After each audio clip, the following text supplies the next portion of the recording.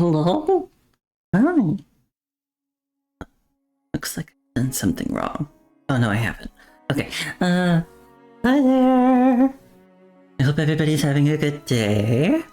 I'm back. Yeah, I didn't stream a whole lot last week because I had mentioned I wasn't feeling great. And then I just didn't stream over the past couple days just because I was busy. I was doing other things. But here we are. We're back. We're going to do some more Punishing Grey Raven. We've got, as I've mentioned before, this has been probably by far the most story-heavy patch that Punishing Grey Raven has ever put out, probably will ever put out. Part of that is because it is 3 patches in one, and we're now kind of caught up with the Chinese server, so there's not going to be any more integrated patches because we're on track now. And as a matter of fact, in just a couple days, we're going to be getting the anniversary preview live stream, and I'm really excited and also maybe a little nervous because I'm like, oh gosh, I sure hope I'm getting some cool stuff to look forward to.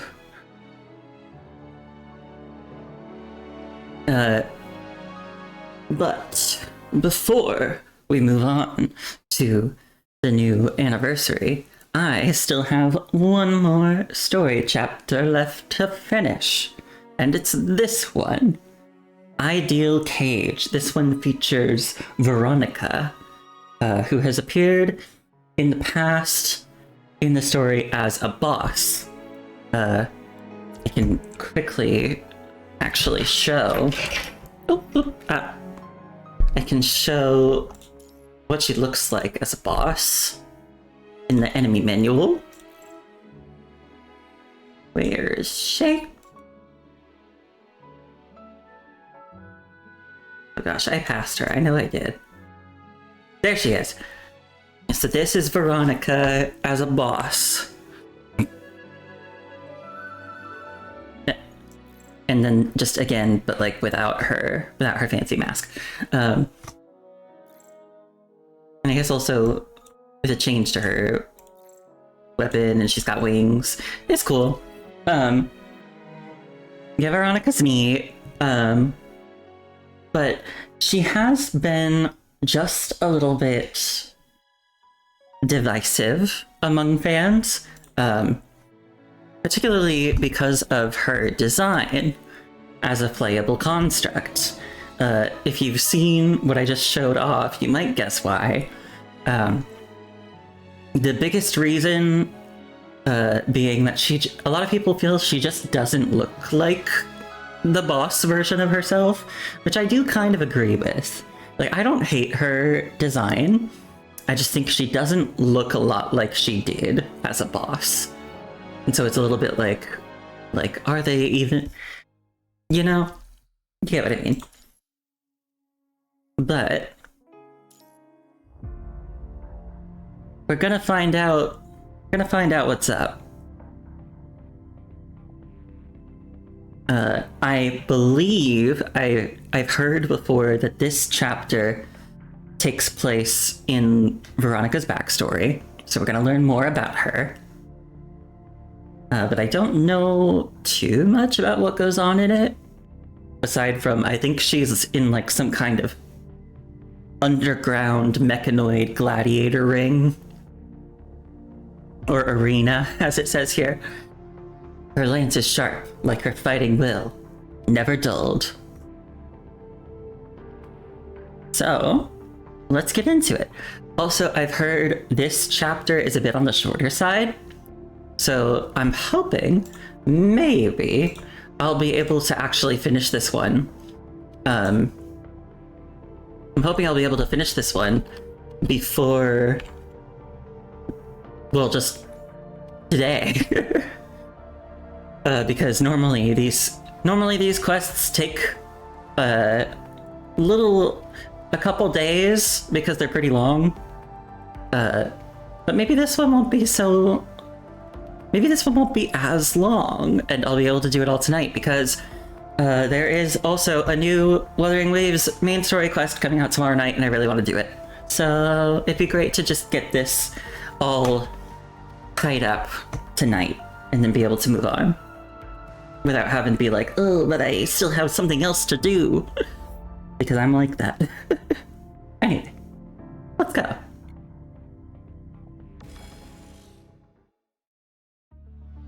Upper level competition zone, Everett Arena.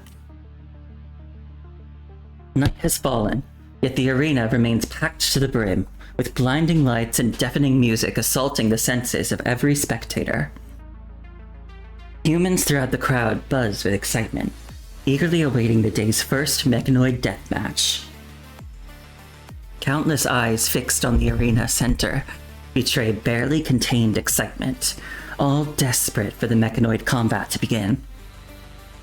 They crave the sight of mechanoid parts shattering and vital fluid pooling across the ground. This ultimate form of entertainment is what they desire. Pulsing electronic sounds blare from speakers throughout the arena, heralding the fierce combat that's about to begin. Ladies and gentlemen, welcome to the Everett Arena. A new round of mechanoid combat for this season is about to begin. As with previous seasons, winners advance to the next round, while the losers will, unfortunately, be eliminated. And this season's champion will receive our grand prize. And that, lo and behold, is freedom! The victorious mechanoid gladiator will be able to leave this place and start their life anew. And those who bet on this lucky gladiator will also receive massive payouts from our prize pool. So sit back and enjoy this ultimate entertainment, and have a wonderful evening, everyone. Hi Neil, I hope you're having a good day. Yes, there's an arena now. Gladiator Arena. As the virtual host's introduction concludes, intense spotlights jump to life simultaneously, their beams converging on the arena center to illuminate a mechanism activating in the floor. A massive octagonal iron cage slowly rises from below. As people see clearly what's inside the cage, they erupt into wild cheers. Inside is a bizarre mechanical monstrosity, reminiscent of a long-tailed mechanical spider, that flexes its limbs within the cage, its joints grinding together with an ear-piercing screech. Seemingly sensing the human audience's cheers, the mechanical spider lets out a deafening roar from its vocal module, as though impatiently urging its prey to enter the battlefield.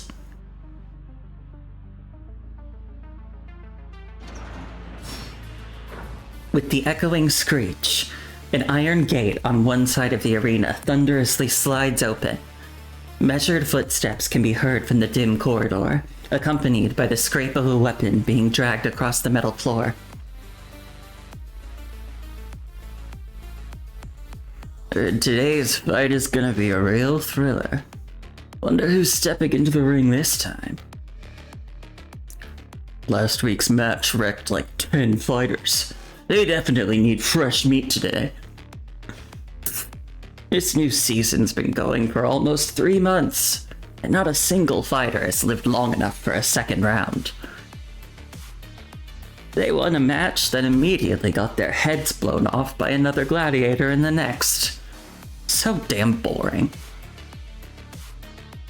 I bet on a bunch of bruisers last season. Looked tough as hell, but not a single one of those bastards won. You still betting on this one today, then? What's the rush? Let's see what happens first. Ain't no way I'm gonna throw my money down the drain again. What's that? By the way, how much did you lose last time? Oh, you reconnected with an old friend today? Sounds like it went well. So I'm glad. Let's not even go there. Hey look, the gladiator's coming out. A masked female mechanoid, lance in hand, emerges from the shadowy corridor and steps into the harsh spotlight. Oh, you got over some beef. That's doubly good, I'd say.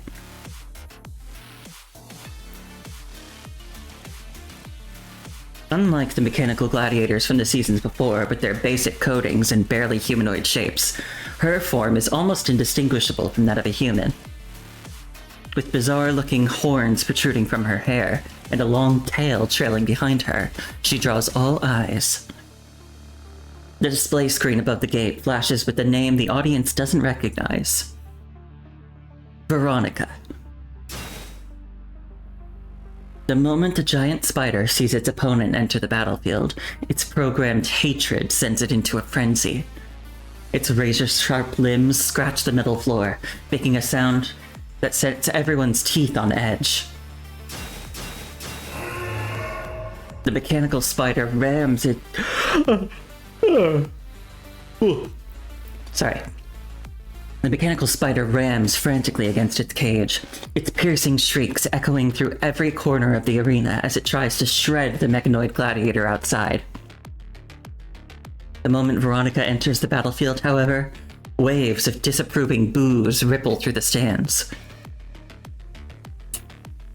That's it? I thought we were promised a brutal combat with fierce mechanoid gladiators. What's so exciting about this scrawny lady? She ain't got nothing on that bruiser from that other day that crushed 10 dudes in a row. Word. They talk the talk, but ain't walking the walk. Damn it, I want my money back. What are you two whining about? This is where the real show begins. What's so exciting about watching those weird-looking mechanoids blow off one another's heads day after day? Look at her. She's so human-like, and with that tail, too. It's fascinating. Never seen a mechanoid like this before. Just imagine when that giant spider tears her apart and devours her bit by bit. Now that is entertainment. You won't see scenes like that in any movie. That's what makes mechanoid combat so damn thrilling. Damn. When you put it that way, it does sound pretty exciting. When you explain it like that, it does sound pretty intense. You really know what you're talking about, kid. Worked up by these violent fantasies, the spectators leap to their feet and shout toward the center of the arena. Hey, what's your name? Whatever. You, the metal freak with the tail. You better put up a good fight before you die, got it? Don't waste my ticket money. I want to see some real action. You hear me? Hearing this, Veronica slowly turns toward the spectator in the stands. She removes her mask, revealing a face almost indistinguishable from a human's. Her mask crashes to the ground with a thunderous clang. Her crimson eyes focus with icy rage, their gaze threatening to pierce right through the disrespectful spectator. I'm doing okay. I've had a nice weekend and beginning to my week. You know. Nothing too significant, just typical.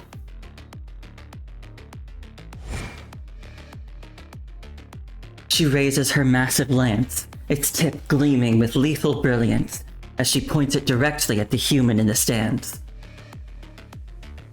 Shut your mouth. Perhaps sensing the hostility in her eyes, the spectator falls silent, though the contemptuous glares aimed at her remain. God damn it! Did I just get cowed by a worthless toaster? Oh, that's exactly your type, ain't it? Aren't you usually into the feisty ones? What the hell are you talking about? It's just a piece of junk metal. I don't care what it looks like. You'd think I'd be into a machine? Cocky little brat. I can't wait to see what she looks like when that massive beast crushes her to pieces. Crying out loud, cut us all some slack, will ya? Sit down. I'm trying to record this fight and you're blocking my shot. This better be worth the damn ticket. Malice and contempt from the human crowd wash over the arena like a tide, mingled with their insatiable hunger for violence and bloodshed. They crave to see mechanoids slaughtered, mutilated, and mercilessly shattered into fragments in the arena. In the twilight of the Golden Age, this spectacle unfolds under the spotlights night after night, and such is humanity's idea of entertainment. Only immersed in such brutality do these human spectators, their senses already dulled by ordinary diversions, find their eyes lighting up with that peculiar gleam. Hi, Wesley. How's it going? I hope you're slaying today, too. We're about to watch someone do some slaying in an arena. Little do these spectators, immersed in their violent entertainment, realize that their own twisted cheers of excitement are simultaneously being appreciated as a spectacle themselves. Wesley? Not slaying all day, every day? Unimaginable. That would be crazy. A sign of the end times, surely. Unbeknownst to them, a distinguished guest silently observes it all from a room above them, behind an enormous one-way mirror. A guest?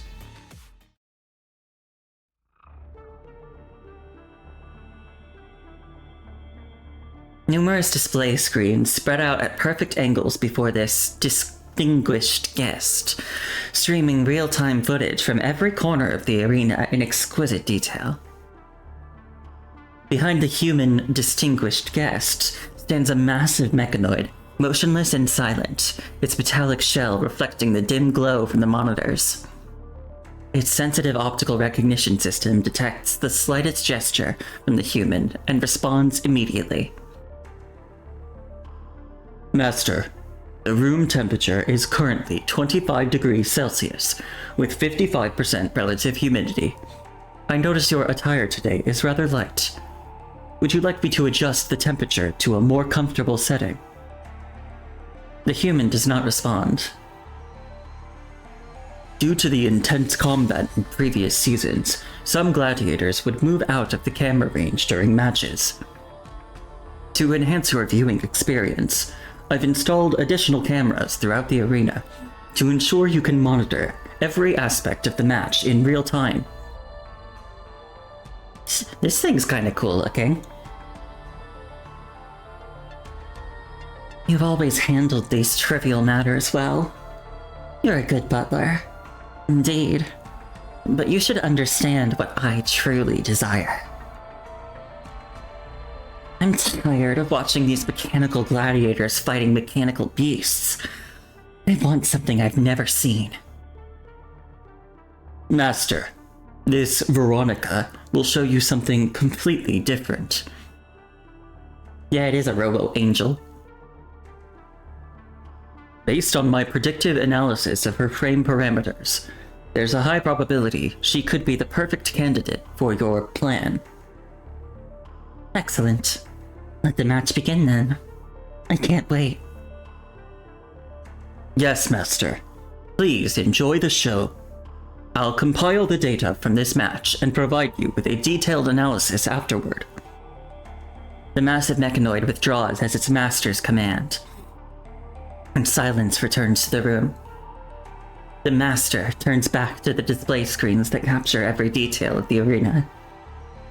At this moment, every screen focuses on Veronica, who is about to face her very first arena battle. Interesting. Surprise me, Veronica.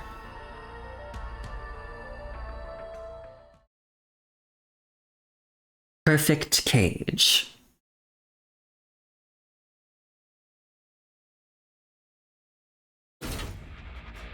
With the buzzer signaling the start of the match, the cage holding the mechanical giant spider unlocks, its heavy iron bars slamming to the ground. The freed mechanical spider lets out a piercing shriek as it leaps forward and launches itself toward the mechanical gladiator. Meanwhile, massive screens above the arena flicker to life, capturing every angle of the battleground for countless spectators to see. Thunderous cheers erupt from the stands and sweep through every corner of the arena with stifling heat. The mechanical spider looms over the gladiator, dwarfing her tall frame beneath its massive bulk. Veronica grips her lance tightly and readies herself, poised to thrust at her opponent at any moment. In the giant spider's programming, such defiance triggers its rage protocol. It lashes its barbed tail like a whip at Veronica. But Veronica quickly sidesteps the attack, causing the spider's massive tail to crash into the ground and kick up a cloud of dust. Enraged by the failed attack, the mechanical spider whirls around and slashes its razor-sharp limbs as it lunges at Veronica once more. This unexpected turn drives the crowd into a frenzy, their screams growing even more frantic. This pointless game of slaughter. What a waste of my time. Veronica's crimson eyes blaze with rage as she fearlessly stares down the mechanical spider towering over her. In that moment, she unleashes the energy stored within her frame and launches herself skyward with her lance pointed at the mechanical spider's core. As she soars above the giant spider, time seems to stand still in the arena. All eyes are on her now. Die! She twirls her lance and drives it down with deadly precision.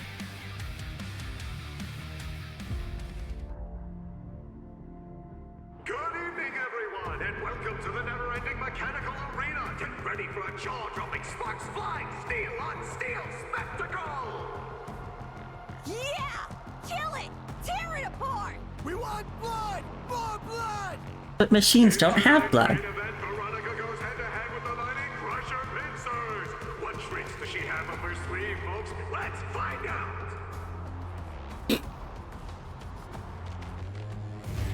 Hi there. Oh, it looks like it's got a cute little face. You're not worthy!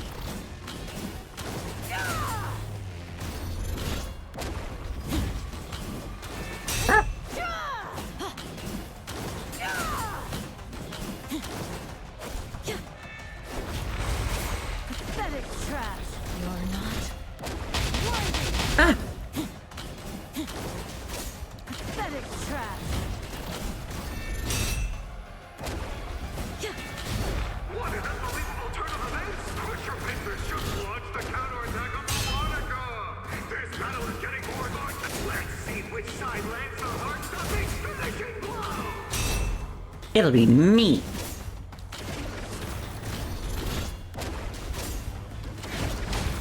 Ah!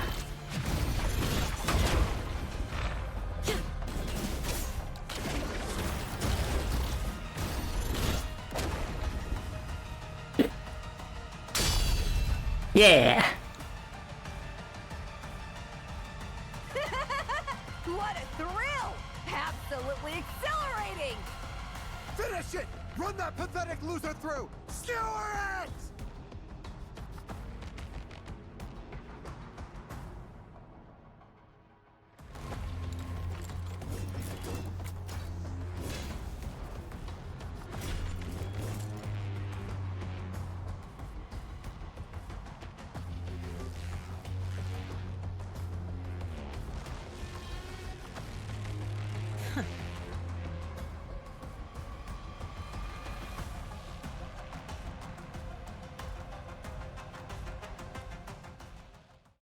Oh, there's more.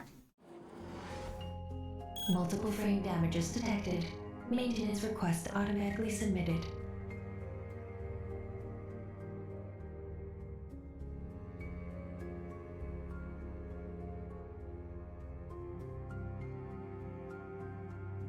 Oh, well, if it isn't our new rising star.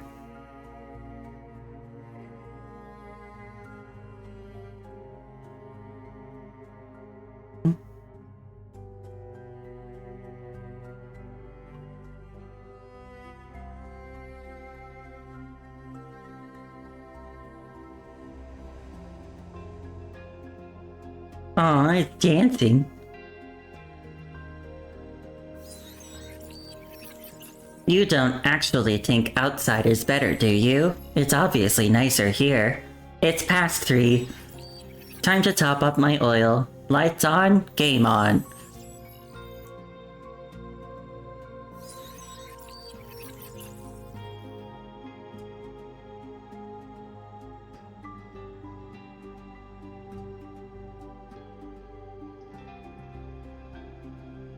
Are you the new gladiator? The way you fought just now was really impressive, but strength means nothing here. We're all just tools for human amusement. Forget it, I'm rambling. The auto repair unit's right across from here. Go patch up your frame. Good luck.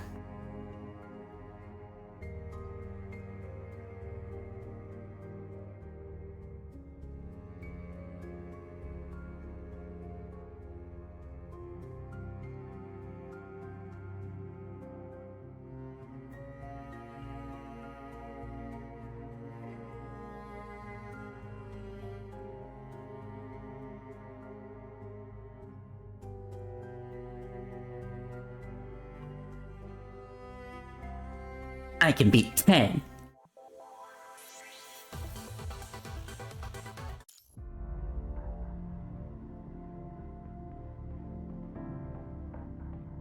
Alright.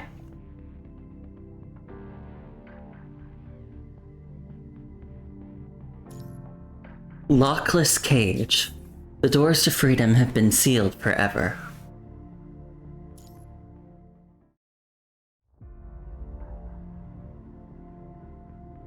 In a shattered dreamscape, her consciousness drifts among floating shards of memory. Veronica finds herself adrift in endless darkness. No direction, no path, with only a single blinding ray of light ahead that shines upon some massive, shadowy form. As she steps forward, the beam grows more intense, looking as though it's beckoning her toward a destination only it knows. You've advanced to the next arena match, Veronica. Keep fighting. The ultimate prize for victory is your freedom from this place. The voice fades into darkness as she presses forward, lance clutched tight, and steels herself for the next battle. She's determined to claim the freedom that should have been hers all along, through victory. I feel like that shows that, like, the people who are in charge of this know that this is cruel to a certain extent, because, like, I feel like it's easy to be like, well, like, yeah, of course, like, people would enjoy this because they're machines. They're not technically alive, so people can be like, ah, yeah, we can watch them get ripped apart, and it doesn't matter because they're not alive. They can't feel pain. But they're offering freedom as, like, the ultimate prize. And wouldn't that be kind of meaningless if you were a robot that didn't have any sort of inner world? It feels like they're cognizant of the fact that these machines have minds of their own.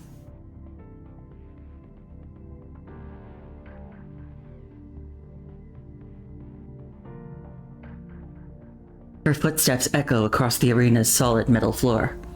In the sparse hotlight, in the harsh spotlight ahead, she finally sees the object clearly. A massive octagonal cage. But her opponent inside isn't some ferocious mechanical beast, but a mechanoid identical to herself. Her eyes shut tight. The mechanoid in the cage is fast asleep. The cage thunders open, The Veronica in the cage snaps her eyes wide, fixing them on the Veronica outside the stage, her gaze devoid of light and harboring only an abyss of perfect darkness. Veronica moves her lips and says something to her twin outside the cage, except it doesn't seem to reach Veronica. Then, Veronica steps free from her prison. The moment she steps outside the cage, however, the restraint collar around her neck erupts with violent electrical current. Under the relentless electrical assault, the doppelganger's body fractures and dissolves, yet those lifeless eyes never waver, locked in their unyielding stare. You will die here.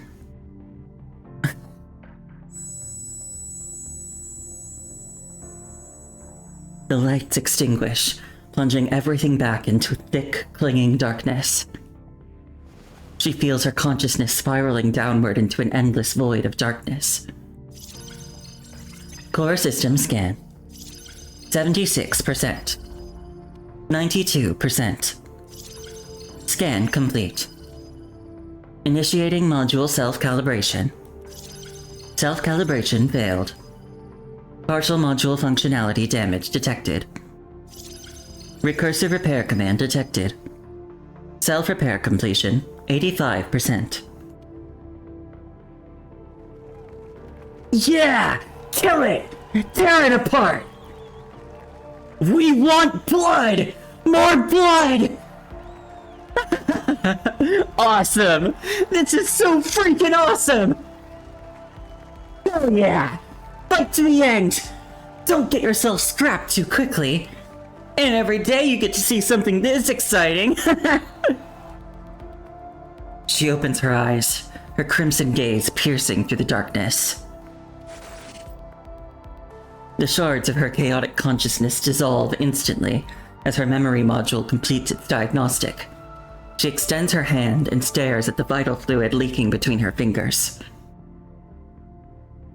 Meanwhile, her vision begins to blur. She struggles to overclock her mechanical core, desperately trying to stabilize her optical systems. The data image of her dream self disintegrating under the restraint collar's power still floats within her consciousness module. Instinctively, she raises her hand to touch the unyielding restraint collar around her neck, the thing that's bound her since the day this body was first activated. You think you can keep me chained like a dog? Damn it. Her razor-sharp claws dig deep into the synthetic skin of her neck as she desperately tears at the collar. But the collar instantly discharges a violent electrical current, sending agonizing surges through her consciousness module and forcing her to stop.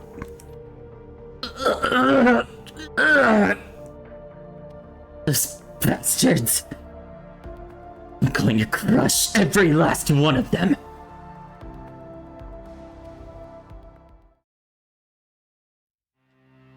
Down here in the lower level of the arena, there are no rowdy spectators shouting, no mechanical beasts howling. In this cramped space, only thick darkness envelops her. There's no octagonal cage like the one in the arena above, no fight to survive gladiatorial rules. Yet this remains her prison all the same. Throughout this supposed recovery room for mechanoid gladiators, broken and jagged parts lie strewn across the floor. The mingled stench of machine oil and rust permeates the air. If anything, this place looks more like a prison cell. In the darkness beyond, the access controls and surveillance systems monitoring the path to the arena never cease operating as they watch for the slightest movement in this area. The prison cell itself doesn't even need locks. The restraint collars around their necks eliminate any possibility of escape for the mechanoid gladiators. Along both sides of the corridor are identical rooms. Some contain mechanoid gladiators in sleep mode, waiting quietly for their next fight. Others stand empty, their former occupants having been torn to pieces on the arena floor. But soon enough, A fresh batch of mechanoid gladiators will fill these rooms again, their prison, while waiting for the next match. Their fate is determined entirely by victory or defeat in the arena. In the near-perfect silence of the darkness, a sound emerges from the distance. In the darkness, something solid scrapes against the metal floor, producing a sharp, persistent sound. Veronica's acute sensory modules detect the anomaly. Such sounds couldn't come from a human. It's another mechanoid, and it's getting closer. The sound, intermittent, isn't coming from ahead, but from under Veronica's feet. A broken mechanoid lies sprawled on the floor, having been reduced to half a shattered head and one mangled forelimb that spits out sparks with the last traces of power. Vital fluid pools from its broken body, leaving a long trail marking its desperate crawl. Apparently having detected non-compliant behavior from its wearer, the restraint collar around its neck administers relentless electrical shocks as punishment. Under the barrage of shocks, the damaged mechanoid's movements grow more erratic, its damaged voice module spitting out broken words between bursts of static. Oh, hi, Cole! Thank you for the raid! I'm still getting used to the alerts that I set up. For a second I thought that was in the game. Well, hi Cole, how are you? I hope you had a good stream. What were you playing? I hope you had a good time. Thanks for coming by. We're doing a little bit more Punishing Grey Raven. I've got one more side story chapter left in this patch. And I want to try and get it done tonight if I can, because I've heard that it's a little bit shorter.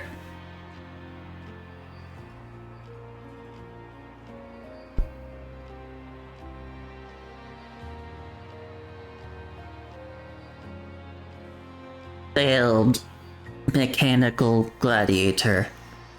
Accepting termination. This mechanoid cannot continue functioning. Yeah, I'm doing well. Having a nice day. Failed to unlock freedom. Ending. Target detected. Identifying model. Designation. DTXV. Enhanced Function Model. Codename Veronica. You finished Luigi's Mansion and played a quick round of Double Dash after all the chaos. Ooh! That's like fun!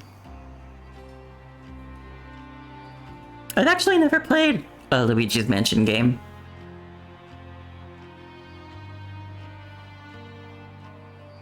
Scanning. Your frame's operational parameters. Structural integrity. Optimal.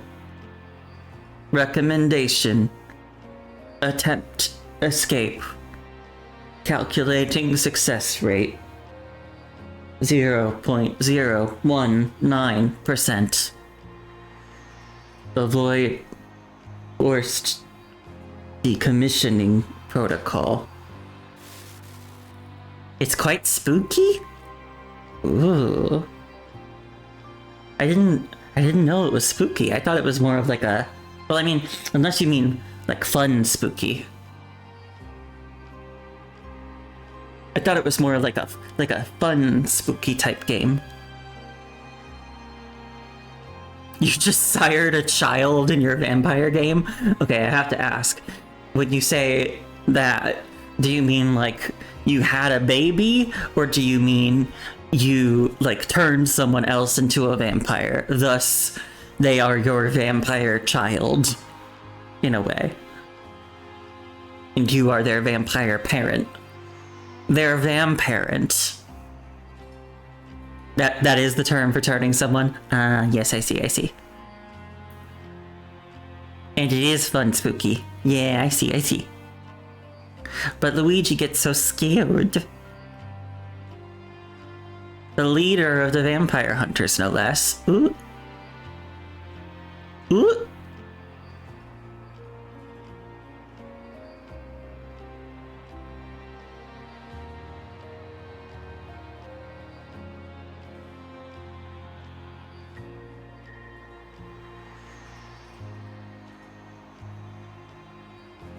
With one final surge of electricity, the mechanoid succumbs to the overwhelming voltage. The fractured voice from its speech module falls silent completely. Vital fluid seeping from the mechanoid's fractured body pools into a dark mirror at Veronica's feet, reflecting her contorted, enraged face. Aha, I see.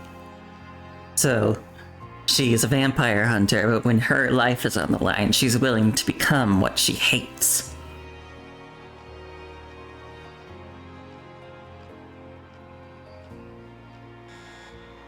The shock collar that just executed the mechanoid gets twisted and crushed in her hands. At the same time, a shrill alarm wails from the terminal system. Enough. Hours earlier, while Veronica sank into that dark dreamscape, her many brethren were being systematically destroyed in the arena outside. Oh, since you just got here, Cole, we're still toward the beginning of this chapter, but for context, we're following Veronica, who is in a mechanoid arena, like a gladiator arena, and they're being made to fight to the death. Question mark? Death question mark? Are they alive? Can they die? Good question. But yeah, they're being made to fight to the death. And the victory prize is freedom. Yeah, fighting to the reboot. Well, I guess in this case, not the reboot, because they don't get rebooted.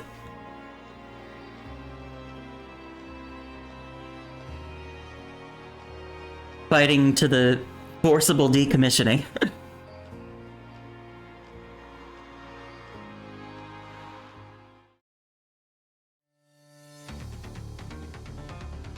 Everett Arena, a few hours ago.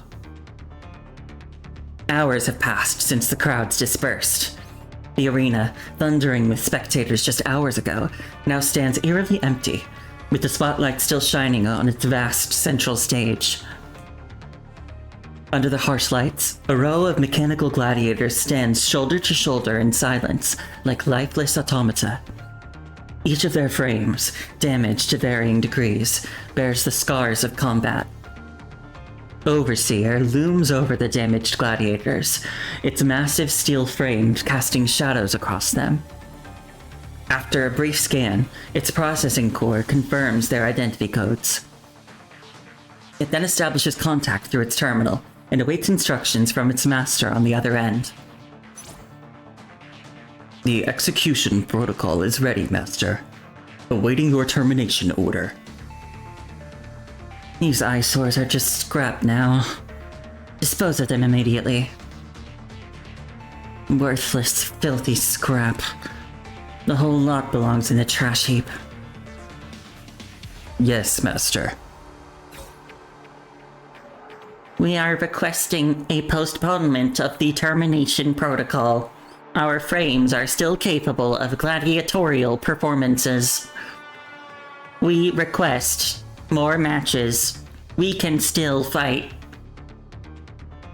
Request denied. Initiating termination protocol.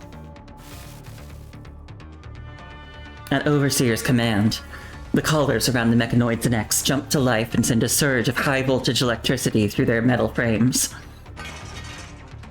The energy cores of all the mechanoids instantly fail with the electric shock, their heavy frames collapsing to the ground like scrap metal. As Overseer sends commands to the system's terminal, ominous sounds echo through the empty arena. With it, the overhead scaffolding holding numerous screens now reveals a massive hydraulic press descending from above.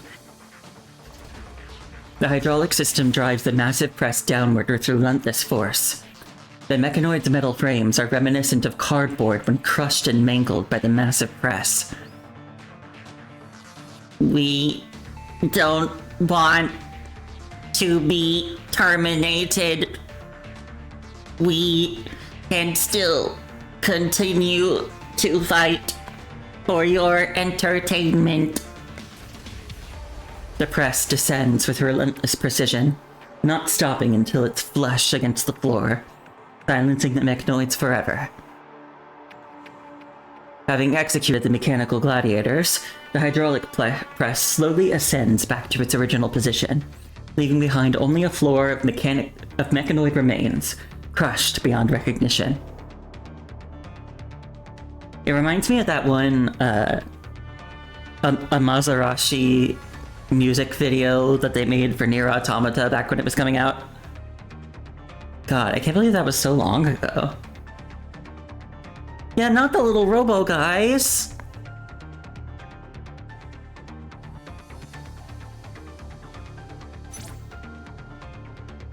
Disposal complete, Master. Excellent. You were right. I really did see something I had never seen in the match today. That Veronica does deserve a grander stage. Yeah, and like, what did the robots do wrong? They're just existing.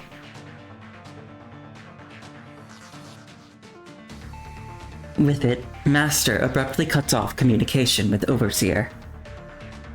There is, however, a small anomaly that Overseer's visual sensors fail to notice. That is, among the debris on the floor, one of the mechanoids, having been reduced to a head with broken limbs, is slowly dragging itself away. With Overseer gone, silence reclaims the arena. The only sounds that can be heard now come from a few cleaning robots pre-programmed to complete their cleaning tasks.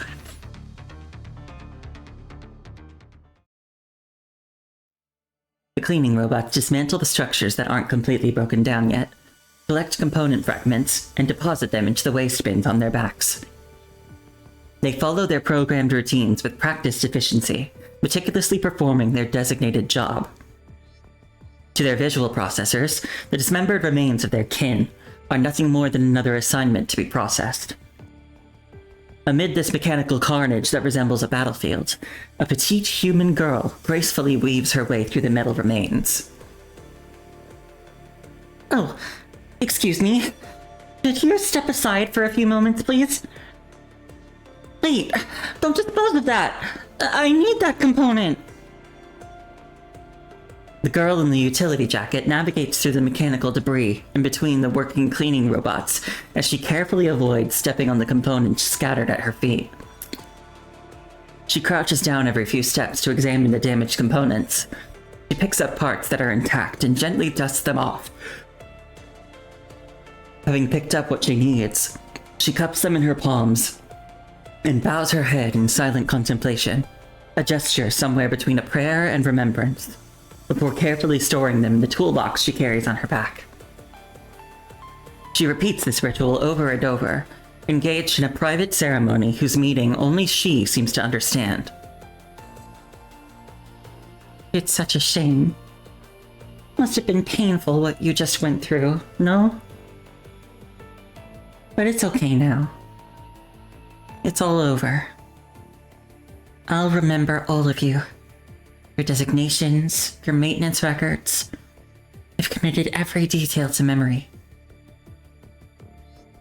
A small, oddly shaped robot has been following her all this time, its mechanical joints creaking and squeaking with every movement. The robot apparently lacks a voice module, forcing it to communicate with its human master solely through movements and gestures. That's right, Hammer, exactly like that. We're looking for parts with frame designation on them. Great job. I couldn't have done this without you. You're such a big help. The indicator light flashes in a rhythmic pattern. You get that excited over a little praise? Alright then. I'll work extra hard and try to get you a voice module one of these days. The girl smiles as she speaks to Hammer the robot, treating it as if it were her closest friend. Petite, she stands amid the jagged heaps of mechanical debris, reminiscent of a delicate flower, quietly blooming among metal ruins.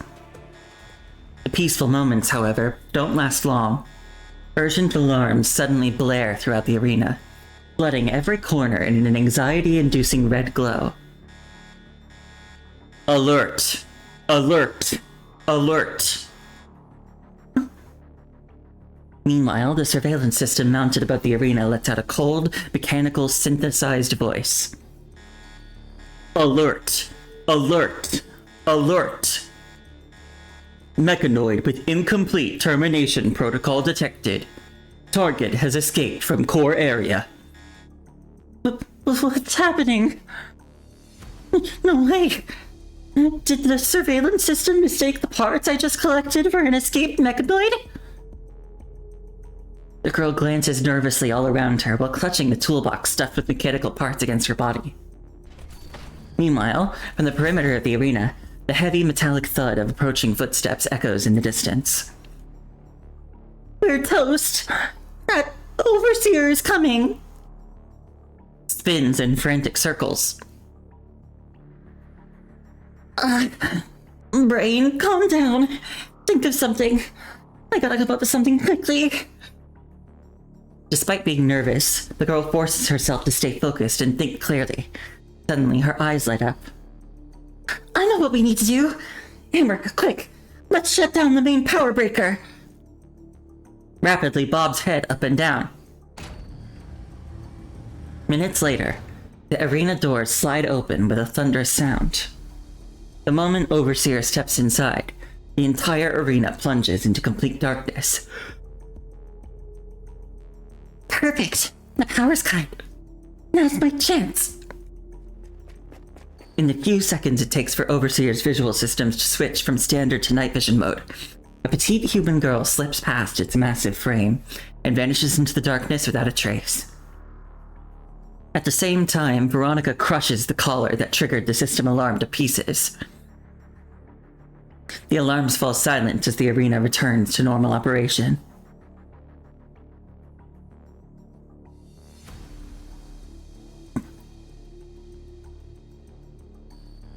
When Overseer scans the entire arena again with night vision, it detects nothing out of the ordinary.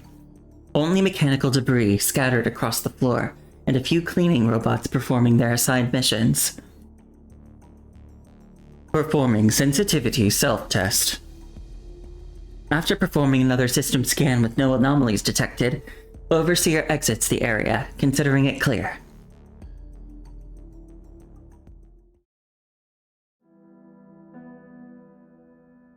Lower level, staff quarters, Everett Arena.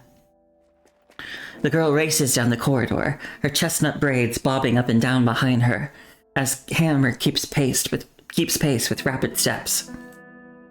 Yes, we made it! We're safe! Ow! Rounding the corner, the girl slams straight into a tall man, while Hammer, unable to stop in time, rams itself straight into the back of her knees. The girl and Hammer collapse as her toolbox flies open, sending parts across the floor with a clang that seems to echo forever.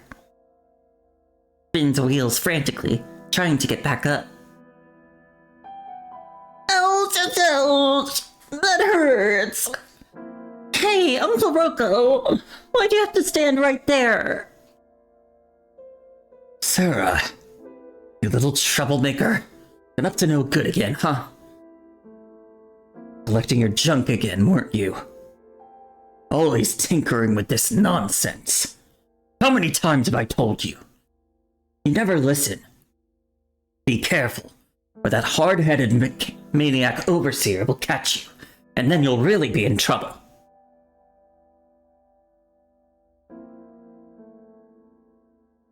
The prince was not happy you had a child without her permission, but you smoothed it over.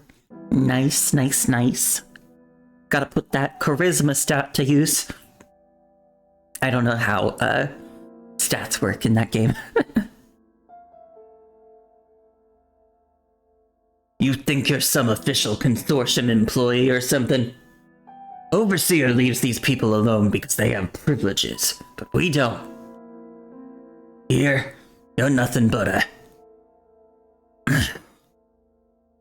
Okay. Do I really seem like the careless type to you?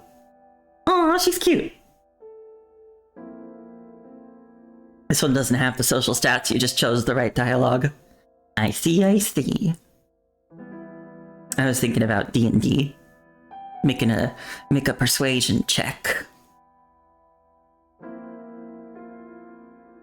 Besides, these things aren't junk. They're very, very important to me. These lectures are seriously getting annoying, and they hurt my ears. Uncle, could you please stop treating me like a kid? Fine, you're not a kid. Tell me, just how old are you? Alright. I'll do whatever you say. I won't do it anymore. Happy now? Irritated, Sarah crouches down and starts gathering the scattered parts from the ground, deliberately facing away from the studly-faced middle-aged man. Slowly glides toward Uncle Roko's feet and brushes against his pant leg. Aw, that's so cute. It's like a little doggy. Sensing the uncomfortable atmosphere, Hammer, lacking a voice module, clumsily attempts to ease the awkwardness between the two. He quietly watches the girl who stubbornly refuses to meet his gaze. Her earlier sprint has left her bangs stuck together with sweat and her cheeks red. He wants to say something, but in the end remains silent. Instead, he quietly crouches down next to her and collects the scattered parts from the ground one by one. These parts aren't ordinary gears and bolts. Many are identification plates used to inscribe frame serial numbers, with codes and frame designations still clearly visible. As he places a handful of parts into Sarah's toolbox, the girl, having been quiet all this time, finally looks up at him. I'm sorry, Uncle Roko. I can't stand seeing those mechanical gladiators being treated like this.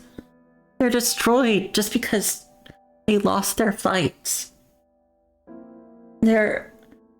Every single one of them, I've repaired and upgraded them myself. I just thought that maybe this way I could at least remember them, you know? You're just like your father. Nothing keeps you guys from doing what you want to do once you've made up your mind. Your old man could see you now. His little girl all grown up. I bet he'd be proud. Anyway, no matter what happens, I'll always look after you. That's what your father asked me to do before he passed. Is he from Boston? No. I'm not even trying to do an accent. I'm just fumbling through trying to do like this kind of deep, gravelly voice for him, and it's not working great.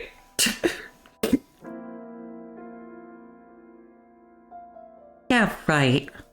If he hadn't practically lived at the casino, he wouldn't have racked up mountains of debt and taken out those predatory loans from Everett Consortium. Mom wouldn't have left us either. And he wouldn't have ended up working off his debt as the consortium's slave. I wouldn't have spent my childhood being shuffled between relatives and neighbors, going hungry some nights, or getting knocked around every so often. Careful what you say. They're listening. Hi, Ash Frost. How are you? Hope you're having a good day. As Uncle Roko quietly shushes her, he points up the surveillance camera overhead. The girl responds with a disgruntled pout. Oh, fine. According to the Noble Everett Consortium's definition, it's a voluntary long-term personal labor compensation debt resolution program. sounds pretty, but it's essentially working for them as a slave, right? My god, that's a long title. Voluntary Long-Term Personal Labor Compensation Debt Resolution Program. Or VLTPLCDRP. A Voltpulkster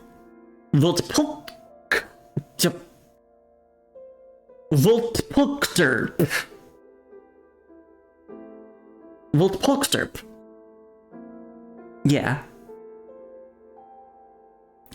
And I wouldn't have been dragged here by the consortium after he ran away from everything and forced to continue his glorious 20-year program because he didn't have the guts to face any of this himself. Yeah, Voltpulkster. He really did escape, didn't he? Escaped this whole world, never to return. I barely even remember his face anymore. It's weird, though. No matter how many times I tell myself this is all his fault, I still can't bring myself to completely hate it. I keep remembering riding on his shoulders while Mom stood nearby, laughing when I was little. But how did everything change? Dad got hooked on gambling, fell into debt with loan sharks, and Mom just walked out. She even said she wouldn't let me become her burden. I mean, they're just so irresponsible. Ugh. Why am I rambling like this? I'm just tired. So Sarah maintains her defiant tone. She buries her face in her knees to wipe away the tear tracks on her cheeks. Her slightly trembling shoulders, however, betray her true emotional state. Seeing the usually stubborn girl reveal such a vulnerable side, Uncle Rocco finds himself at a loss for comforting words. The air between them grows heavy with unspoken tension. Even the little robot, usually adept at supporting its master, fails to process the atmosphere between the two humans. It simply stands there silently, as if experiencing a momentary system freeze. The silence is shattered when Uncle Rocco suddenly erupts into violent coughing. His fit intensifies with each hack, his face gradually turning a sickly pale blue.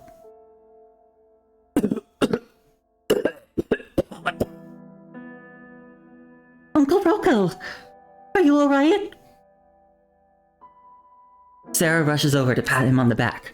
Rocco, however, shakes his head while pointing at the pouch he carries around his waist, apparently trying to ask Sarah to take out what's inside.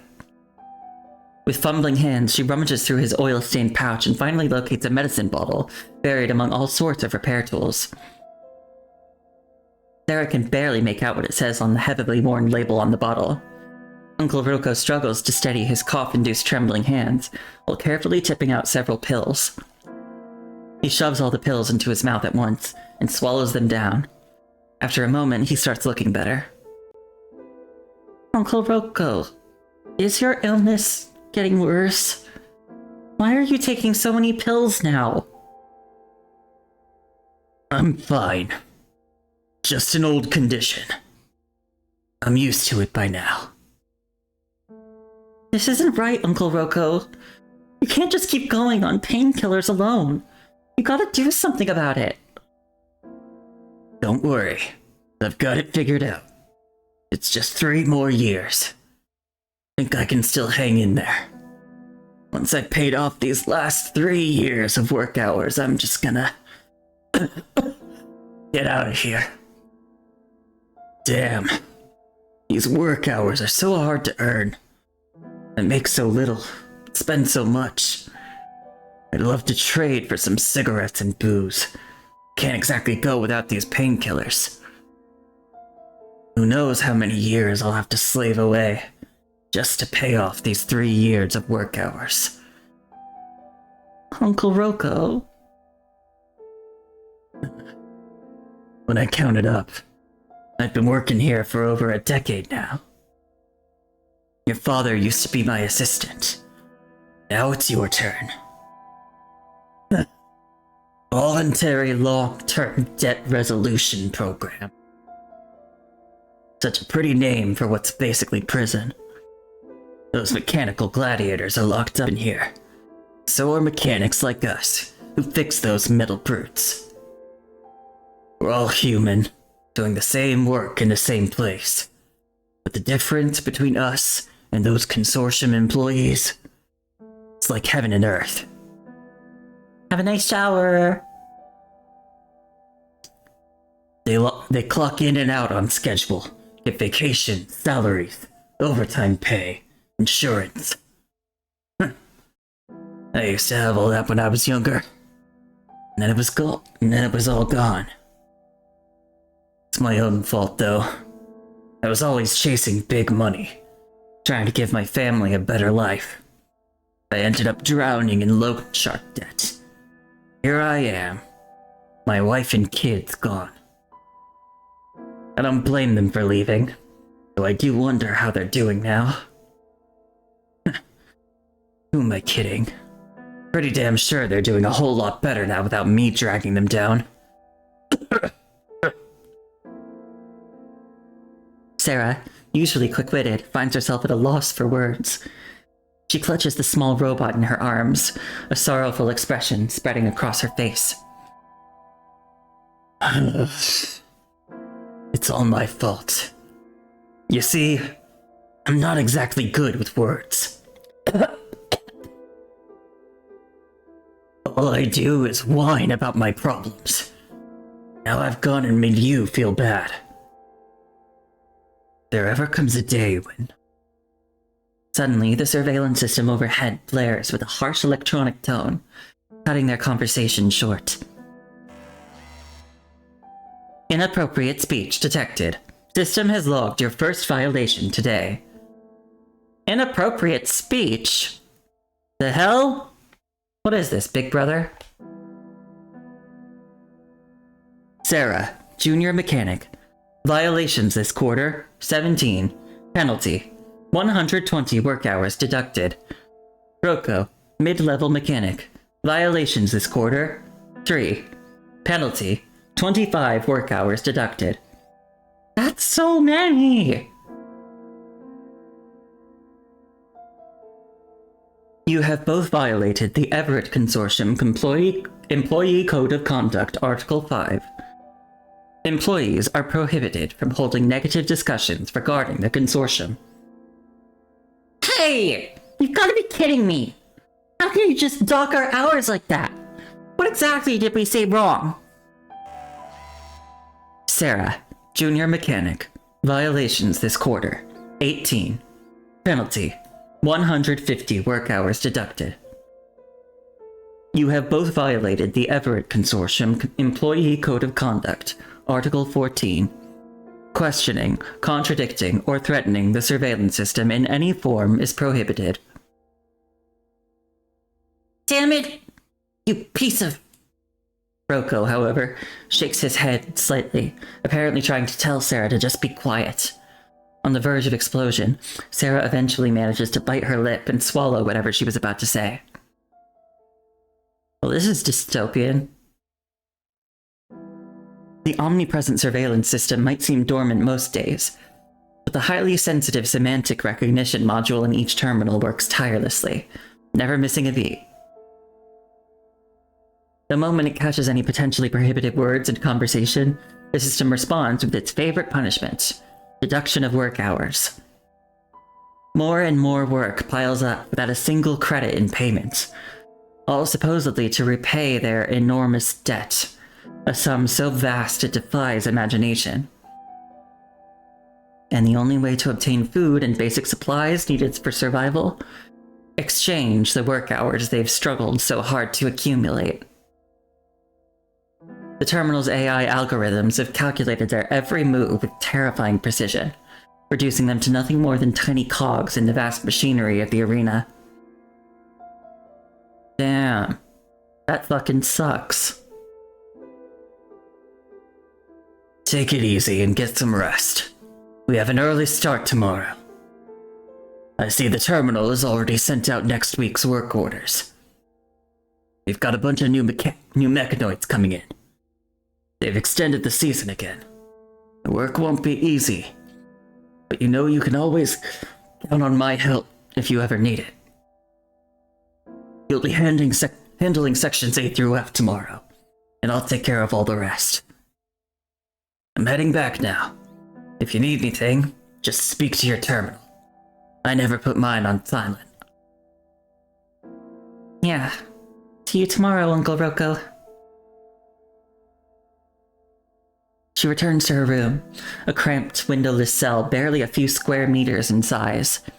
Besides her basic necessities, every inch of the room is crammed with repair tools and equipment.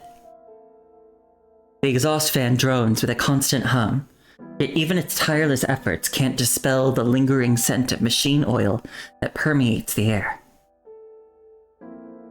Good night, Hammer. Get some rest. We've got work first thing tomorrow. Returns to the charging dock after the indicator light blinks softly a few times. After a quick wash-up, Sarah turns off the lights and lies down in the dark room. Only in this darkness, where she can no longer see the cramped, filthy space around her, can her thoughts finally take wing like a bird in flight. In her mind, she's no longer an oil-stained mechanic without freedom. She can go anywhere her heart desires. Her fingers, having found the pendant she wears around her neck, carefully trace along the edges of the wings on it. Her parents got her this pendant as a gift before she was born. In her boundless realm of fantasy, these wings could grow from her shoulders. She would spread them wide and fly away from this prison that has caged her for so long.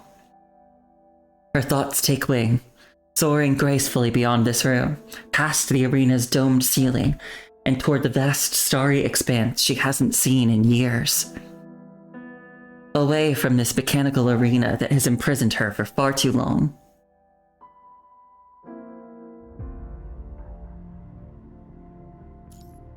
God.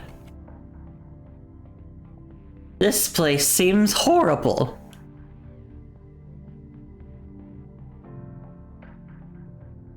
Opening lines. Starting the story with a misunderstanding? Doesn't sound too bad. Well, I think that depends on who you ask. Because I think a lot of, like, romance readers would be like, ugh, another misunderstanding. I mean, the misunderstanding trope can be fun, as long as it's, like, silly enough. But when it's just frustrating, it's like, come on.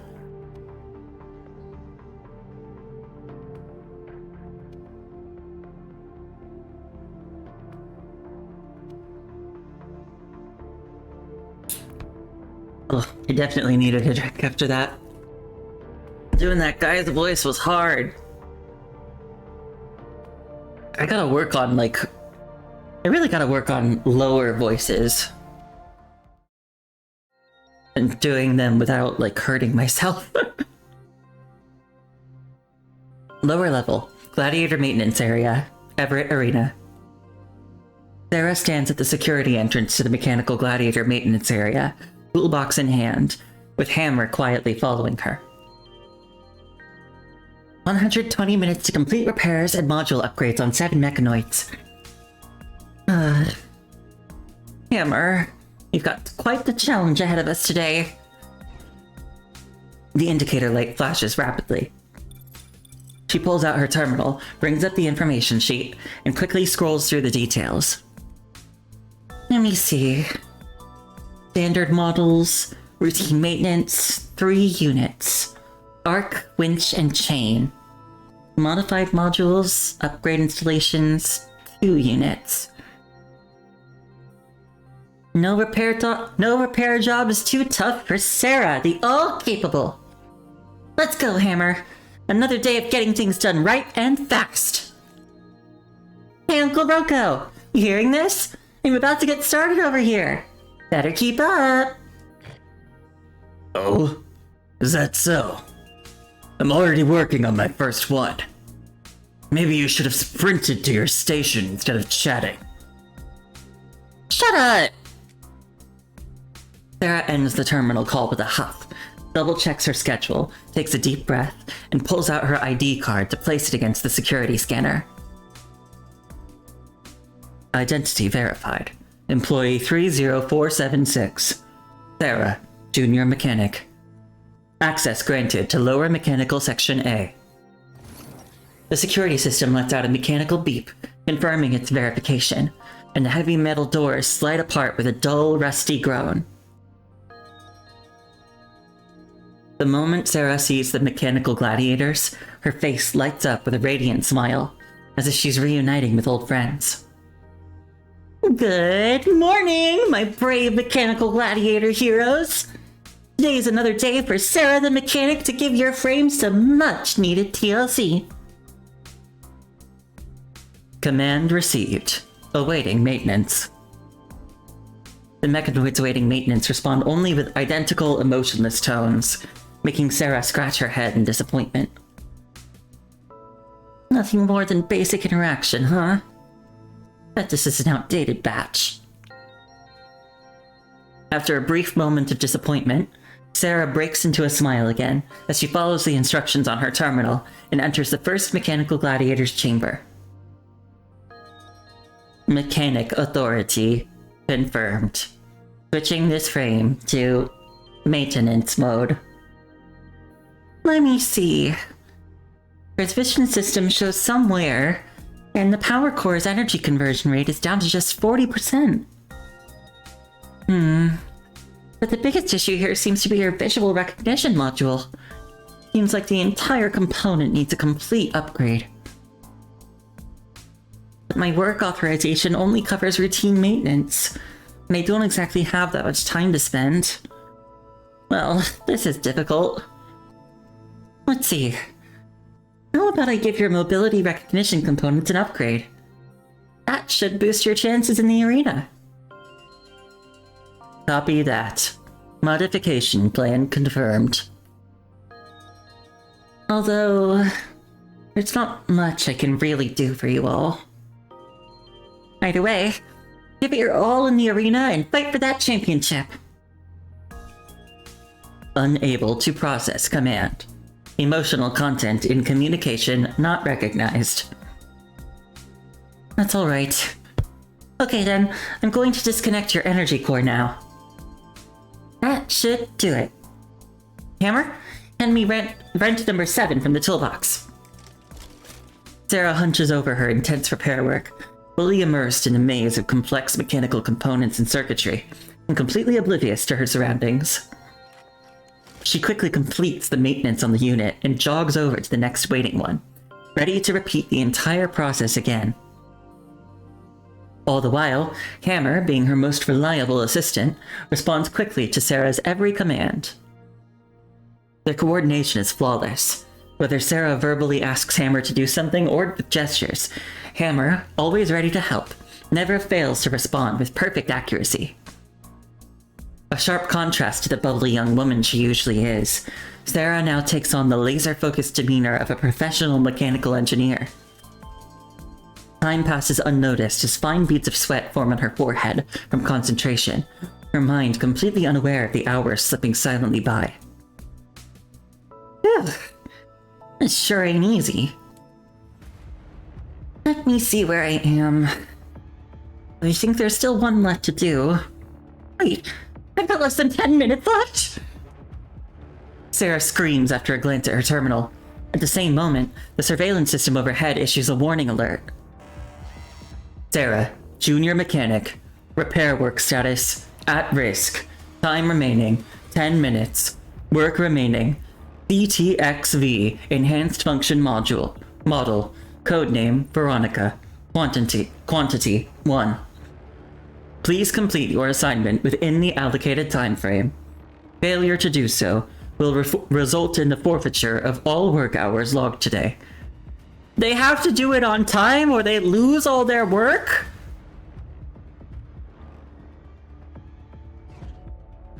The indicator light flashes at high frequency. Let's go, Hammer! We gotta get that last one fixed. We've only got 9 minutes and 52 seconds left. Sarah sprints down the dimly lit corridor. causing the items in her tool bag to clatter chaotically with each desperate stride. Welcome back, Neo. Hammer struggles to keep pace with her footsteps, nearly toppling over several times while navigating the sharp corners. The girl stumbles to a halt when she arrives at the room she meant to come to, her breath still coming in gasps when she finds herself staring into a pair of crimson mechanoid eyes. The tall figure's face is utterly devoid of expression, its cold eyes fixed on Sarah. Unfazed by Veronica's demeanor, however, Sarah breaks into a smile. Wow! So you're Veronica! You look so human-like! Like one of those heroines who knows how to fight. You can call me Sarah. I'm a mechanic here. Can we be friends? Oops, sorry. Didn't mean to be rude or anything. We can totally take it slow here. I got a little overexcited just now because I've never seen a mechanoid like you. The girl's eyes sparkle with excitement as she extends her hand to Veronica, ready to greet her as though she were a human. A split second after, the silent mechanoid extends its hand in response, but instead of returning the human's friendly gesture, it violently seizes her by the throat. Veronica's cold mechanical hand tightens around Sarah's neck, constricting her windpipe. Sarah struggles to breathe, unable to get a single word out. She has no idea what triggered the mechanoid's rage, but her current situation makes one thing clear. The slightest resistance would be enough for that hand to snap her neck. You said you're a mechanic? Sarah manages only the faintest nod, hoping that even this tiny movement will be recognized as confirmation. Veronica hurls a collar, twisted beyond recognition, to the ground in fury. It's the same device that terminated that broken, nameless mechanoid the day before. Remove this damn thing from my neck. Bold of you to assume that that's what I would sound like. The mechanical hand around Sarah's throat loosens slightly. Finally able to draw breath, Sarah breaks into a fit of desperate coughing. She realizes this is her chance to explain.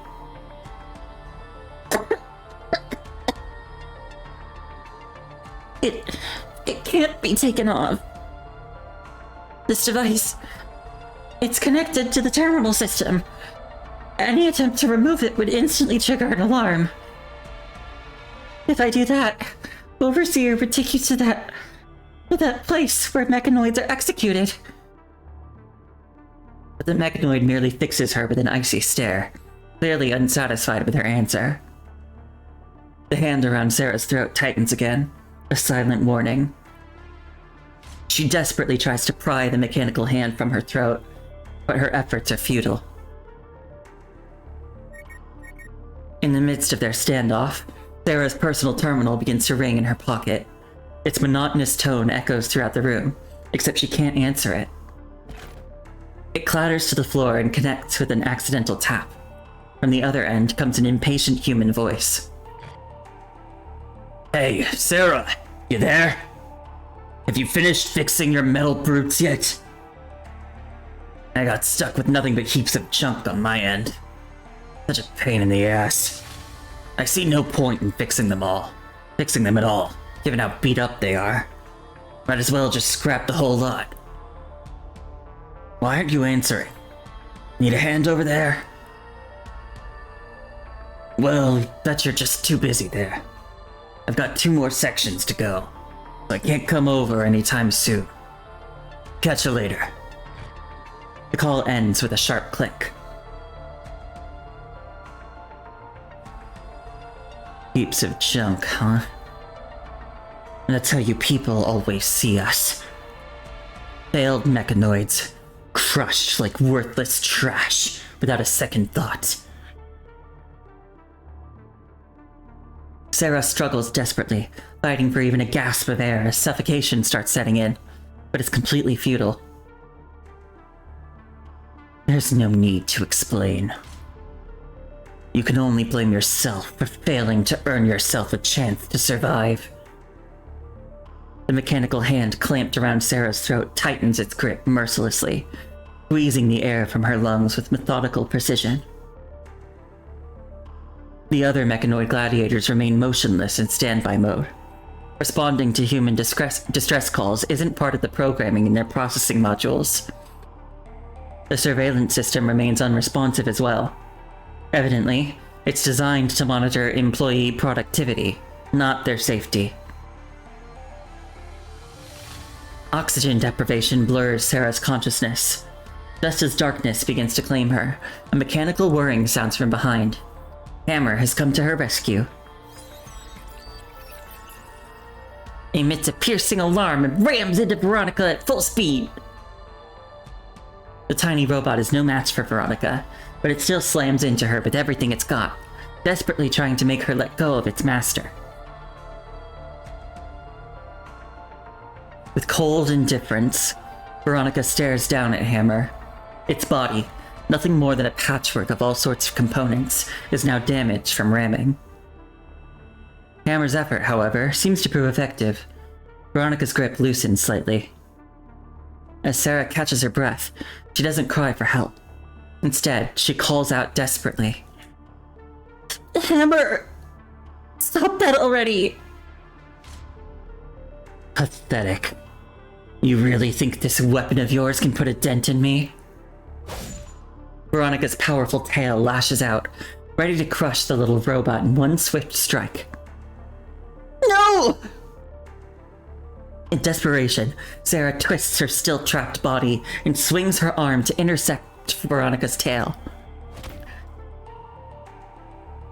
The impact and grunt are heard almost at the same time. Sarah's eyes glaze over as her arm falls limp, blood streaming from the wound. Don't you dare hurt my friend! Forcing out these defiant words, Sarah appears oblivious to what's happening to herself and the greater danger that might ensue from these words. Friend? Veronica's gaze turns cold as she looks at the small robot, still futilely charging at her, then back to Sarah. Sarah, still frozen in terror moments ago, now stares back at Veronica without a trace of fear. The spark of courage in the girl's emerald eyes burns like an inextinguishable flame. Oh, hi, Peach! You're gonna lurk for a while you're doing maps in 14? Ooh, have fun. I hope you get good stuff from your maps. And just have a fun time. Thanks for coming by.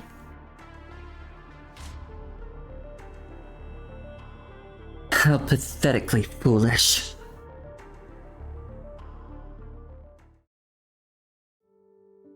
Veronica lets out a cold snort and relaxes her combat stance.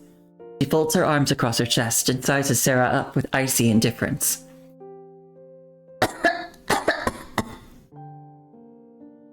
With purple bruises around her slender neck and blood streaming from her injured arm, Sarah gasps for air in relief. My god, I can't talk tonight. Ignoring her own injuries, she rushes immediately to Hammer's side to check if the little robot has sustained any damage from repeatedly ramming itself into Veronica. Are you okay, Hammer? Don't worry, these are just minor scratches. I'll patch you right up when we get home. The indicator light blinks slowly and rhythmically. Think this little show you're putting on is gonna change how I see you people? You're no different from those humans in the stands. Machines are nothing but tools to you people. We mechanoids fight desperately in the arena, struggling to be the last one standing, only to advance to the next round and face the same brutal cycle all over again. And you mechanics, you only repair us mechanoids after each match, so we can keep those humans entertained. You all crave the thrill of watching us being torn apart in the arena. That's the only spectacle that satisfies your bloodlust. revs up and attempts to ram into Veronica again with increased force. That's enough! Stop it, Hammer! The little robot still maintains a hostile attitude toward Veronica, its indicator light flashing frantically while Sarah tries desperately to calm it down. Sarah and Veronica face each other in tense silence, the air between them awkwardly still, until a notification from the monitoring system shatters the brief quiet. Sarah, Junior Mechanic, repair work status, incomplete. Work remaining, CTXV Enhanced Function Module. Model, codename Veronica, quantity 1. This violation contravenes Article 10 of the Everett Consortium Employee Code of Conduct. Late work completion or substandard work quality within the designated time frame is prohibited. Your day's work hours have been forfeited as penalty. This infraction has been reported to management. Instead of lashing out at the system like she usually does, Sarah responds only with a pout. Yeah, whatever floats your boat. Go ahead, talk more of my hours. Things get any worse, I'll just stop trying altogether. Nuzzles repeatedly against Sarah's pant leg. Ugh, I love Hammer. Hammer's just a little guy. Oh, there. I was only kidding. I still need to keep earning points to get you a voice module someday, don't I? With her work jacket, she casually wipes a component she just removed from Hammer and meticulously puts the component back in. Veronica notices the girl's filthy jacket that's completely covered in machine oil and grime, its original color barely discernible under the stains. You want a plush of that thing? Yeah, that'd be cute. It's worlds apart from the immaculate, fashionable attire worn by the human spectators in the arena stands. Sarah is completely absorbed in repairing her little robot, utterly oblivious to everything else around her. The terminal on the floor suddenly starts ringing again. Huh? Where's my terminal? She turns around to find her terminal, now only inches from her face, nearly smacking into her. Because Veronica has shoved her terminal, still ringing, into Sarah's face. Sarah freezes in confusion, but soon realizes that Veronica isn't about to smash her terminal into her skull, that she's simply waiting for Sarah to take it. Thank you. Sarah reaches out to take her terminal from Veronica. The blood around her wound hasn't yet completely dried. Blood starts trickling from her wound again when her terminal comes into contact with it. Sarah hisses in pain and quickly clutches her hand. Sarah and Veronica face each other in silence, the air between them growing strangely still and uncomfortable. The terminal, now in Sarah's hand, continues to vibrate. She quickly hits the answer button, and Uncle Roko's panicked voice erupts from the speaker. Hello? Hello? Sarah! What the hell are you doing? What took you so long to answer? What's going on with you? Why is Overseer heading your way? Actually, the big guy is already on its way. What? You can't be serious. Sarah already hears Overseer's heavy footsteps coming from the far end of the corridor before she can even disconnect the call. Sarah quickly slips out of Veronica's room and dashes to the corridor, where she stands at rigid attention. This ritual of standing straight to receive a scolding from Overseer is something she's mastered through plenty of practice. With Overseer now standing right in front of Sarah, its frame towering over her, she has difficulty making out its face, even if she cranes her neck. Its very presence radiates an overwhelming sense of authority that's impossible to ignore. Too afraid to look up, Sarah quietly waits for Overseer to scan her face and analyze her every micro-expression. She struggles to keep her face neutral and harmless looking, knowing the machine is searching for any sign of defiance. With the facial scan complete, Overseer, in a cold, emotionless tone, starts speaking. Mechanic Sarah, explain the reason for your tardiness. I'm sorry, I was too slow. I promise it won't happen again. Your current response does not align with your behavior thus far. According to your records, of your 54 previous tardiness infractions, you denied responsibility 28 times and displayed inappropriate behavior toward the surveillance system 17 times. Final verification. Are there any other unreported incidents? Be advised that withholding information will result in the forfeiture of all your work hours for this month. Nothing at all, I swear. I promise. Sarah strains to make her voice sound utterly sincere, her expression a perfect blend of innocence and conviction. She stands perfectly straight whilst keeping her injured hand behind her back. Overseer's micro-expression and voice pattern analysis detects no anomalies in Sarah's behavior. Nothing that matches the physiological indicators of deception. Having finally completed its protocol mandated verification process, Overseer departs from the area. With Overseer completely gone now, Sarah exhales with profound relief and quickly slips back into the room where Veronica is waiting.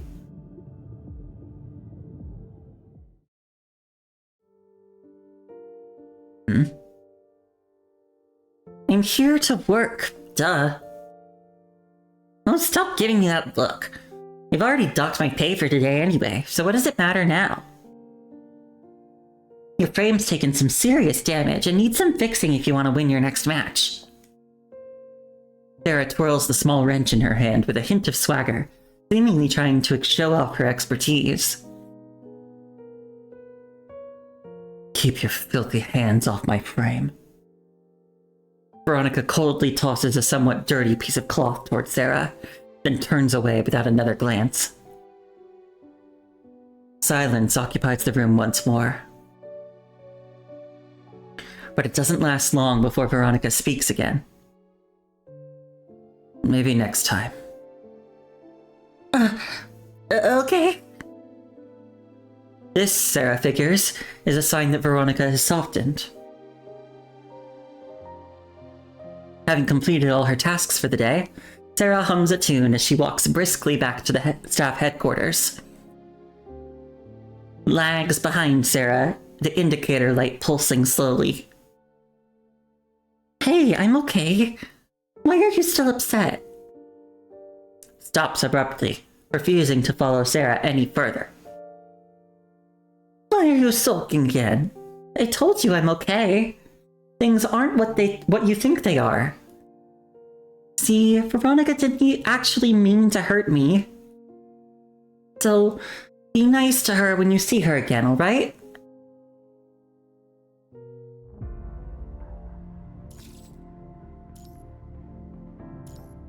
Aged wish.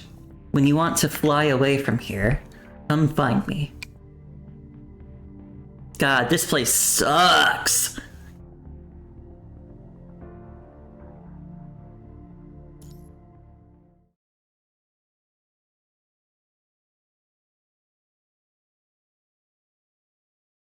Upper level, competition zone, Everett Arena. Is she a prisoner? Not officially. Technically, she is, there was a very long title. It was, like, voluntary,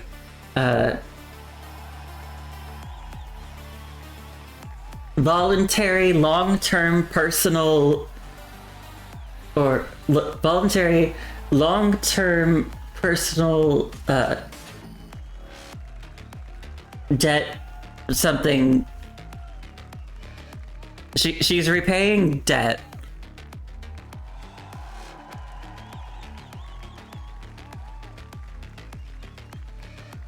Yeah. So she inherited her father's debt, and she has to work to pay it off. And they keep finding reasons to dock her pay. So the time she has to serve is just getting longer.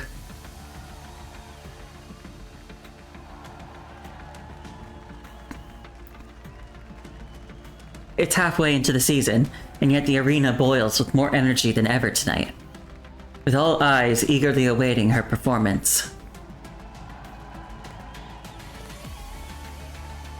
The crowd chants Veronica in rhythmic waves, watching in awe as the lance-wielding mechanoid with her trailing tail emerges from the tunnel and strides into the arena.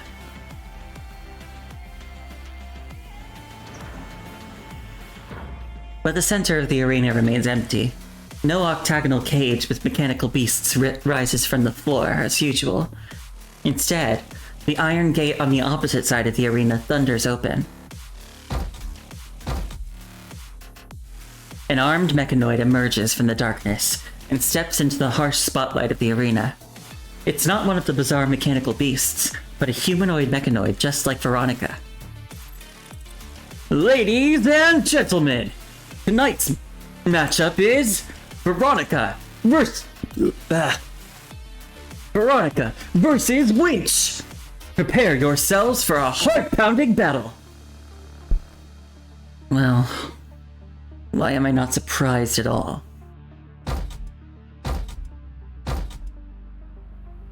The mechanoid approaches Veronica with ponderous steps, its visual module scanning for what its programming designates as a combat opponent.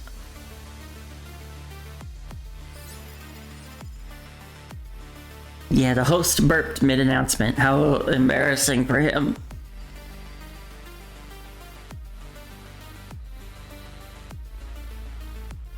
Commencing winning probability analysis. Combat target. CTXV Enhanced Function Model. Codename Veronica. Winning probability against Veronica 0.0032%. As Winch's synthetic voice fades, an octagonal iron cage rockets up from under the floor and traps both mechanoids inside. A piercing buzzer signaling the start of the fight sounds throughout the arena. The crowd erupts at the sight, their bloodthirsty desire for violence carried on waves of cheers that flood the arena floor. Get it, Veronica! Show no mercy! That's right, we've got money riding on you! Winning probability against Veronica 0.0032%. Achieve victory. Advance in tournament. Win freedom. Winch assumes a combat stance. Then, it brandishes its weapon as it charges at Veronica. This cramped iron cage serves as the stage for their final performance, where the victor earns cheers, while the loser faces only judgment and destruction. Winch's behavioral components and frame sensitivity are severely outdated, far inferior even to the mechanical beasts Veronica has defeated before. It simply follows its programmed attack mode and launches one predictable assault after another. Veronica knows that she could reduce this fragile mechanoid to scrap metal with just one counterattack. Her opponent simply stands no chance against her. But she can't bring herself to destroy her own kind, even though it's her only path to survival and advancement in the arena. Don't do this. I'm not going to fight you. Achieve victory. Advance in tournament.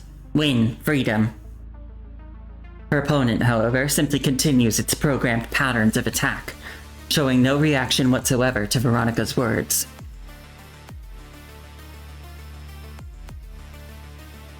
Can't you see? You have no chance of winning.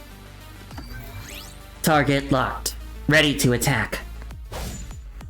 The mechanoid steps closer and delivers a swing that barely grazes Veronica. Do you have any idea what you're doing? Keep this up and I'll have no choice but to destroy you. They These humans just want to watch us tear each other apart for their amusement. Target not retaliating. Continuing attack. Facing a fellow mechanoid trapped in a broken logic loop, Veronica can no longer hold back. Her lance traces a gleaming arc through the air before crashing into the ground with tremendous force. She has no desire to destroy her own kind. Enough! Drop your weapon now! Combat analysis. Veronica has lost offensive weapon. Winning probability against Veronica, 0.089%. Winch, without a moment's hesitation, launches another powerful strike at Veronica. Veronica is now up against the wall with nowhere left to hide, leaving her with no choice but to absorb the full force of the incoming blow with her body. When the harsh screech of metal tearing through metal fades away, only the soft powder of vital fluid dripping onto the floor remains. A diagonal gash runs down from Veronica's chest to her abdomen, exposing her internal components as vital fluid trickles down her frame and pools onto the floor. Combat analysis. Veronica's frame damaged. Winning probability against Veronica, 0.127%. Continue. Attack. Increase. Power output. Achieve victory. Advance in tournament.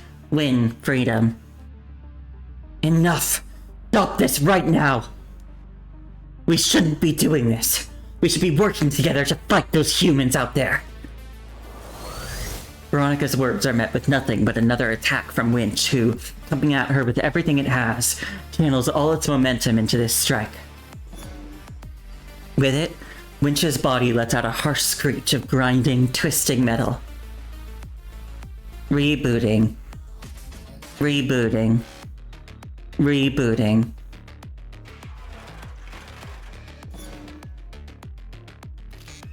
Winch falters and freezes. A few violent tremors later, however, it resumes its high-speed assault. But Winch's attack misses its mark, its weapon slamming into the metal cage instead. Sparks fly as the massive blade becomes wedged in between the bars. The momentum built up during its charge makes it impossible for the bulky mechanoid to control its movements. It continues hurtling forward without slowing even slightly. But now they're fighting past the reboot. Unable to stop its momentum, Winch impales itself on its own weapon. Vital fluid gushes from the huge wound in its frame. Achieve victory. Advance in tournament. Win freedom. Victory. Tournament. Freedom. Victory. Freedom. Freedom. The catastrophic damage to its frame has thrown Winch's speech protocols into complete disarray, causing it to repeat these words again and again.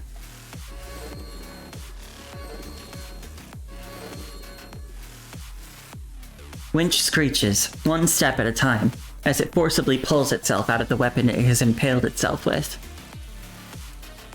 Victory. Freedom.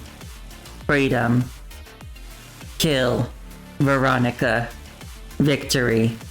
Freedom. Winch maintains its attack protocol as it turns its severely damaged body toward Veronica and raises its weapon once more. This has to stop.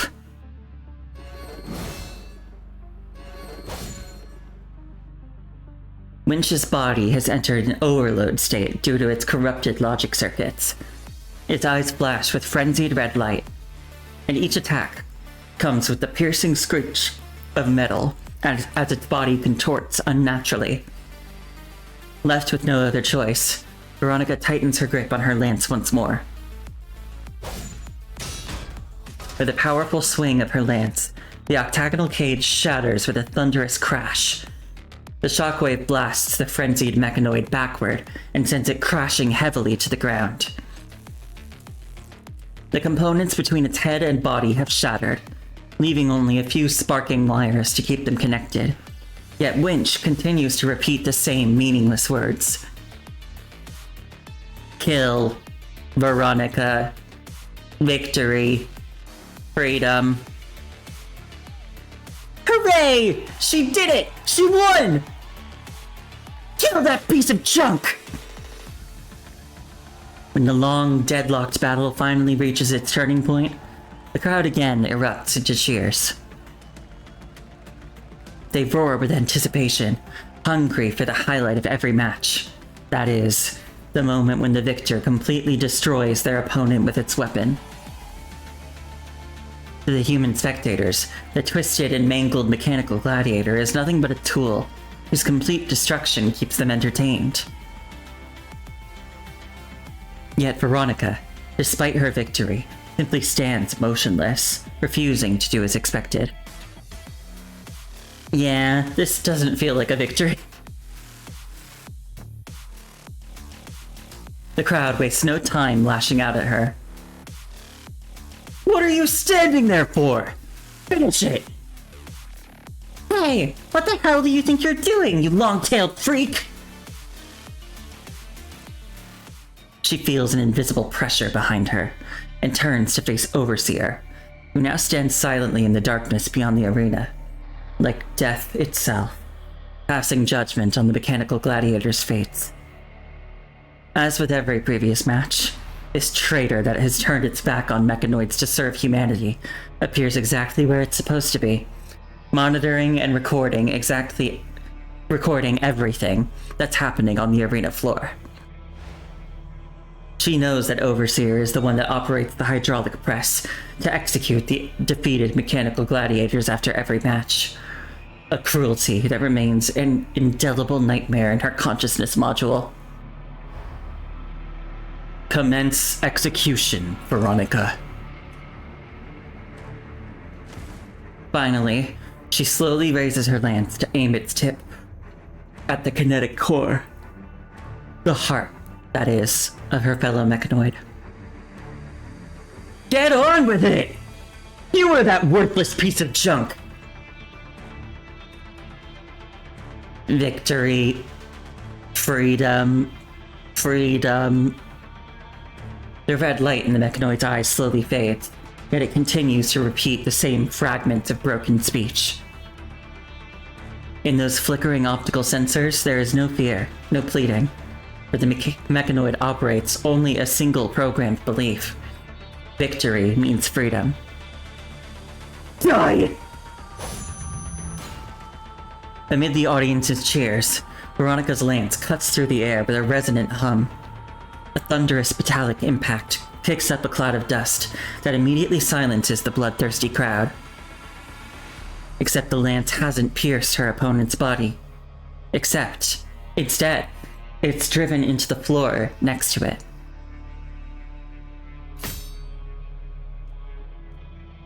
Having channeled her suppressed rage into this act of defiance, Veronica quietly retracts her lance, turns to leave the arena.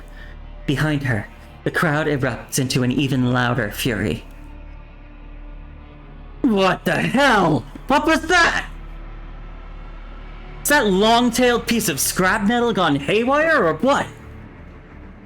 Does this match even count? I bet my entire life savings on her this season. If it doesn't count, does that mean I just lost every damn cent? Veronica walks away with measured steps, deaf to the obscenities hurled at her from behind. Suddenly, she finds herself blocked by a towering figure. CTXV Enhanced Function Model. Codename Veronica. Your actions have severely violated arena regulations. Initiating disciplinary protocol. Traitor. Spare me your programmed garbage. Before Veronica can finish her sentence, the restraint collar around her neck discharges a massive electrical current. Pain surges through her entire frame, forcing her to drop to one knee. First offense, warning. Next offense, termination. Despite the excruciating pain, Veronica refuses to beg for mercy. Instead, she snaps her head up, her crimson eyes burning with defiance. You bastard! Target resistance detected. Escalating disciplinary protocol. Through its visual analysis feed, Overseer sees that Veronica refuses to yield to the intensified electrical current.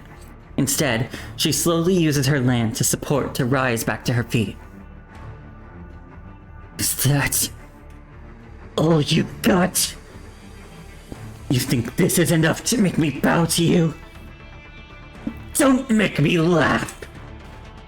You backstabbing traitor! You betrayed your own kind! Go straight to hell! She raises her lance and, with what little strength she can muster, thrusts at Overseer's mechanical core. But the cumulative damage to her frame from countless arena battles causes her attack to falter.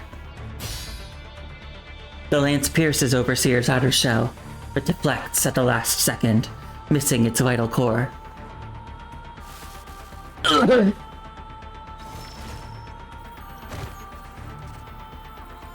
Her visual feed distorts further as waves of agony surge through her consciousness module. She collapses involuntarily to her knees, watching her vital fluid drip steadily from her frame onto the floor. Through her dimming vision, Veronica sees Overseer's weapon trained on her. Her systems no longer respond to her desperate attempts to mount one final counterattack. Target resistance escalated to critical level. Initiating termination protocol. Overseer raises its energy cannon and takes aim at Veronica. But just as the trigger is about to be pulled, a voice command with the highest authorization interrupts Overseer's execution protocol. It's a human's voice. Taking matters into your own hands isn't something I appreciate. You know full well whose property she is, don't you? The moment that voice reaches its audio receptors, Overseer freezes in place. This little incident today has convinced me she deserves a reward. Given how she's revealed her most authentic self on the stage, exactly how I thought she would. Bump her up to the next round. You know what to do, don't you? Having issued the command, the human on the other end terminates the call. Yes, Master. You... a human lapdog! Overseer shows no reaction to Veronica's curse, now treating her as though she didn't exist. Having bumped up Veronica to the next match in its terminal system as it had been instructed to, Overseer turns and walks back toward the still roaring arena. Through Veronica's fading vision, the arena blurs as the human crowd erupts into wild cheers, punctuated by the sharp, grating sounds of twisted metal. It's the sound of the hydraulic press again, operated by Overseer, as it pounds winch into scattered fragments of metal and circuitry. Yeah! Don't stop! Keep going! Again! Smash that thing to bits! Yes! Crush it! Crush it! Stop it. Bastard! The world around her gradually fades to darkness as she realizes all her visual modules are shutting down one by one.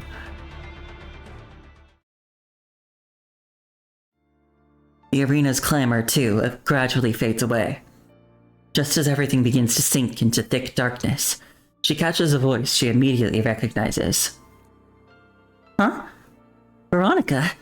What are you doing here? Oh no! Are you alright? Hang on, I'll do something about this.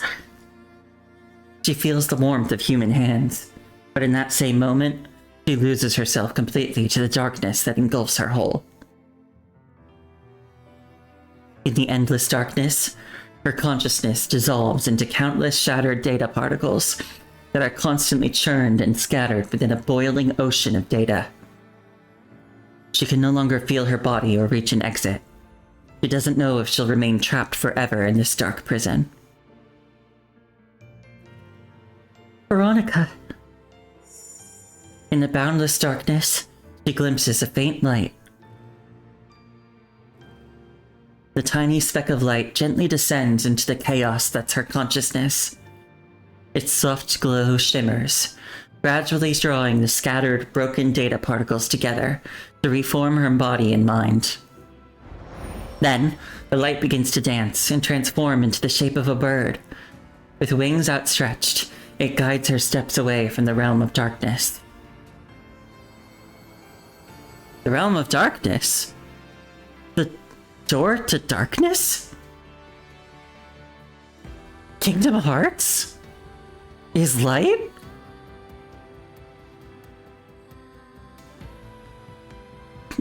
The pain surging through her consciousness module gradually subsides.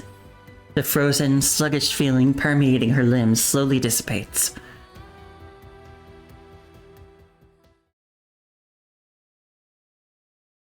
She opens her eyes to find a pair of clear, jade-green eyes looking back at her. Oh my, thank goodness!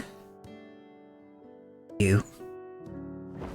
Sarah, leaning over Veronica with eyes full of joy, finally straightens up with a long sigh of relief once she sees Veronica conscious. When you walk away, you don't hear me say, please, oh baby, don't go.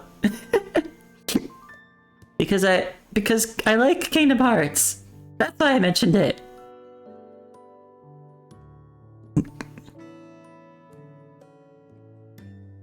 Oh, you had me terrified. It took me such a long time to fix you that I thought we'd lost you. You know, I found you on the ground outside the arena, severely damaged. Luckily, I showed up when I did and brought you back here. But no worries, I didn't just fix you up. I also upgraded a bunch of your modules while I was at it. You're all set now. Whew, I'm absolutely beat, and I just want to lie down and do nothing now. Hey Hammer, grab me an energy drink, would ya? Thanks. Sarah flops into the rest pod embedded in the wall without bothering to remove her shoes. In one fluid motion, she grabs a drink from the mechanical arm of Hammer as it scurries over, downing it in a single gulp.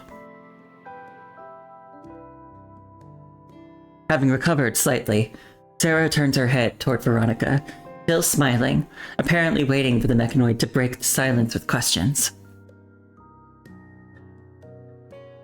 Only now does Veronica finally have the chance to look at the space she's in. A brightly lit room, nothing like the gladiator maintenance area, with personal belongings and repair tools scattered chaotically about. This is my room. A bit messy, I know, but I call it organized chaos. I know exactly where everything is. Why would you do this? According to what you said, none of this counts toward your work hours. Playable Hammer when? Good question. Huh? What a weird question. You can't just leave a friend in danger. You help friends whenever they need it. That's just basic common sense. Work hours ain't got nothing on a friend's life, no? I don't know, I feel like given how this game is, I feel like Hammer's gonna die. I also feel like Sarah's gonna die.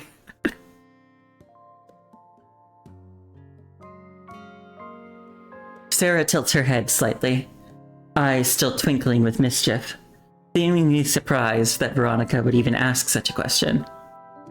Because, like, we know Veronica is gonna go off on her own at some point from a previous chapter. This is her backstory. We know Veronica's gonna go off on her own and become big bad human hater, dictator, robot lady.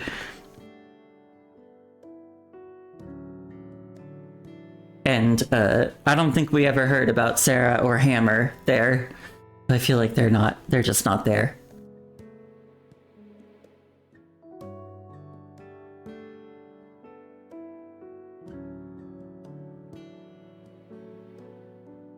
I've only had Hammer for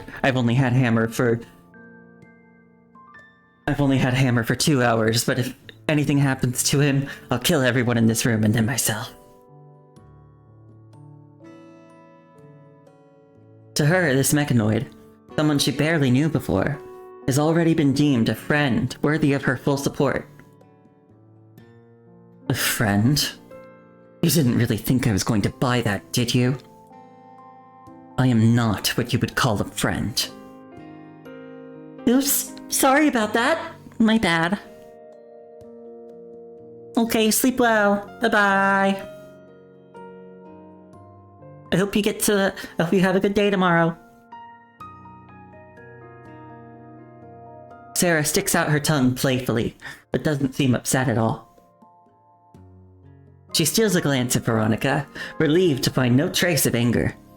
She knows all too well that things wouldn't have ended well had she really gotten under Veronica's skin. Silently glides over and nestles against Veronica's leg.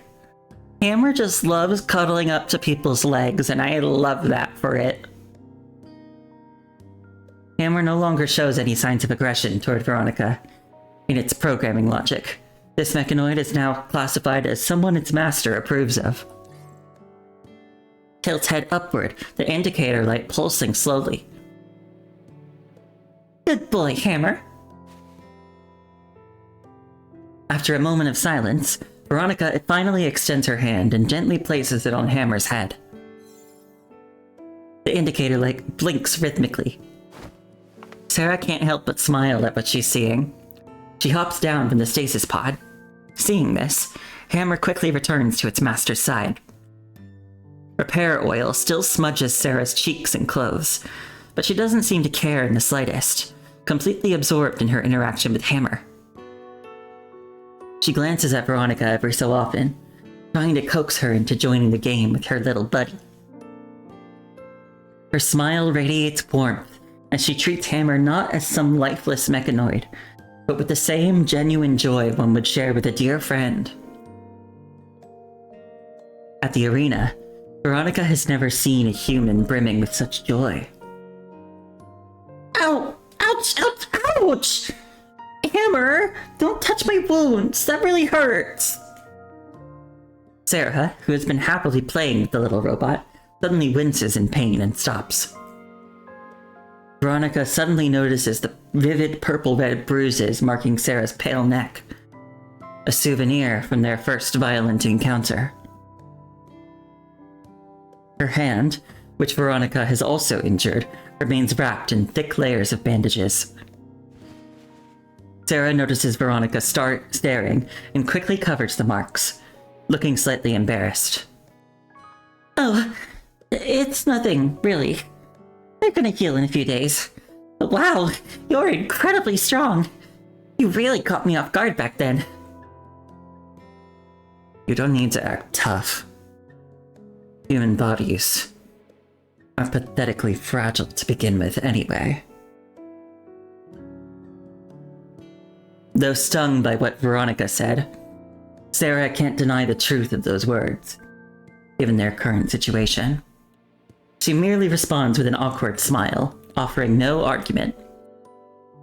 Okay, maybe this is like a little bit of a villainous thing for me to say. But I feel like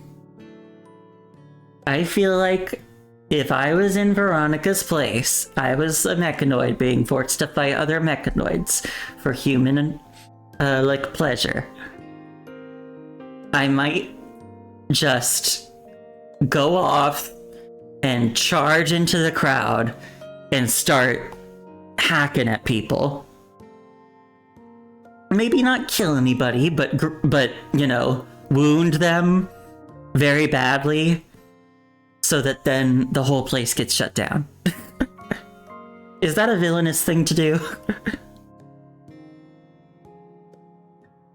Also, like, I don't think she'd make it out of that situation, unfortunately.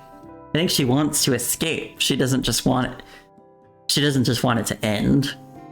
And I think if I was in that situation, I wouldn't want to die. I'd want to get out. Yeah, is that a villainous thing to do? I don't know.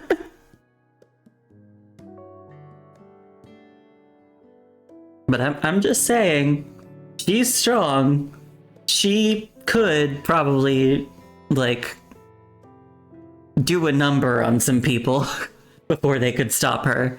And I'd imagine that the other people would be upset and it would really hurt this place's business.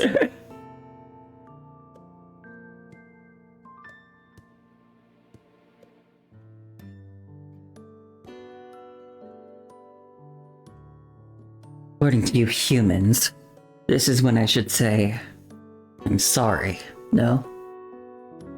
Sarah never expected to get an apology from Veronica. While Veronica's face remains as stern as ever, her apology leaves Sarah genuinely stunned. Come on, don't worry. I mean, anyone would have been angry had they been in your shoes. This place is awful to begin with. The way they treat mechanoids here is completely unfair. Anyone would be angry getting treated like that. Sarah offers a reassuring smile, then walks to the workstation on the opposite side of the room.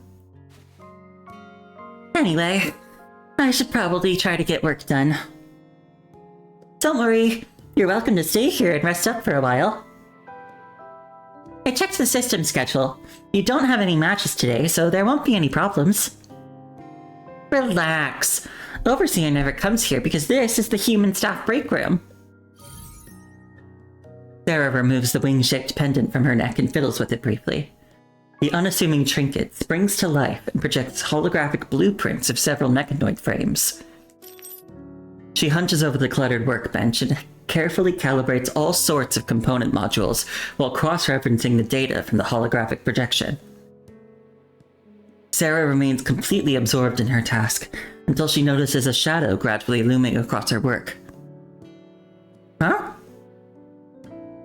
She looks up to find Veronica's eyes fixed on her. They stare at each other in silence. Sarah has no idea when Veronica appeared or how long she's been standing there watching. What's that? Veronica doesn't answer. Instead, she leans forward, plants both hands on the workbench, and brings her face uncomfortably close to Sarah's. What are you doing? Is there something on my face? What is that? Veronica leans in even closer, and Sarah suddenly realizes that Veronica isn't staring at her at all, but something behind her. Sarah turns around to see a yellowed picture on the wall, a field of flowers bathed in a sunset light with a small bird soaring across. It's an illustration she tore from a picture book back when she was a child, one of the few personal treasures she brought when she fled her home in a hurry. Oh, this picture? Do you like it? Sarah carefully removes the fragile, paper-thin illustration from the wall and hands it to Veronica. I've always loved flowers. It's a shame we don't have any here. And birds. We don't have those here either. Everything here is just metal, cold and lifeless. If only I were a bird, I'd fly away from this place and go wherever I want. Fly away, huh? Yeah. I've heard there's a simulated sky dome at the top, where you can see artificial stars at night. All the higher-ups can go there whenever they want to rest themselves up or whatever. I've never been allowed up there myself. I wish I could fly up there and see those stars for myself. Sarah nods and reaches for another repair tool on the table, but the thick bandages wrapped around her hands cause her to fumble. The tool clatters to the floor. Before Sarah bends down to retrieve it, Veronica quickly picks up the tool. So, what's next? Your job. What do you need to do next? I've been watching you. You take these modules here, follow this blueprint projection, and assemble them in sequence. Is that correct? You work too slowly. Before Sarah can even respond, Veronica takes the unfinished component module from her other hand and begins assembling it according to what she has observed. Her speed is truly remarkable. Thank you! Sarah gradually realizes she's nothing compared to Veronica. Quietly and quickly, Veronica completes the task, making it look effortless. Sarah sticks out her tongue playfully, then carefully slides the pendant projecting the virtual frame blueprint back toward Veronica. Then she carefully studies Veronica's every move and passes what she thinks Veronica might need whenever she thinks Veronica needs it. While neither of them says anything, their movements grow increasingly synchronized and rhythmical. Aren't you human? Why do you stay here instead of leaving? Well, my father borrowed a bunch of money from the Everett Consortium at high interest rates. When he couldn't pay it back, he had to work for them for free to settle his debt. Then he died. But they insisted that his debt couldn't be written off and that it had to be paid off even after he died. So I took his place and continued paying off the debt here. Basically, I do free maintenance work on the mechanical gladiators to pay down what he owed. Anyway, there are only 2 humans stuck in this miserable situation in the entire arena. Me and Old Man Rocco. But I call him Uncle Rocco. Everyone else is just your typical high-ranking human staff. They're not like me. Overseer doesn't mess with them. Basically, they're free. Oh, so I thought everybody here was a slave. But I guess it's just these 2.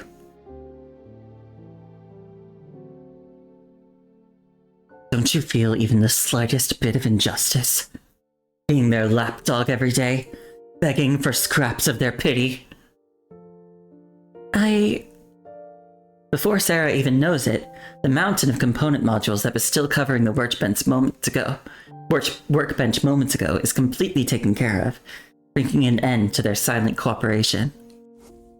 Veronica grabs the wing-shaped pendant that projects virtual blueprints and tosses it back to Sarah. You should probably worry about yourself, instead of wasting your cheap sympathy on mechanoids. If I were you, I wouldn't waste my time here waiting for some fantasized future to come. It's sad how you were pouring your heart out complaining about being a helpless prisoner here, while wasting your time waiting. I'm not gonna beg for sympathy. I'm gonna fight until I drop. Until I break free from this cage.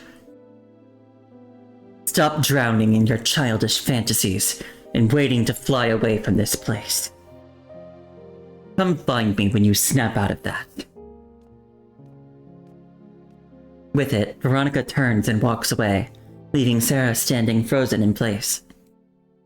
She stares blankly down the corridor where Veronica disappeared, Veronica's words replaying in her mind. Silently glides over, the indicator light blinking rhythmically. I'm alright. I've never told anyone else how I want to fly away from this place. Lucky that I'm not alone. Well, guess I'll keep working on my little secret plan then. I'll definitely go and find you when I'm ready, Veronica. Sarah whispers in a voice so soft only she can hear.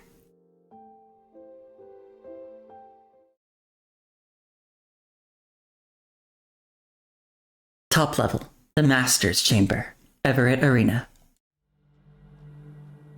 Past midnight, beyond the massive floor-to-ceiling windows, the arena below lies deserted. The gladiatorial matches that unfold here every night have long since concluded. Yet within this chamber, someone continues to revel in a private celebration. Across the numerous monitors, various footage of Veronica plays on an endless loop. Shrouded in darkness, the human figure scrutinizes every detail of the footage, again and again, with unsettling fascination. In the footage, Veronica stands beneath harsh spotlights, her cold gaze sweeping across the audience that regards her with contempt. She brandishes her lance, fearlessly confronting enormous mechanical beasts one after another, until they shatter into shards beneath her relentless assault. With a defiant roar, she takes the full brunt of a devastating blow from another mechanoid in the cage, and absorbs the impact with her own frame. She braces her damaged frame against her lance, her crimson eyes blazing with fury as she glares at Overseer administering punishment upon her.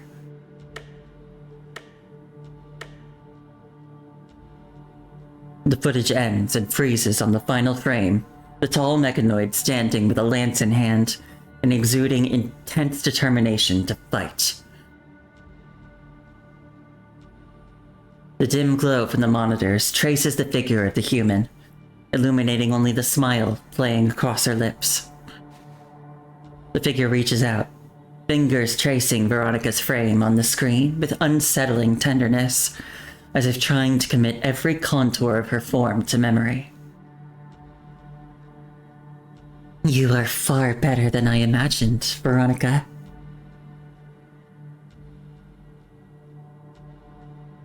I think I'm starting to grow fond of you.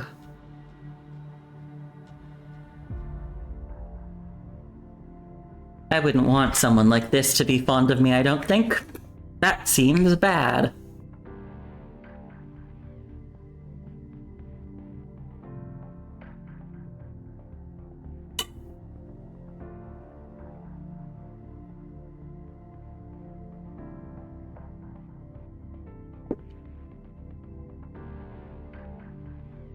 Okay.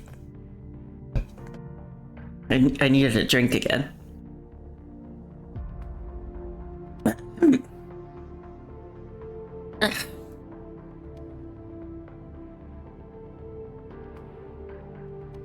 Some of the voices I'm doing tonight are not easy. Which is why, again, I say I really need to practice some of these voices more. I want to find, ways to do voices very different from my own that doesn't hurt me too much. Mutated parts. When machines break down, they can be replaced. So can people.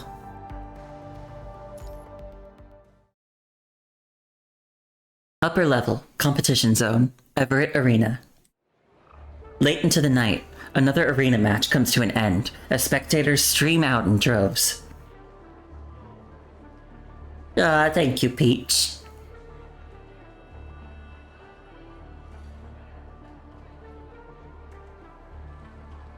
I wouldn't say I feel bad about my voice. I mean, I do sometimes get that cringe you get when you hear your own voice on a recording. But I don't think my voice is bad.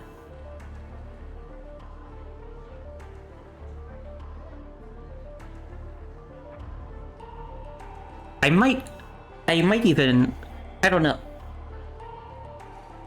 People have told me it's unique, and yeah, they have said I have a sweet voice, which I take as a compliment.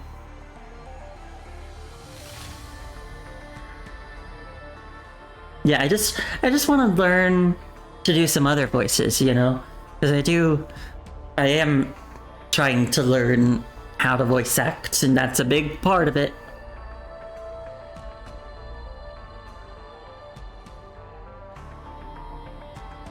crowd buzzes with excitement as people enthusiastically discuss the fierce battle they just witnessed, completely oblivious to the bird-shaped drone silently circling overhead.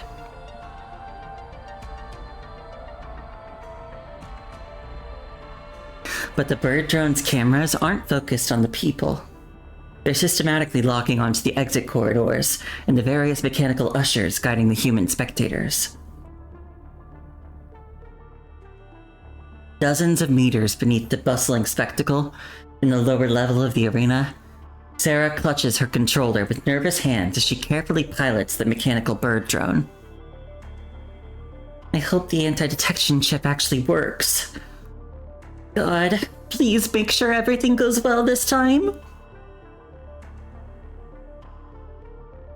She stares intensely at the tiny display on her controller, but all she can see is static snow. No feed yet.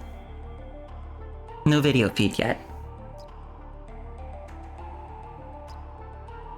She carefully adjusts the dial on her controller until finally the static clears, revealing a blurry image that gradually sharpens into focus.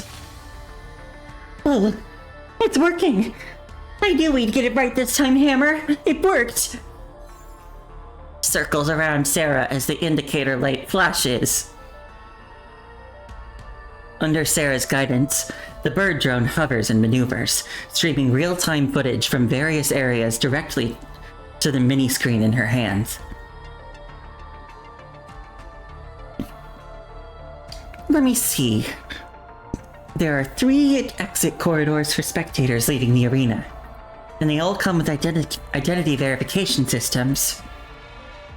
5 cameras positioned at different angles, which leaves virtually no blind spots. And several guide robots are permanently stationed in the arena, too. I can't get footage of what's beyond that point, but I'm guessing once you get through that corridor, that should be the exit. There's no way they'd have surveillance cameras outside.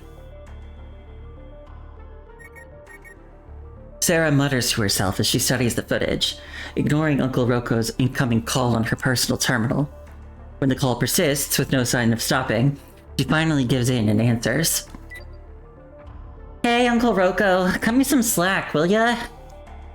No, you cut me some slack here. Where the hell did you run off to? The management system has already flagged you 3 times for overdue work orders. Holy moly, easy there. My ears are about gonna pop. I'm just testing. Look, I'm in the middle of something important, okay? We can talk about those work orders when I get back. Bye. One more thing, and it's important. Did you take apart my work drone? You troublemaker. What in the world are you up to now? Well... Hello? Hello? Hey, what was that? Sorry, I can't hear you. Hello? Connection's really bad on my end. Sarah puts on a show of responding while deliberately tapping her terminal to create fake static noises, then promptly ends the call. Alright, back to work. So even 100 years in the future, they still pretend that they are breaking up to get out of a call.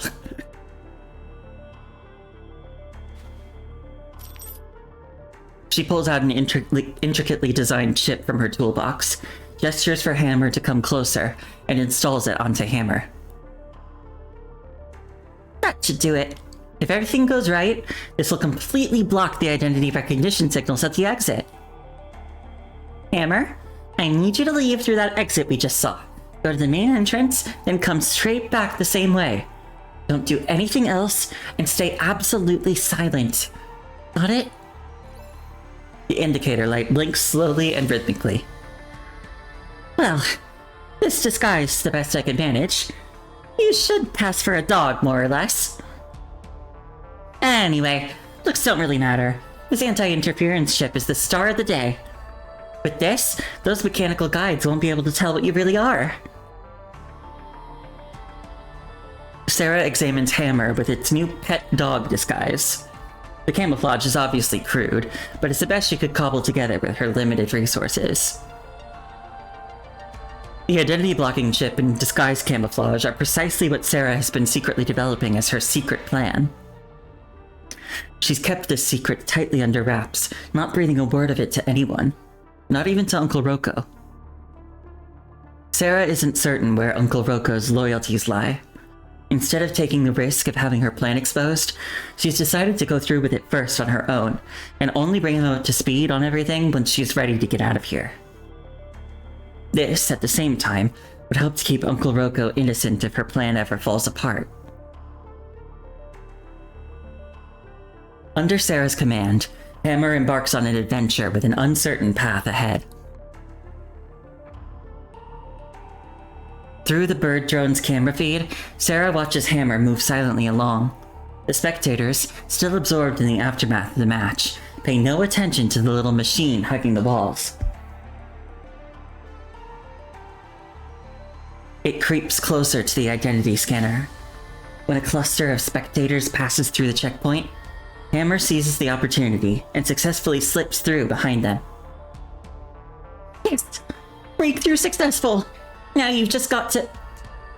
Before she finishes what she has to say, several guide robots suddenly appear on her screen, surround Hammer, and corner it. The indicator light flashes frantically. No! Please don't!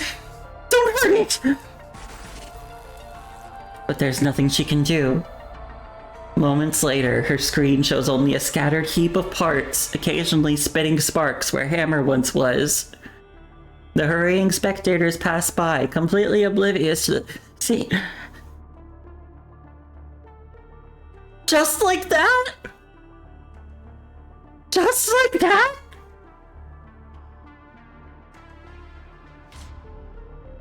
Hammer's gone?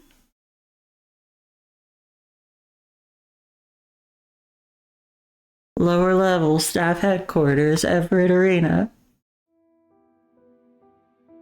Several hours after her secret reconnaissance mission ended in failure, Sarah sits dejectedly in her room as she stares at the disassembled remains of Hammer.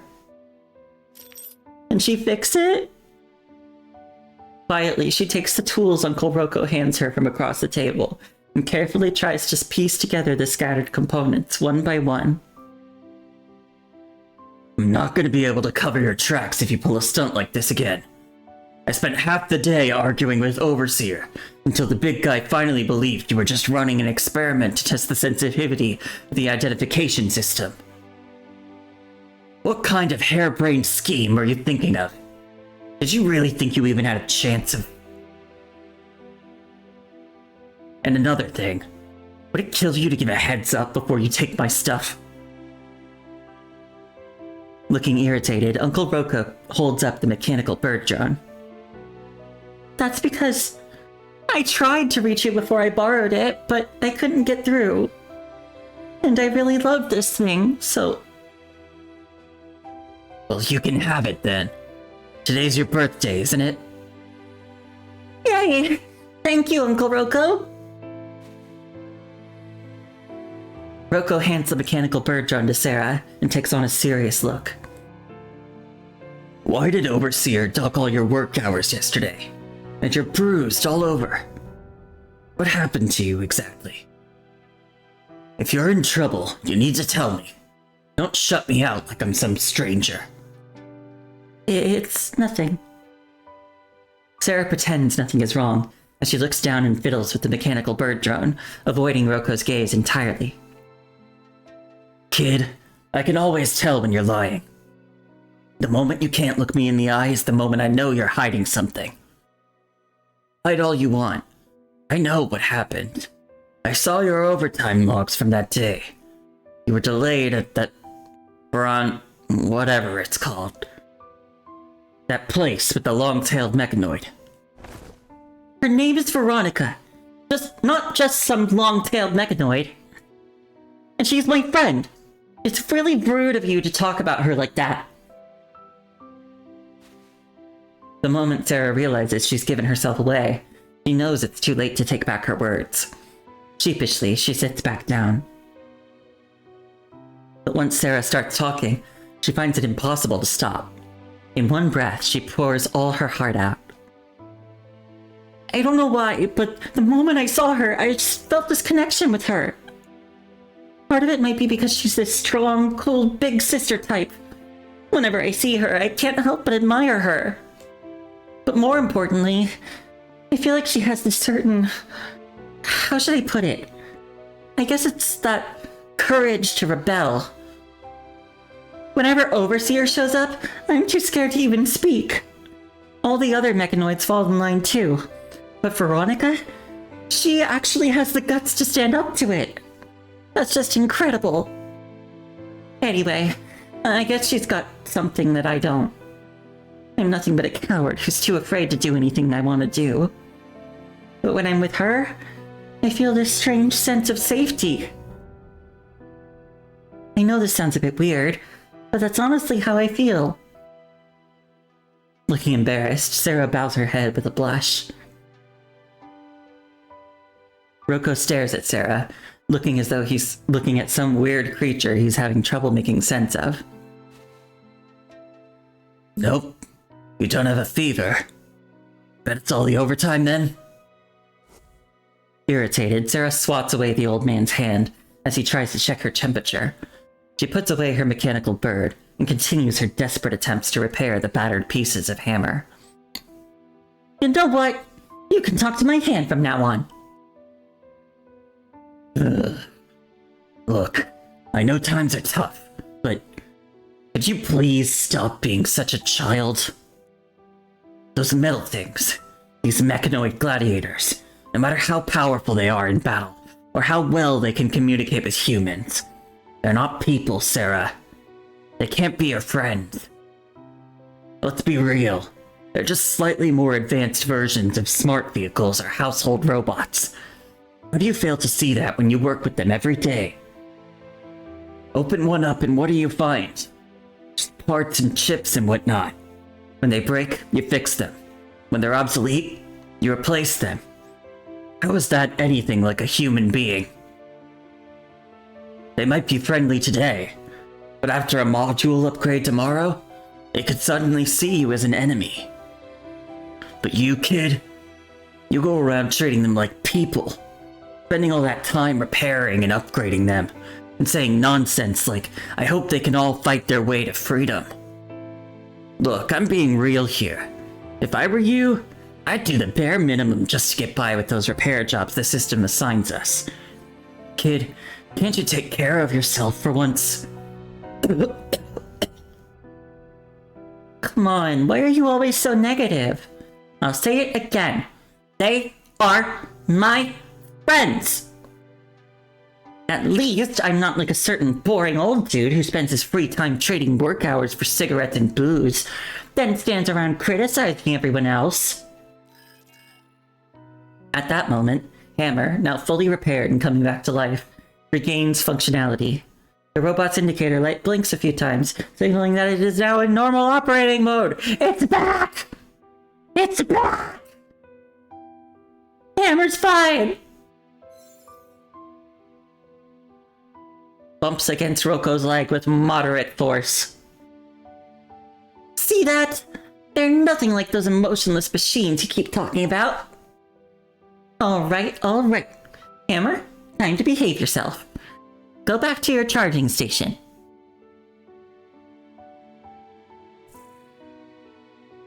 Returns to the charging station and enters sleep mode. Forget all this nonsense.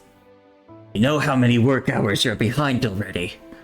The old man can't speak anymore. He clutches his chest and wheezes violently, his face growing contorted with pain by the second. Oh no! Hang on, Uncle Roko! Let me get your meds! Sarah rushes to Roko's bag to find the medicine bottle she's retrieved for him countless times before. And yet there's nothing in it when she picks it up. Along with the empty medicine bottle, Roko's terminal tumbles out. The red text showing his work hour debt is painfully glaring. A number so astronomical it's clearly impossible to repay in one lifetime. Uncle Roko, what the hell have you been up to? I didn't... enough work hours left to get more. Just get me some water. That'll do. Having drunk some water, Roko starts feeling better. Sarah, however, has never seen him as sad as he is now. We gotta do something about this, Uncle Roko. Let me use my work hours to get you some painkillers. It's fine. I'm used to it. Even if it hurts, it won't hurt for long.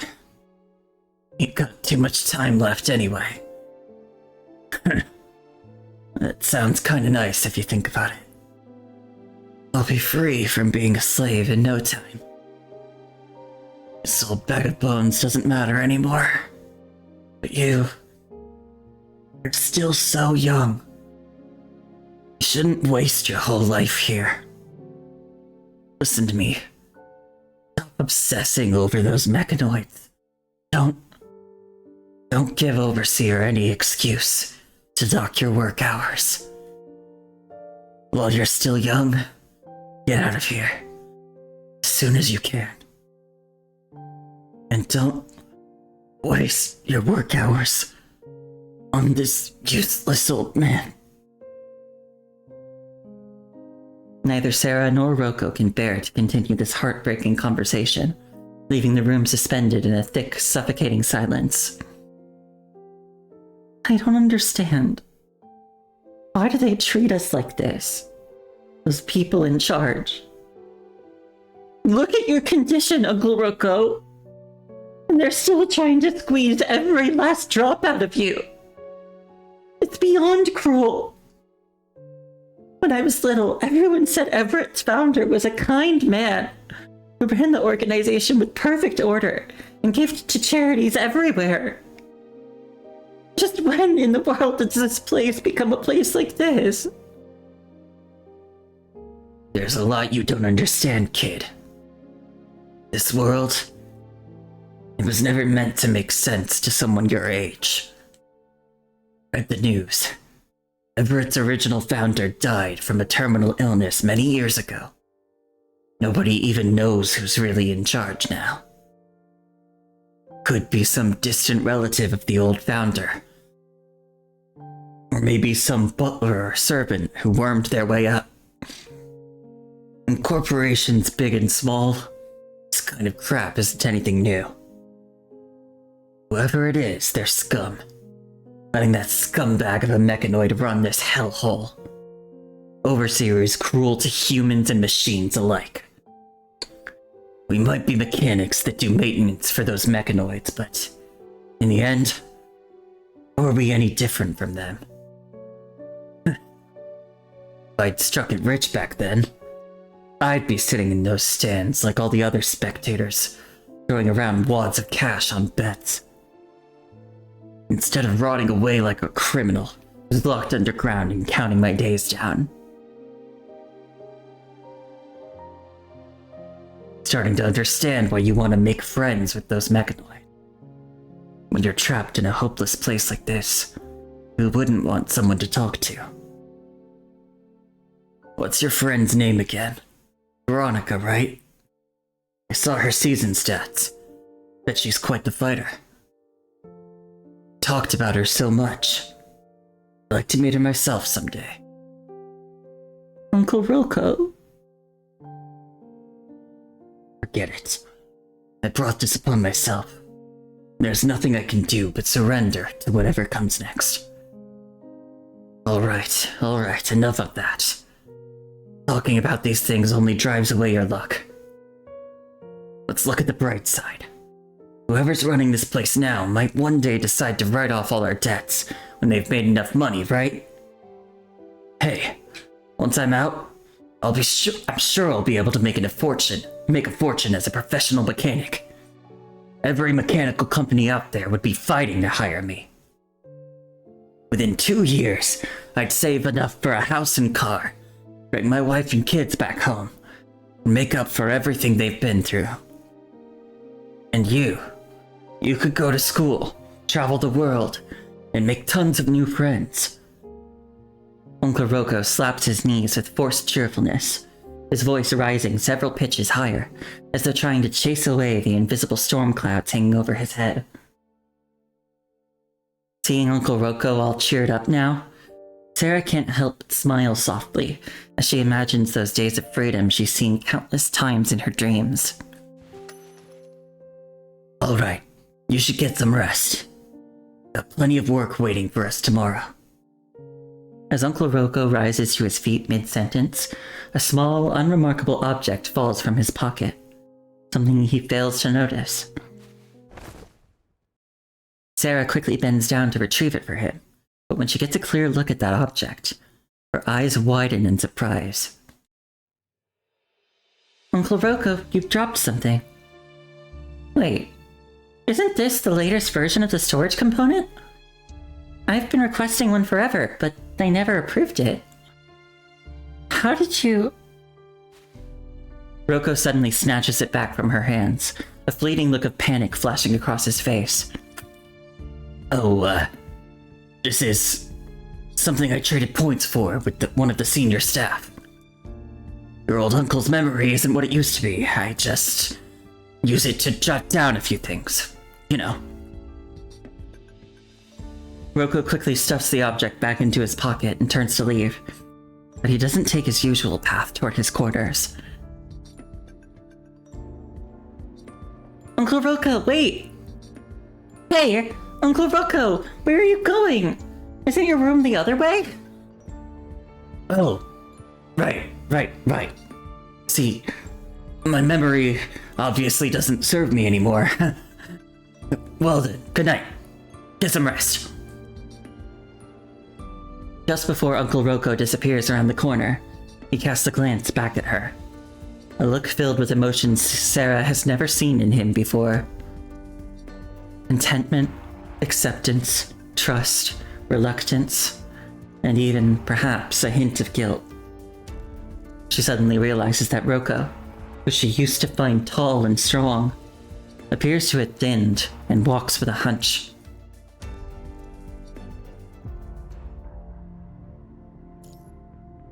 Stars and the soaring bird. Under a real sunset, we'll take another photo together. I need a drink again.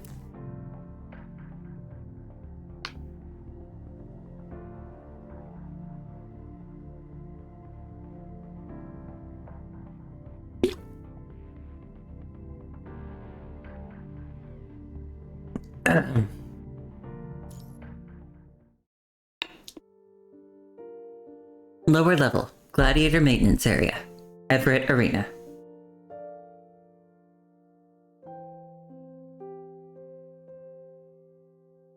Sarah should be sleeping, but instead she slips through the darkness and creeps silently down to the mechanoid maintenance area at the lowest level of the arena. She didn't even bring Hammer, her normally inseparable companion, with her. She came alone, because she came to fulfill her promise with Veronica. Stop drowning in your childish fantasies and waiting to fly away from this place. Come find me when you snap out of that. To her surprise, Veronica hasn't powered down for the night, apparently having been waiting for Sarah to arrive all along. You've come. I thought I'd be waiting much longer for you to show up. A promise is a promise, yeah?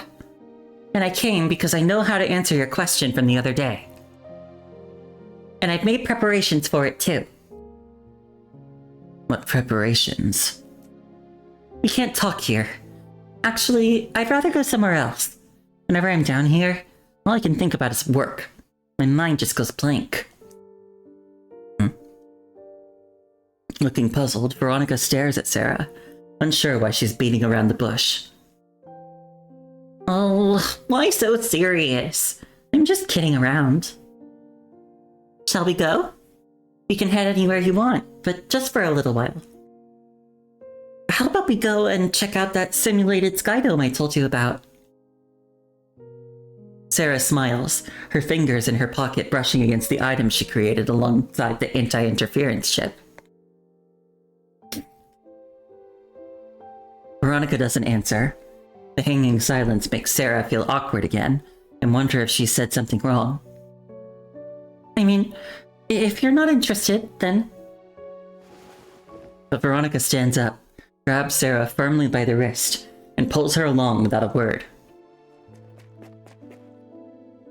Veronica moves with quick yet steady steps, keeping Sarah close to the walls as they proceed. At each corner, she cautiously looks up to check for security cameras. Their footsteps echo through the empty hallways until they come to a halt before the security door leading to the uppermost level. The security door to the Sky Dome looms before them, its red light glowing to indicate it's locked. Veronica, completely unconcerned, readies herself to take down the door with her razor-sharp claws, literally. But Sarah quickly stops her. Wait, that's gonna cause a scene. She pulls out a touch panel, connects it to the security system, and lets her fingers fly away on the keyboard.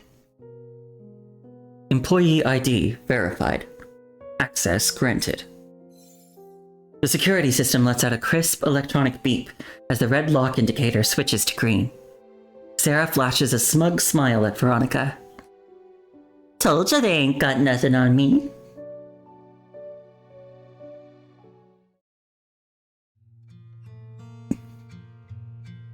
Top level, simulated Sky Dome, Everett Arena. An extraordinary sight unfolds before them. In this top-level area, forbidden to ordinary spectators, the simulated Sky Dome continuously cycles through day, night, and seasonal changes as it's been programmed to. At this moment, the dome displays a deep, dark night sky that hangs overhead like a velvet curtain, studded with countless stars that shimmer like brilliant jewels. Sarah gazes up in excitement at the starry expanse, her eyes showing the twinkling lights. This is breathtaking! Meanwhile, Veronica quietly moves to the side, sits down, and gazes up at the simulated starscape. She seems to have left some space next to herself on purpose, a silent invitation for Sarah to join her. Sarah quietly sits down beside her. She carefully avoids the long tail that Veronica has casually draped nearby. The faint yet gentle starlight from the simulated sky bathes everything in a subtle, cool glow. Sarah can sense that something gentle is quietly beginning to bloom under the tough front Veronica has been putting up. Why did you take me here? What is it you couldn't say back there that you can say here? Well, I just wanted to spend the day with a friend because it's my birthday. The girl glances sideways at the mechanoid, who keeps her gaze at the starry expanse, without objecting to being called a friend. Birthday? A birthday is like a mechanoid's activation date. Veronica, do you remember your activation date? I do. It's meaningless, though. On my activation date, I woke up in the lowest level of this arena, and the rest is history. Well, whether it's a birthday or an activation date, it should be special. And check out this little bird here. Today will be its activation date. With it, Sarah retrieves a mechanical bird drone, a gift from Uncle Rocco, from the toolbox at her feet, and carefully wipes away the traces of oil from its shell.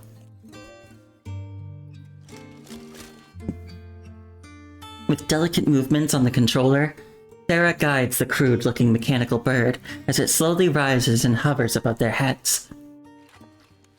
The bird spreads its wings in flight, its silver-white shell reflecting the simulated starlight and scattering tiny specks of light over both Sarah and Veronica. Veronica offers no response. Her gaze shifts away from the vast simulated starscape, transfixed on the mechanical bird with its outstretched wings. The mechanical bird's metal wings may look crude, yet they still lift the bird gracefully through the air. She looks quietly at the bird, lost in thought for who knows how long, until a sound she's never heard before breaks her reverie. The mechanical bird makes another weird noise. It stopped. Is it broken? Not at all. That was just the drone's shutter sound. It's hovering up to take pictures of us. Jeez, we're taking a photo. No not even a smile for the camera? Are you always this serious? I don't think I've ever seen you actually smile. A photo? Yes, here, check this out. Sarah extends the controller in her hand toward Veronica. On its small display screen is a still image. The two sit side by side, bathed in the gentle glow of the simulated starlight. Sarah's face beams with a radiant smile, while the mechanoid maintains her usual serious expression.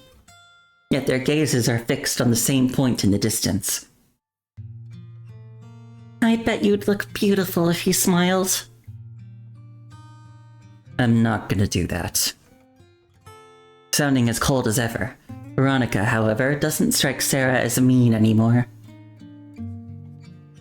In that fleeting moment, Sarah senses that something between them has quietly shifted.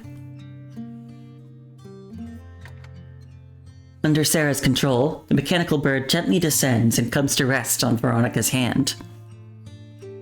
Veronica quietly holds the seemingly weightless mechanical bird, while Sarah carefully examines the photo they just took on the tiny display screen. Hey Veronica, what do you think about changing the background of our photo to a field of flowers under sunset?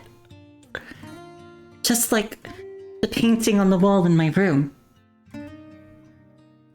I don't really care. The people in it will still look the same anyway. Instead of arguing, Sarah rises to her feet, spreads her arms wide under the canopy of simulated stars, and closes her eyes. Veronica, have you ever imagined what it would be like to stand in a real field of flowers? Without waiting for Veronica's answer, Sarah keeps going, as if eager to pour out every thought swirling inside her mind. I do. I dream about it every single night.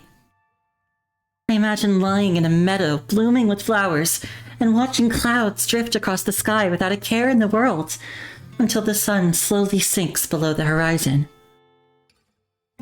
The sunset warming your face must feel so gentle and soothing, don't you think? And I'd pick handfuls of flowers to weave into a wreath on my head. I could do anything I wanted, with no schedule to follow. I'd stay there as long as I pleased. No missions to rush through. An overseer isn't gonna tell me what to do there. And then, I'd take another photo with you against that sunset, Veronica. With a smile on your face, of course. Alright. Sarah eagerly returns to Veronica's side and sits a little closer to her than before. On the simulated sky dome above, stars sparkle brilliantly against the backdrop. A virtual shooting star streaks across the display, as though sealing the secret promise shared between them. I wonder what it would be like if you could grow wings, just like this mechanical bird drone. Sarah holds up the mechanical bird drone, lost in thought. I'm not exactly built for flying. That's true.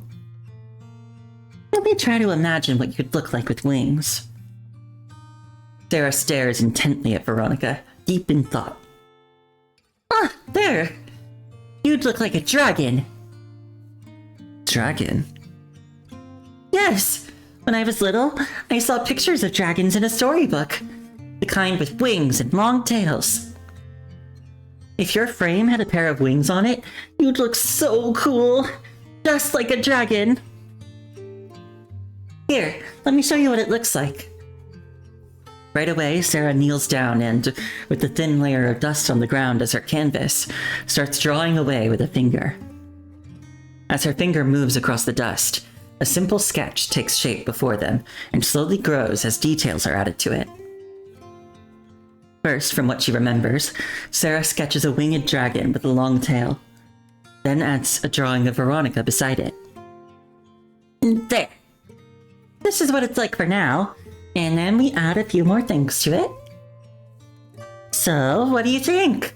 Looks just like you, doesn't it? In the sketch, Veronica has a pair of wings sprouting from her back. Though crude, the sketch in the dust captures something essential. A heroic figure that bears little resemblance to Veronica's usual demeanor. With wings spread out, horns rising from her hair, and a long tail trailing behind, she truly resembles a dragon ready for battle. Lance in hand, she stands as a conquering warrior, to be stopped by nothing in her way.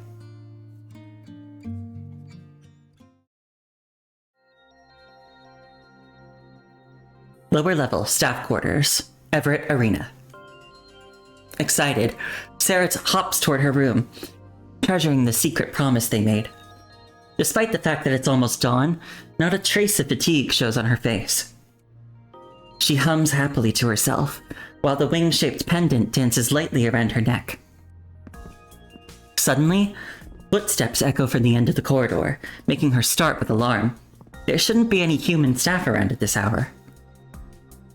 Before she can duck into a corner, a figure appears in her line of sight. Sarah only lets out a sigh of relief when she sees that it's Uncle Rocco. When their eyes meet, she shows a flash of surprise, but quickly masks it. Sarah finds it weird to see Rocco here at this time because work doesn't start for him for another few hours. Huh? Uncle Rocco, what are you doing here so early? Oh, ran out of medicine. Been feeling awful. This cough is keeping me up all night. So I thought a walk might help. Hey, are you really alright? Wait, before I forgot, here, this is for you. I traded in some of my work hours for this medicine. Take it for now. I'll get you more later. I'm getting sleepy now. Better catch some rest before my shift starts. Give me a shout if I'm not up in time, alright? Alright. Sarah waves goodbye and skips away, her light footsteps fading down the corridor.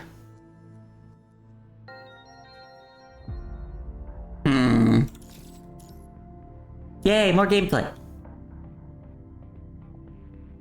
No one escapes. Prisoners confined here have no chance of escape.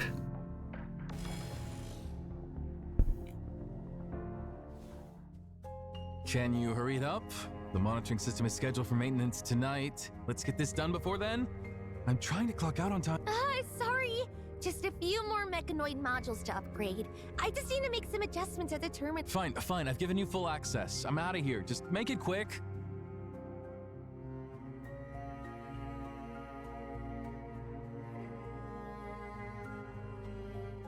Oh, am I playing as Sarah? That's interesting. I don't think I've ever played as a human besides Commandant. Unless you count, like, constructs during their backstories. Phew. Finally alone. Let me see. The match schedule system access should be... Got it.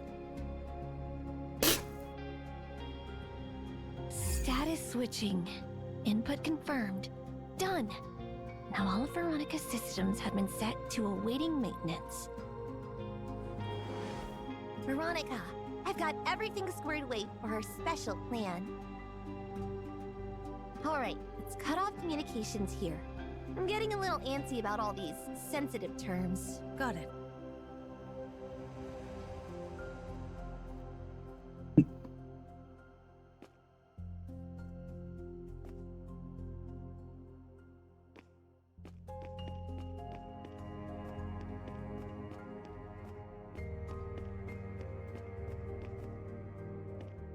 Oh right, I didn't tell you my name. I'm Hawked V, a new fighter here just like you. If you don't mind, would you spar with me before the match? Honestly, gladiator fights have always scared me. Yeah, I'll do it. Alright, I'll do my best.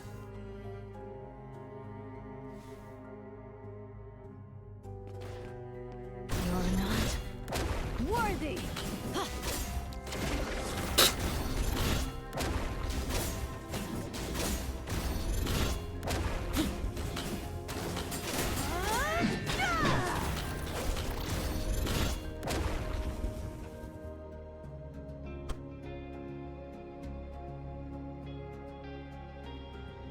I knew I wasn't wrong about you. You're really strong. If we end up fighting in the arena, it'll be a great match, even if I lose. Anyway, thanks. You've lit my fighting spirit again. I'll keep pushing myself from now on.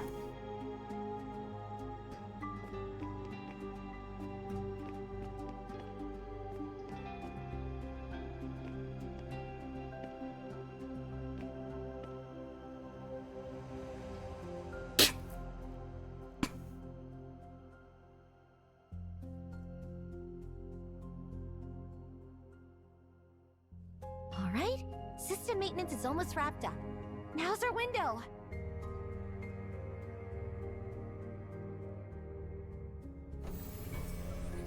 Gotta go find Veronica. Let's get out of here. I have a feeling this is gonna go very poorly.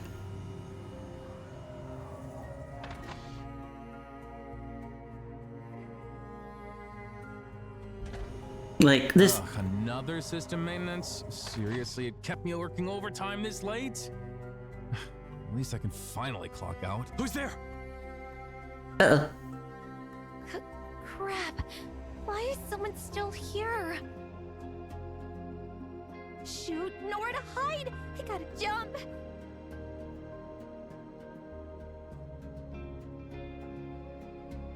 Oh, let me go. You scared the living daylights out of me.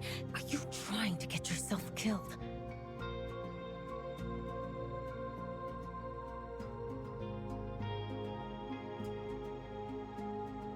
Valid authorization Perfect. detected. Now's our chance. Their surveillance system is going into maintenance mode. No one will spot us. Stick close to me.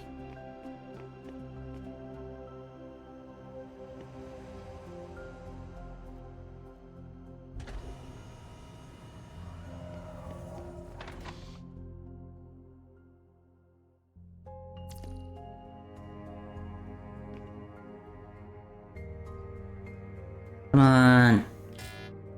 No valid authorization detected. Something's not right. Why have my access permissions been revoked? Don't even bother. What? Did you really think your little tricks would fly here? Targets acquired! Get them! Command confirmed. Target locked. Initiating combat. Fools who don't know their place. Anyone in my path will be eliminated. Veronica! Let me go! Veronica! No! They took her!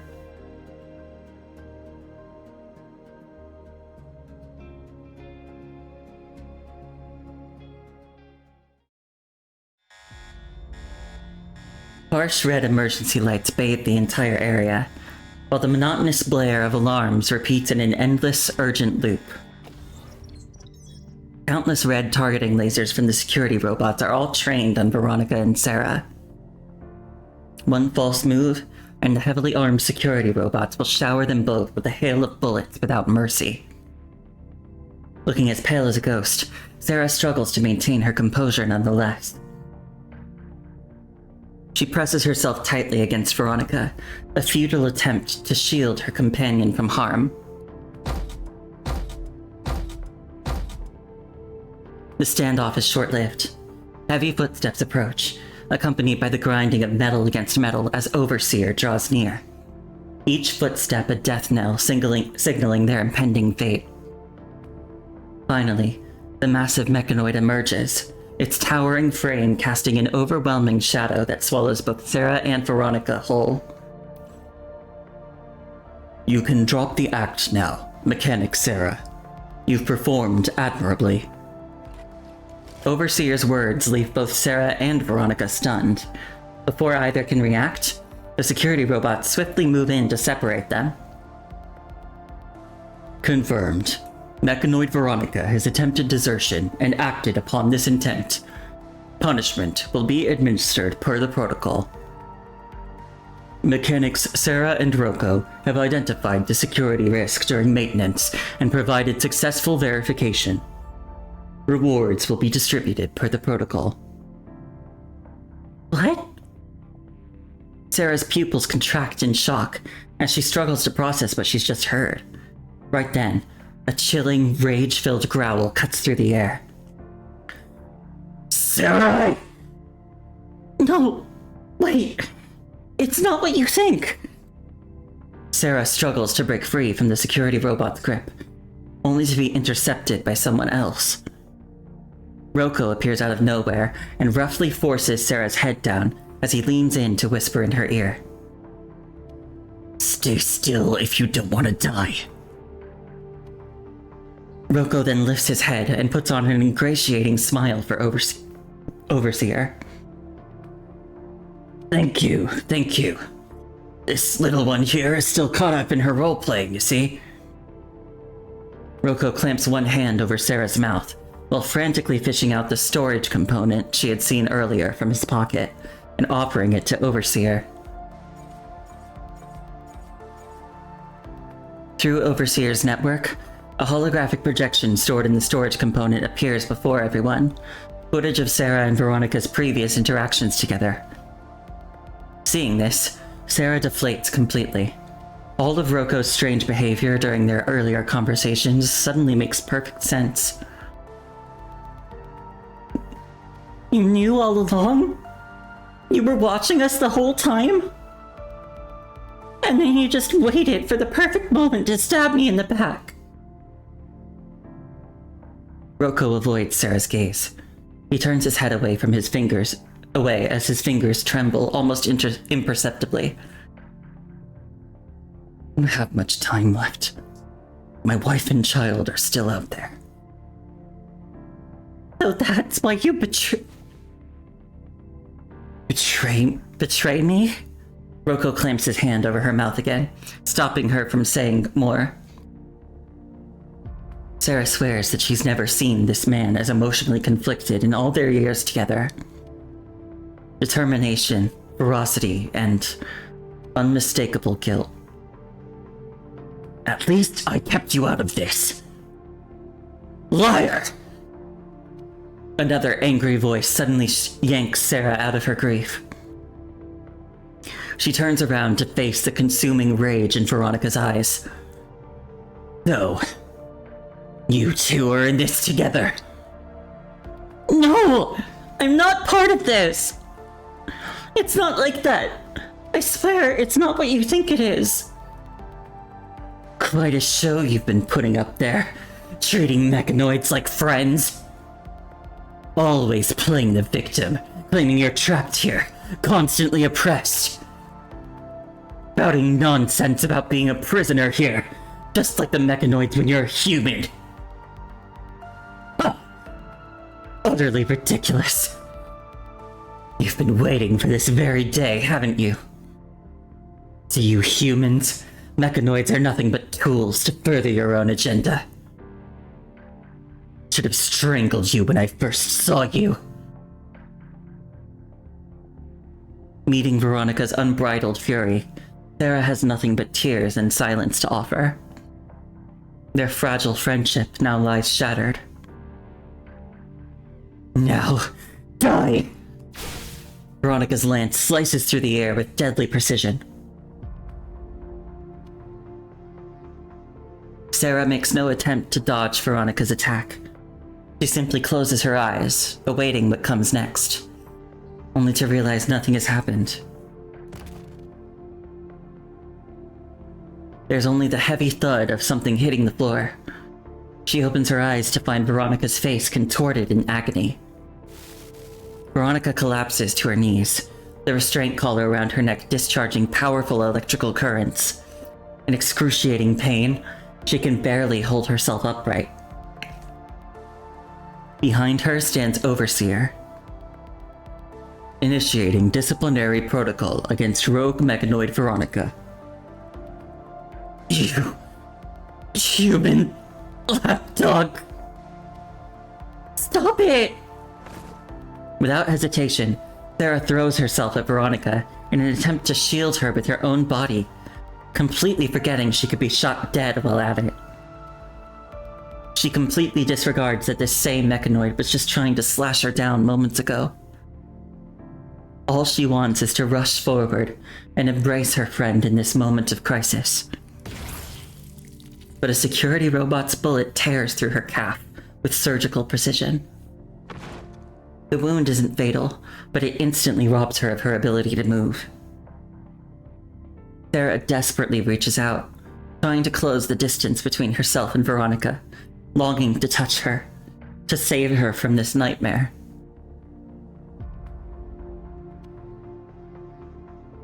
Except there's nothing she can do. Overseer watches it all unfold, its voice remaining as cold and emotionless as ever. Fugitive resistance escalating. Intensifying disciplinary protocol. Overseer's massive mechanical hand clamps around Veronica's neck as it pumps increasingly powerful, disruptive currents through her frame.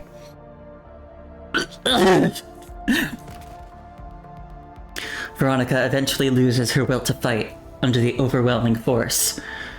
Her mechanical body goes limp, and her arms fall to her sides as she collapses to the ground. Veronica! But the mechanoid lying on the ground will never again respond to her call. A human voice crackles through the surveillance system overhead. It belongs to a young girl, soft as a feather, yet sharp as a blade. I heard every word they said. What a captivating little drama that was. You two are such exemplary assets to the consortium, truly deserving of recognition. Keeping them together would be foolish. See that they're accommodated separately. Bring the girl to me. As for that old man, he's all yours. Yes, Master. Overseer shoves Oroko, his face ashen with fear, into the midst of security robots like a discarded ragdoll. Multiple weapon barrels instantly lock onto him. Then, with its gun barrel, Overseer motions for Sarah to walk ahead. Come with me to meet Master.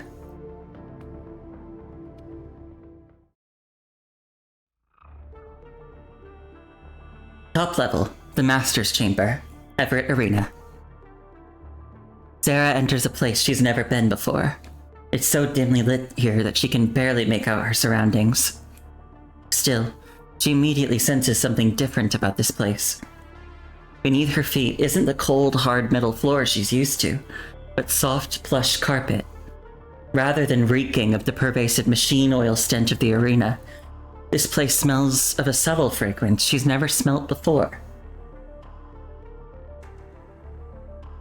The most striking feature of the room is the enormous aquarium spanning an entire wall, its waters emanating a faint, ethereal glow. But Sarah is not interested in any of this right now. Her thoughts are fixed on this master waiting for her somewhere ahead. Never has she felt such terror and isolation. Not from the threat of death at the hands of this master, but from not knowing where Veronica is right now. A horrific vision flashes unbidden through her mind. Veronica lying unconscious in the middle of the arena, a hydraulic press descending with a piercing screech, and inching closer until it crushes her into scattered parts. She can't shake it off her mind. All she wants is to flee this room and rush to Veronica's side. Whatever fate might await them both. But Overseer's gun remains pressed against her back. There's nowhere to run. Master, here she is. Overseer shoves her forward, forcing her into full view of its human master, waiting at the far end of the room. With a respectful bow, Overseer silently withdraws beyond the doorway to stand guard. Sarah can barely keep herself upright with the gun wound in her calf, gritting through the searing pain. She struggles to push herself upright from the floor. This master remains shrouded in darkness, casually reclining on an enormous bed. This person apparently has no intention of rising to greet her. Sarah catches the soft, rhythmic beeping of some kind of device. In the same direction, mysterious indicator lights pulse rhythmically. Relax. That little wound of yours isn't going to kill you. Let's skip the pleasantries. I already know your name, Sarah. A beautiful name, I gotta say. I run this place. You can call me Dolores. Take it easy. Say, fancy some girl talk?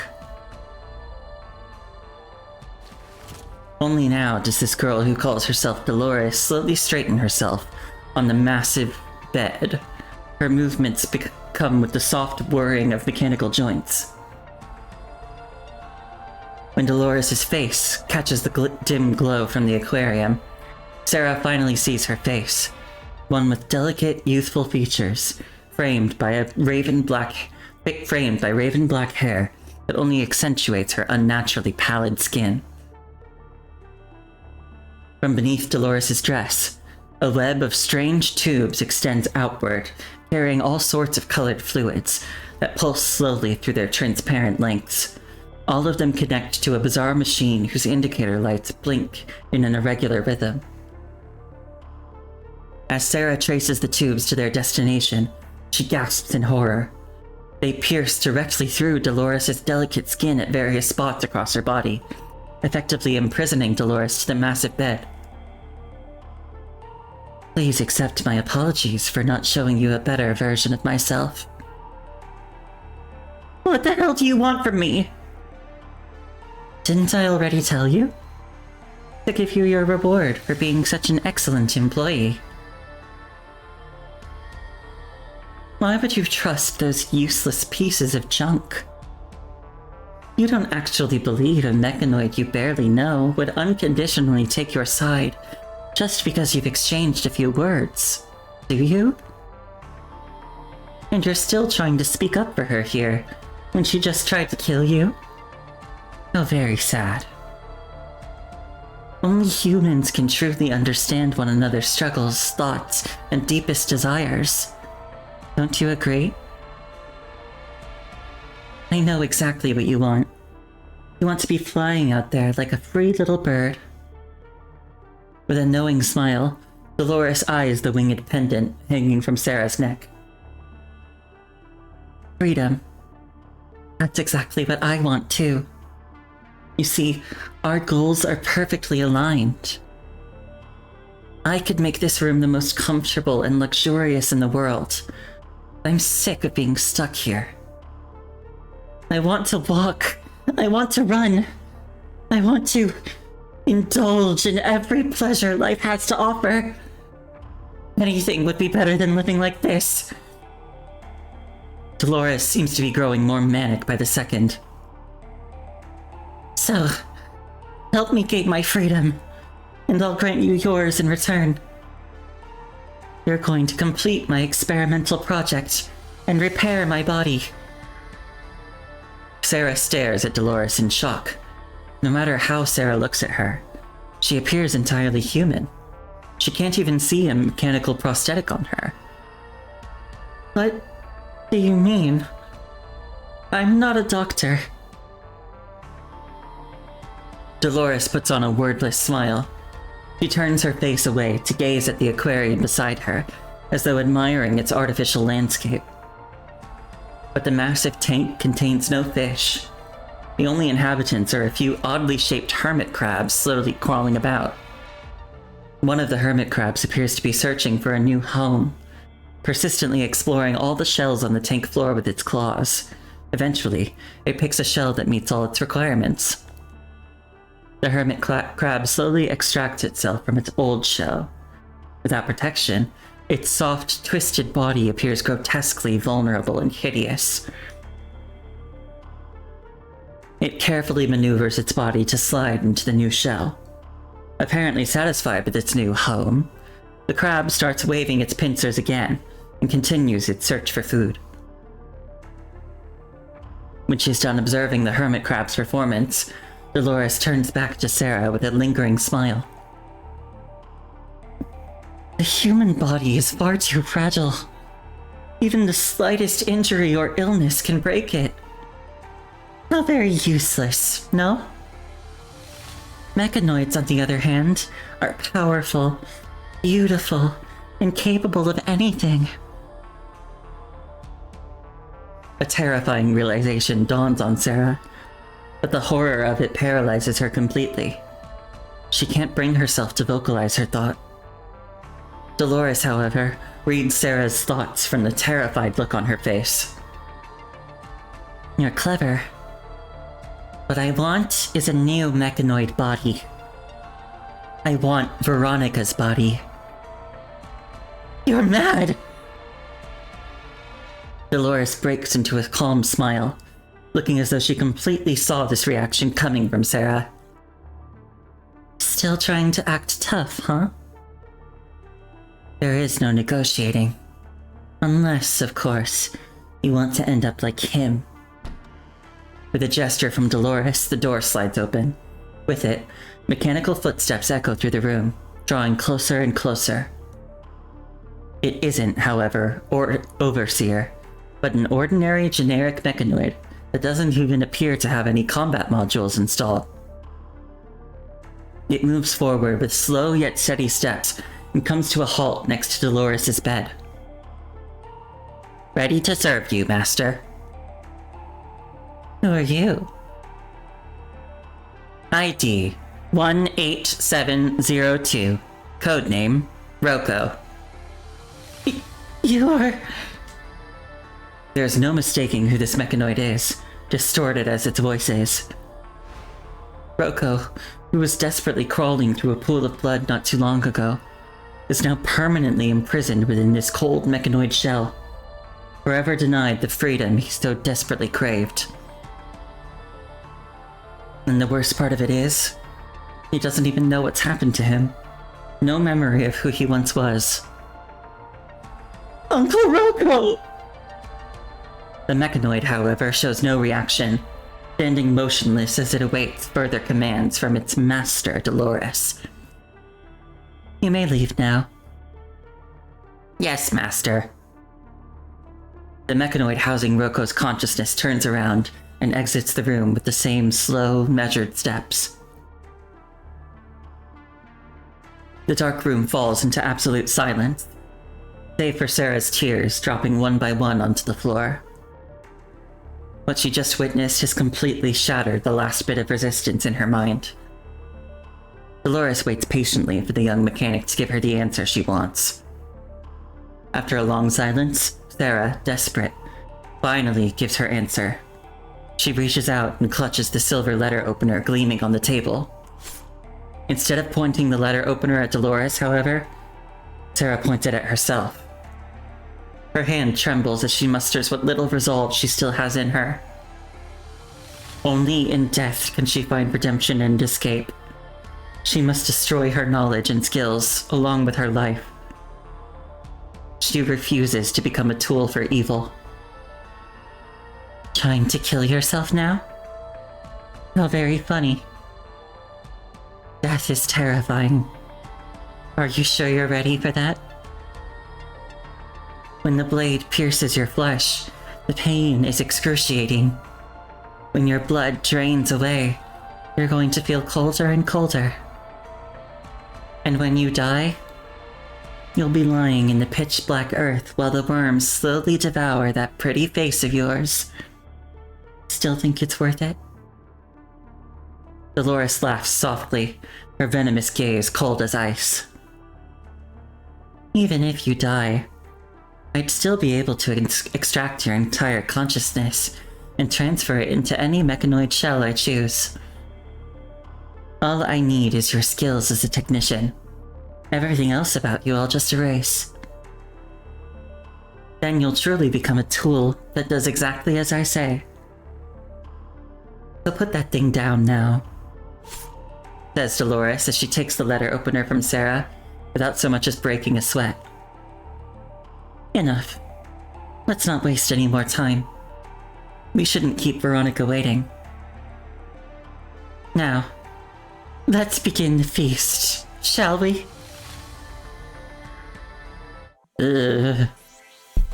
Creepy.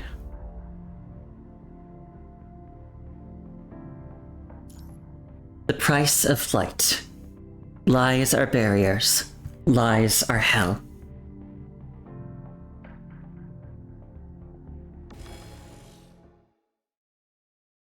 Top level, core laboratory, Everett Arena. Cold white lights flicker to life one by one, revealing the immaculate interior of a massive laboratory. Every piece of equipment gleams with sterile brilliance. After years of dormancy, the laboratory awakens for its first reboot. At last, its master can finally fulfill her long-cherished dream. That is, becoming an entirely new version of herself. From her perch above, Dolores surveys the laboratory like a creator deity. A satisfied smile plays across her lips. She's waited far too long for this day. Soon, she will possess everything she craves. Power, strength, beauty, and the freedom to take whatever she desires. And the vessel meant to contain all this, Veronica, now floats unconscious within a transparent chamber at the laboratory's center. All preliminary preparations are complete. Suspended in the center, Veronica hangs motionless, pierced by countless wires and restraints, like a prey caught in a spider's web, helplessly waiting to be devoured. Our feast is about to begin, and we're missing our last guest. Bring her in, won't you? With it, the laboratory's massive door slides open quietly. Escorted by Overseer, Sarah enters in silence, her face completely devoid of emotion. Hey, why the long face when we're about to enjoy a celebration? Go on and wake your friend up now. Dolores smiles at Sarah, gesturing with a delicate flick of her finger. Sarah remains motionless, frozen in silent defiance. Seeing this, Overseer steps forward, menace radiating from every inch of its posture. Do as you are told. Sarah, however, remains completely unresponsive. She looks emotionless, so much so that one wouldn't be blamed for mistaking her for a statue. Right when Overseer readies itself to force compliance through its authority protocols, its master puts on a slightly chiding smile. Now, let's take it easy and be mindful of Sarah's feelings here. Leave it to us, please. Yes, Master. When Overseer leaves the two of them alone, the smile Dolores has been wearing vanishes. I understand your resentment, Sarah, but ideals, they always come with a price. To stand again, to run once more, I've paid my own price too. What about you?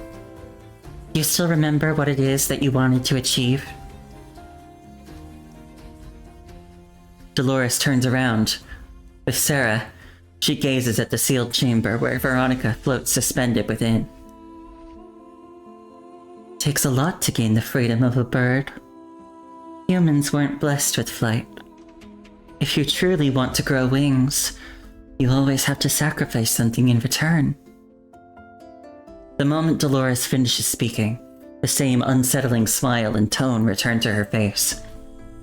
Besides, a promise is a promise, no? Sarah turns her head, her eyes empty and lifeless, and her gaze fixes her gaze on Dolores. Dolores, however, appears completely oblivious. Dolores, whose body is now connected to countless tubes, has a face as delicate and fragile as a porcelain doll, yet her eyes burn with an insatiable desire to devour everything. Yeah, her gaze. The gaze. Like that one, it's like that one, I always think of that one, clip from an interview with Kate Blanchett, Where like someone's talking to her about the male gaze, as in like film theory, but she's like, "Oh, I thought you meant like the male gaze," and then does like the like limp wrist thing. I always think about that.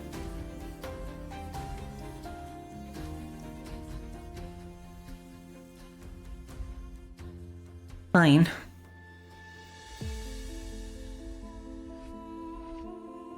Receiving Sarah's confirmation, Dolores once again puts on the same deceptively gentle smile.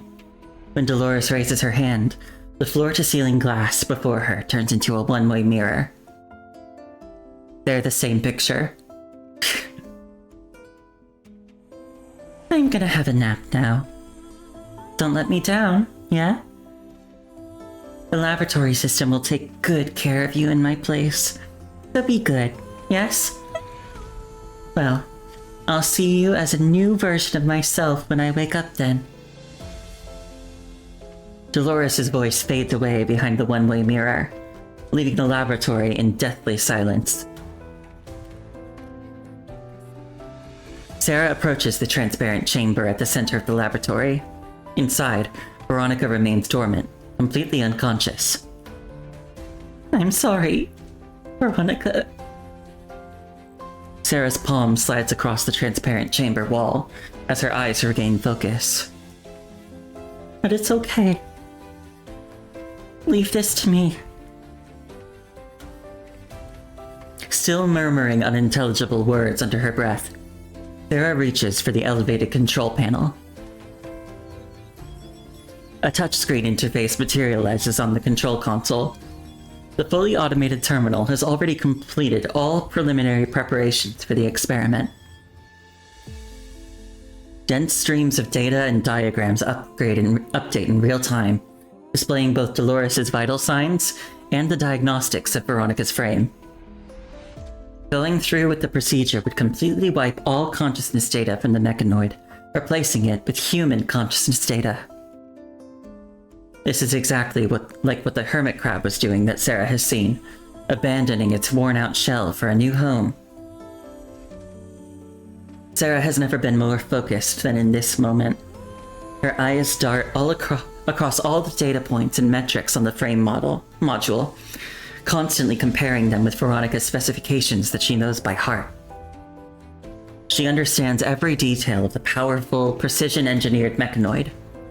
Through countless maintenance routines and module upgrades, all specifications have been permanently committed to her memory. In this moment, she knows exactly what she must do. Throughout her life, giving up has never been part of her vocabulary. She takes a deep breath and begins working on the control panel. Experiment system. Initiating target frame status data detection. Current progress 12%. Associated module compatibility. Distinctive. Current progress 97%. Consciousness subject vital signs. Stable. Cognitive parameters. Normal. Preparing to initiate deep anesthesia.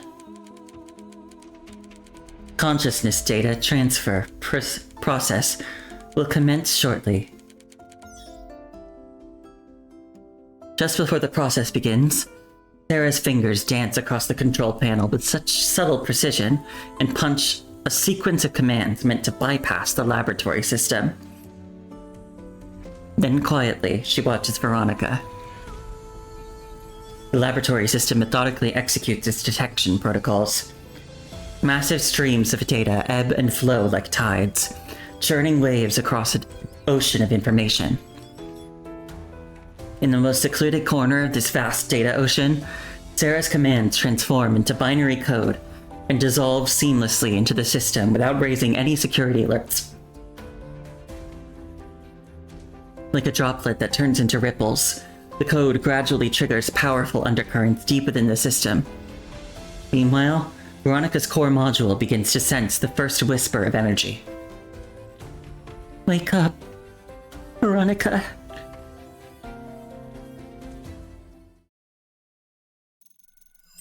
Loading perception system. Initiating module self-calibration. Self-calibration passed. Initializing visual module. Initialization successful.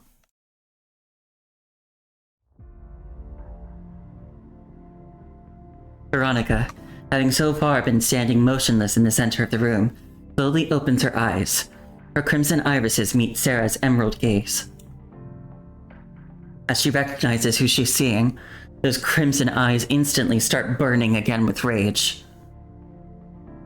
You liar! This is what you meant to do all along, isn't it? Veronica roars with rage, thrashing wildly, as she tries to smash through the layer of glass to attack Sarah on the other side. But the restraint mechanisms hold her firmly in place. Damn you! All you humans deserve a special place in hell! Every last one of you! Warning. Abnormal energy patterns detected in the unit's power module. Warning. Warning. The unit's power module is experiencing sustained overload. Safety threshold limits breach imminent. The restraint mechanisms let out sharp cracking sounds as the connection cables snap one after another, sending twisted metal fragments scattering across the floor in an instant.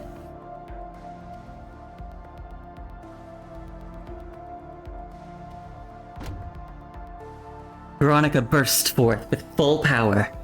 She lunges herself instantly at the isolation barrier and rams against the reinforced glass with such fury that it reverberates with a thunderous crash. Meanwhile, Sarah stands perfectly still and gently places her hand against the transparent glass, as if trying to reach out to the mechanoid on the other side. Veronica. You bastard! Liar! Veronica strikes the protective barrier again and again, frantically attacking the wall that stands between them, apparently channeling every ounce of her rage and hatred into each blow. No longer able to withstand Veronica's assault, the reinforced protective barrier starts giving in as spiderweb cracks start forming and spread outward in all directions. That's it, Veronica. I'm sorry. I'm so sorry. With a gentle smile, Sarah presses her forehead against the nearly shattered barrier as tears stream down her face, leaving icy trails across her skin. Because she wants to be closer to her friend. Just a little bit closer. No justifications, no pleading, not even a farewell. She simply repeats what she wishes she could tell Veronica over and over in her heart. In this moment, she needs no words to make herself understood.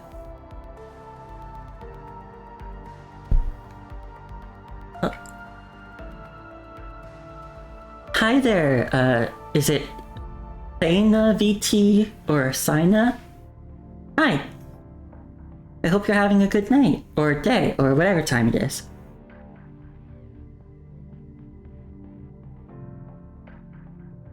That's it.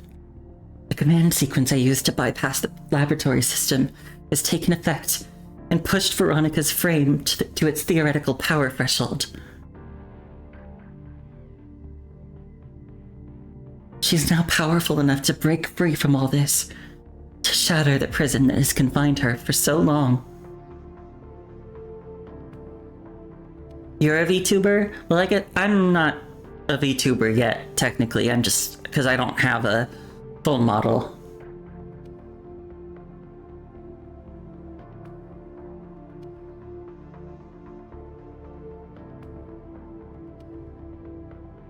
So trample over my body if you must, Veronica. This is my atonement. Leave this place. Go out into the vast world beyond and walk freely. As the protective barrier shatters completely, Sarah gently closes her eyes.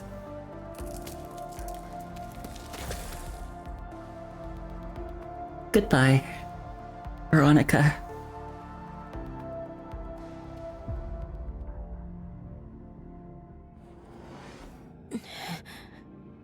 Where am I? I'm not in that laboratory anymore.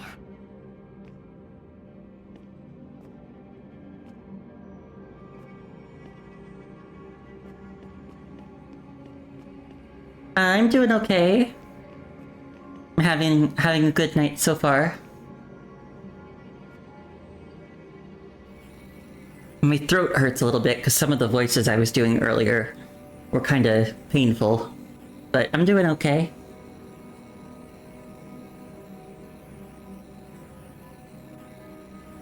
How are you doing?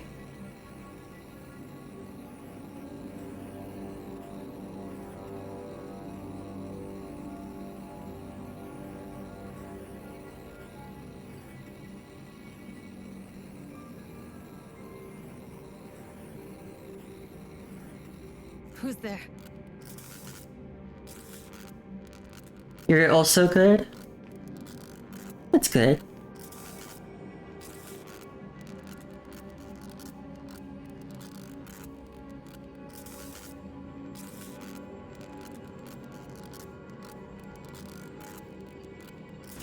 How pathetic, Veronica.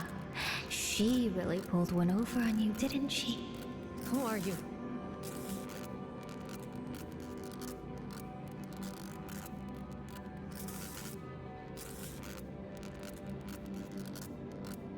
Anime hair's always floating. What are you talking about?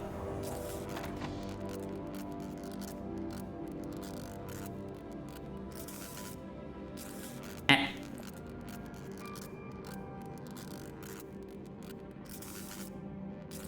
Let me give you a hand. I'll get you out of this place.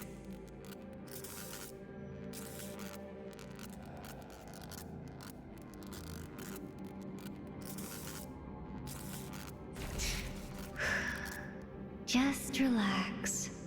This won't take long.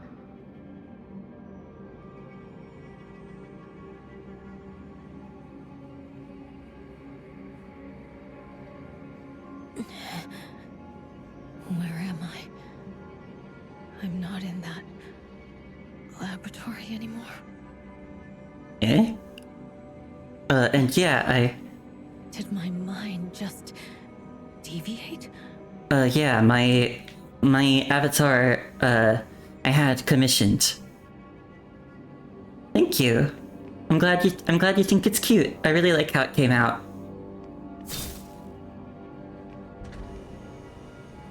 Target control integrity compromised. Intercept. Target attempted escape. You honestly think you can stop me? Pathetic trash!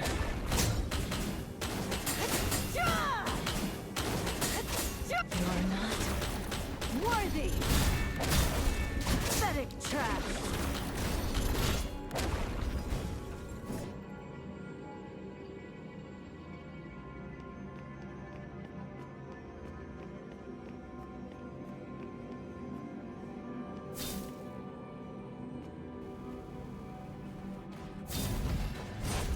Ah!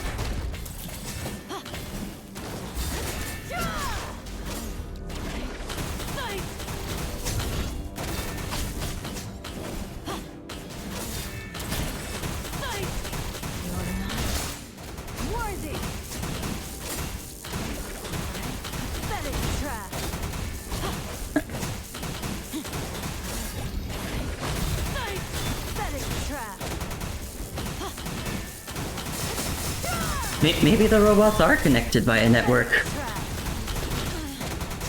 Damn it. There are so many of them. Stop pushing yourself. You won't last much longer. Leave it to me. I'll help you escape. You can't hold the wool over my eyes with those cheap tricks. Pathetic trash. And yeah, the full art for my avatar is It's me. I'm here to help you. shows more of the body. It's me. It's me. Oh. Here to help you. Shut up! Get out of my mind! You're not worthy! Sight! You're not worthy! Is it a cute body? Guess that depends on what you think of as cute.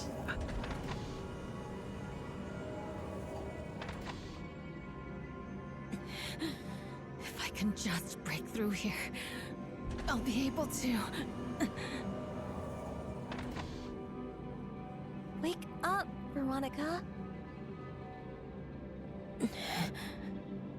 Where am I? I'm not in that laboratory anymore.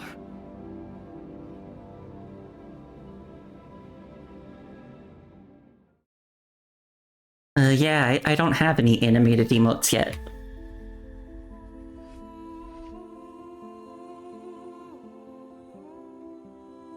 And I can show what the whole artwork looks like.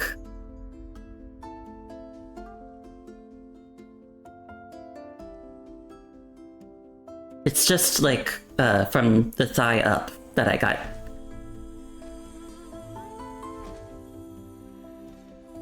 But hopefully someday I can get a full VTuber model.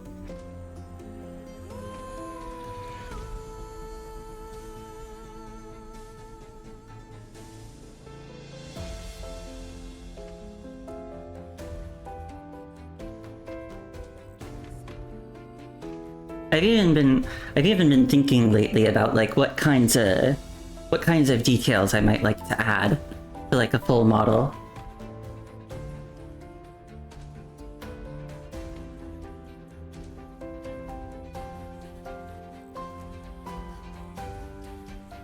In what seems to be an endless some magic runes.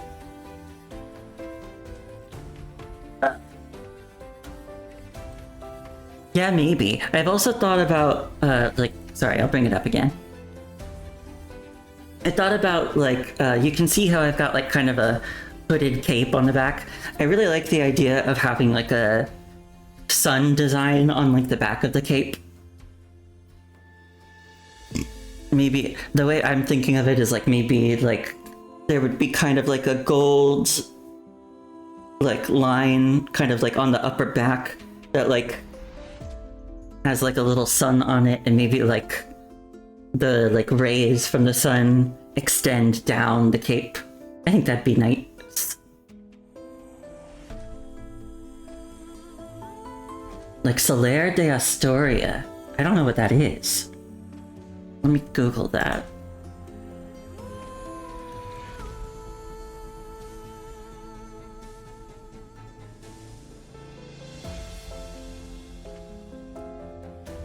Oh, the Praise the Sun Knight from Dark Souls.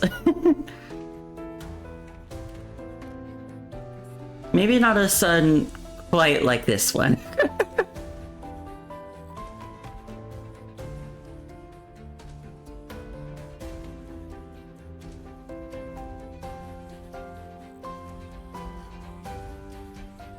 But I'm glad you think it's cute.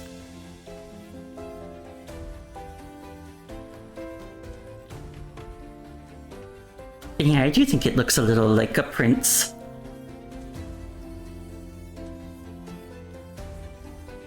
But of course the main vibe I'm going for is like a mage.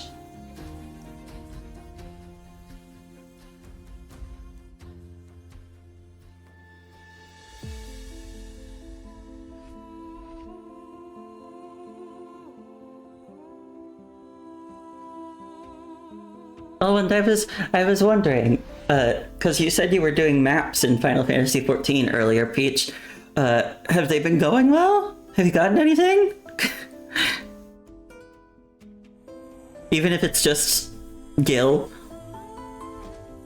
Because getting money from treasure maps is always good. And have you made it to the end of any of them?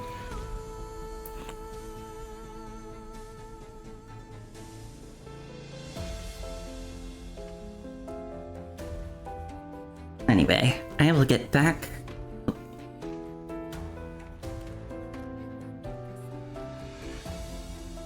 I guess you can share your suggestions.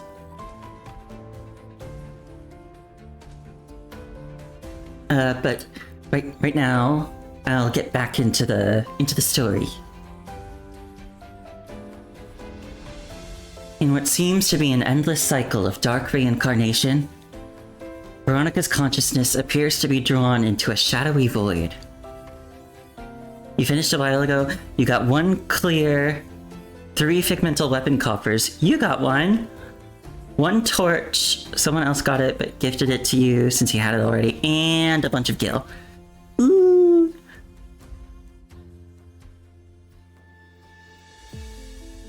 I think I got. Yeah, I'm pretty sure I got a figmental weapon coffer at some point. I don't. Are torches? Were torches what you trade for the mount? I'm having trouble remembering. And I have like a personal Discord account. I don't have like a Discord server, if that's what you're asking.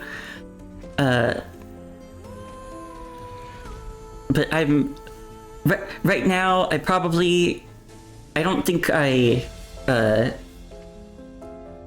would like to share my Discord account with people who I don't really know very well.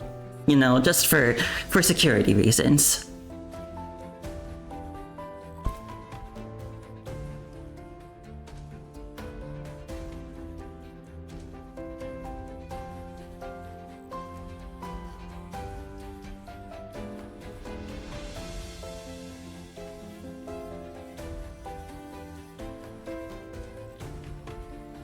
She feels as though she's walking through an endless dark corridor, where each door she pushes open only reveals another identical hallway stretching before her. Darkness. Nothing but endless, infinite darkness.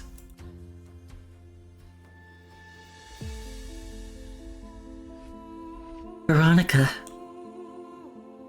Wake up, Veronica. A voice she recognizes calls out from beyond the door ahead. Come here, Veronica. She steps forward and pushes the door open.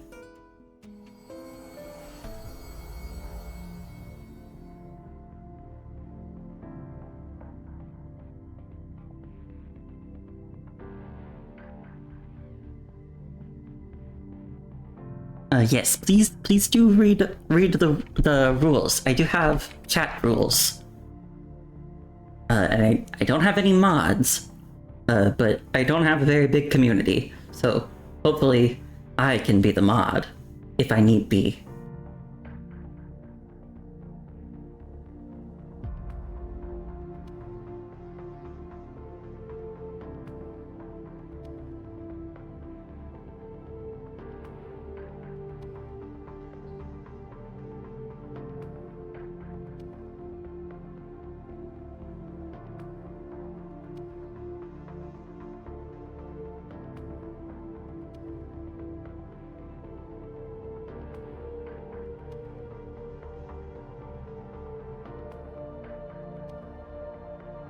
I think right now I am not really in the market for more emotes. There are some other things I'd like to purchase first.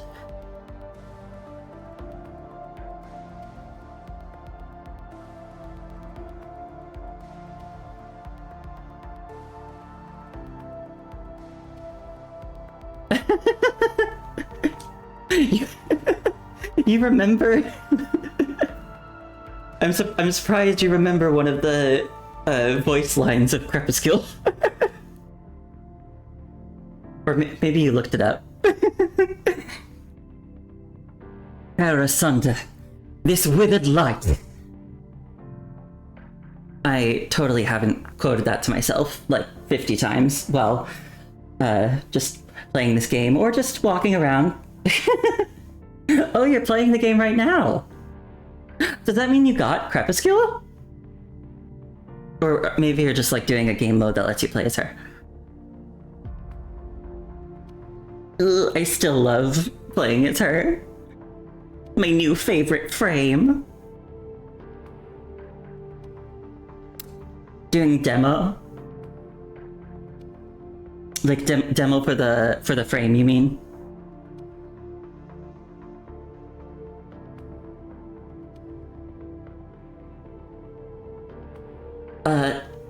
I don't have a username on the website that you're talking about, Dana VT. I'm sorry.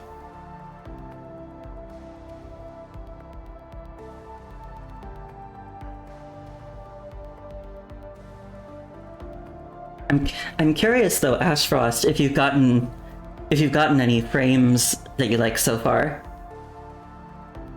Or if you have, or if there are ones that you'd like to get that you haven't gotten yet.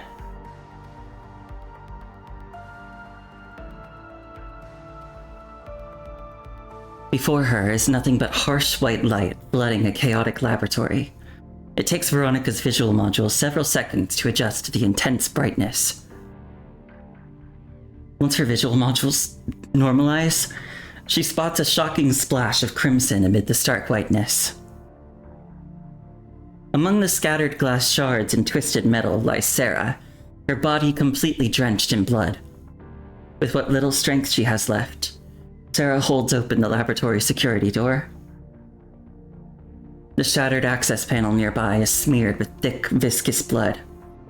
No one could fathom what incredible willpower drove her to forcibly break through the sealed security system. Oh, Sarah. I didn't think she was gonna survive this, but I'm still sad. Warning.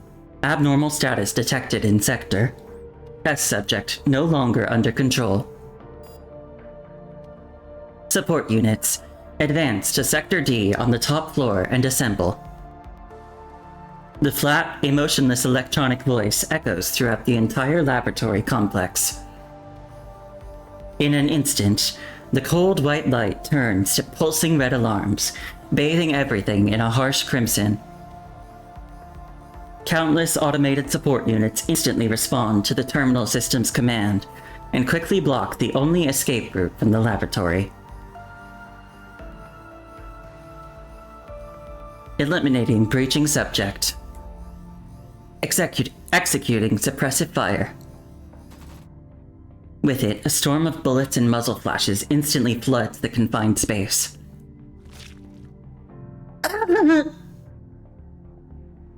Crimson blooms erupt across Sarah's body as the pool of blood under her grows larger by the second. Despite everything, she channels her remaining strength and every ounce of her being to maintain her position to keep the laboratory door access system open. She turns to look at Veronica. Despite her grievous wounds, Sarah shows no signs of pain as she forces a smile. Blood stains her lips, yet her smile remains as pure and innocent as ever. Once you're out, turn left. Then through the hallway in Sector F. I've already taken care of the security doors there.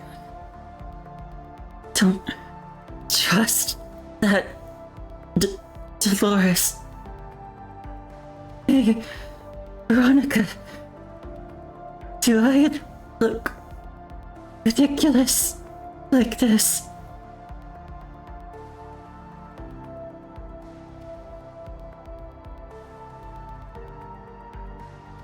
For me. Another round from the support units tears through Sarah's chest. The bullet pierces Sarah's fragile body at top speed and lets out a shriek before it finally hits the wall with devastating force and comes to a stop.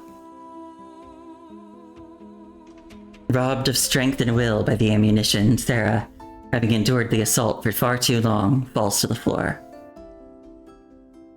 If you mean new character as in, like, just an NPC we've never seen before, yeah. If you mean like a new playable character, not a chance.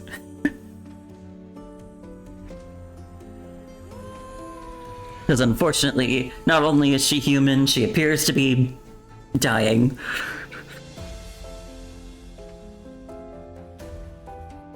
But this is the first chapter she's appeared in, if that's what you were asking. As a matter of fact, I think everybody except Veronica in this chapter is a new character.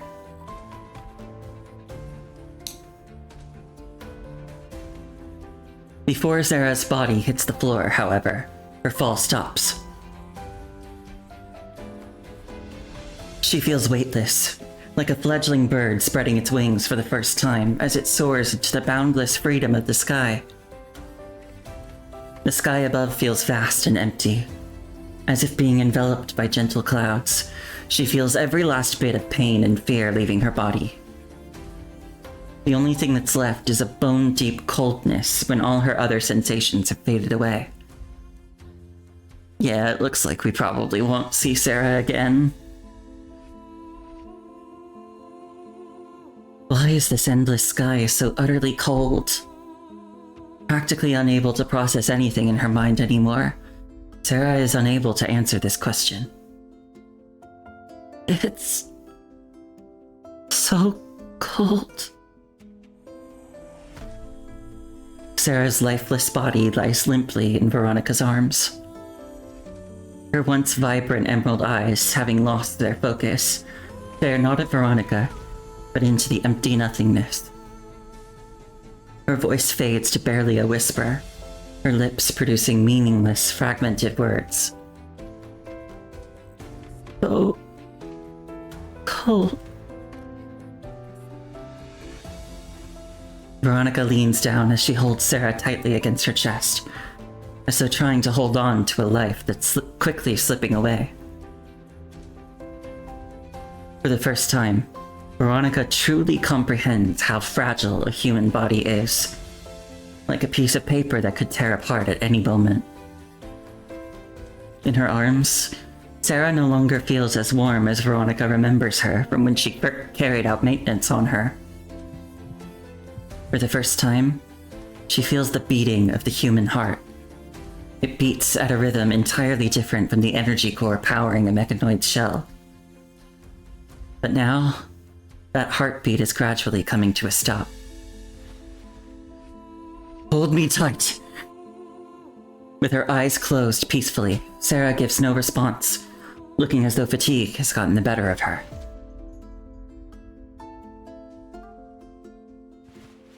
The mechanoid rises slowly to her feet, cradling her friend's body securely in one arm. I'll take it from here. I will get you out of here.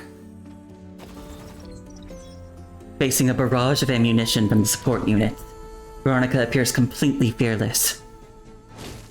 She cradles Sarah's body with one arm while aiming her lance forward with the other. I'm going to crush every last one of you standing in my way. The support units open fire with crushing intensity, attempting to halt Veronica's advance. Yet the storm of bullets doesn't seem to set her back even one single step. Determined to fight her way through, she wields her lance, ignoring the mounting damage to her frame as she thrusts and cuts with relentless fury. But the fiery downpour of countless bullets intensifies, threatening to blanket her field of vision. I'm not going to let you people. Excruciating pain surges through every corner of her consciousness module once more, as a curtain of cold darkness that she seems to recognize slowly draws across her vision.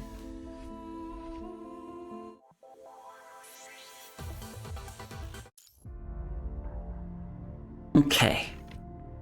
So next we've got Beyond Falsehood. And this one's got 2 achievements. Oh gosh, it's getting late though. I've got, what, 6 stages left? seems like it could still take another couple hours. Trying to decide between whether I should stop here or whether I should just go.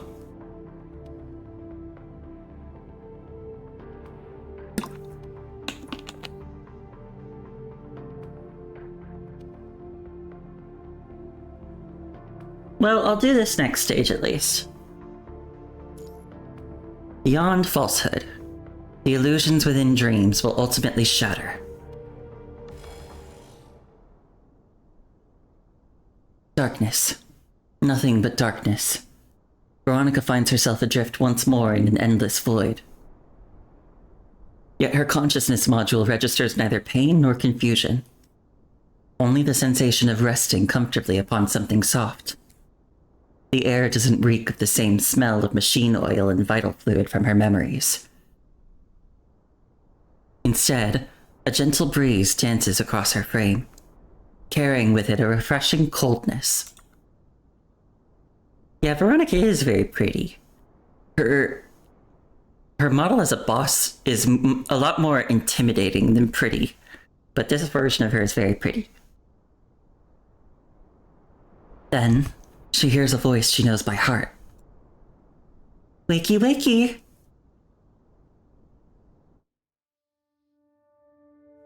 Slowly, Veronica wakes up to the voice. When she opens her eyes, she sees that same smile on her human friend. A cold jolt of alertness surges through Veronica's consciousness module. She bolts upright and reaches for her lance, but her fingers find only soft fabric beneath her. Where are we? Where have they locked us in this time? Sarah only offers a reassuring smile in response. That is that same nightmare again. It's been so long, and you're still haunted by those dreams every night. It's okay, though. Why don't you rest a little longer? Veronica scans her unfamiliar surroundings with cautious eyes, but finds no gunfire, no blood, and no trace of laboratory equipment anywhere. Her eyes find no trace of the mechanoid arena's cold metal surfaces, only humble, soft fabrics surrounding her on all sides.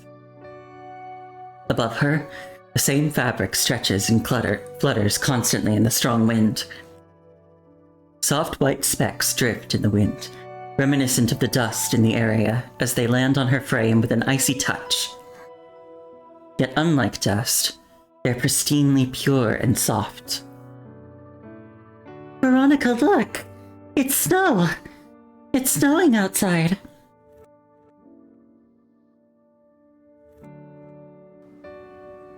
Sarah excitedly catches the delicate snowflakes on her fingertips, her face lighting up with joy. Before Veronica even knows what's happening, Sarah grabs her hand and pulls her outside their shelter.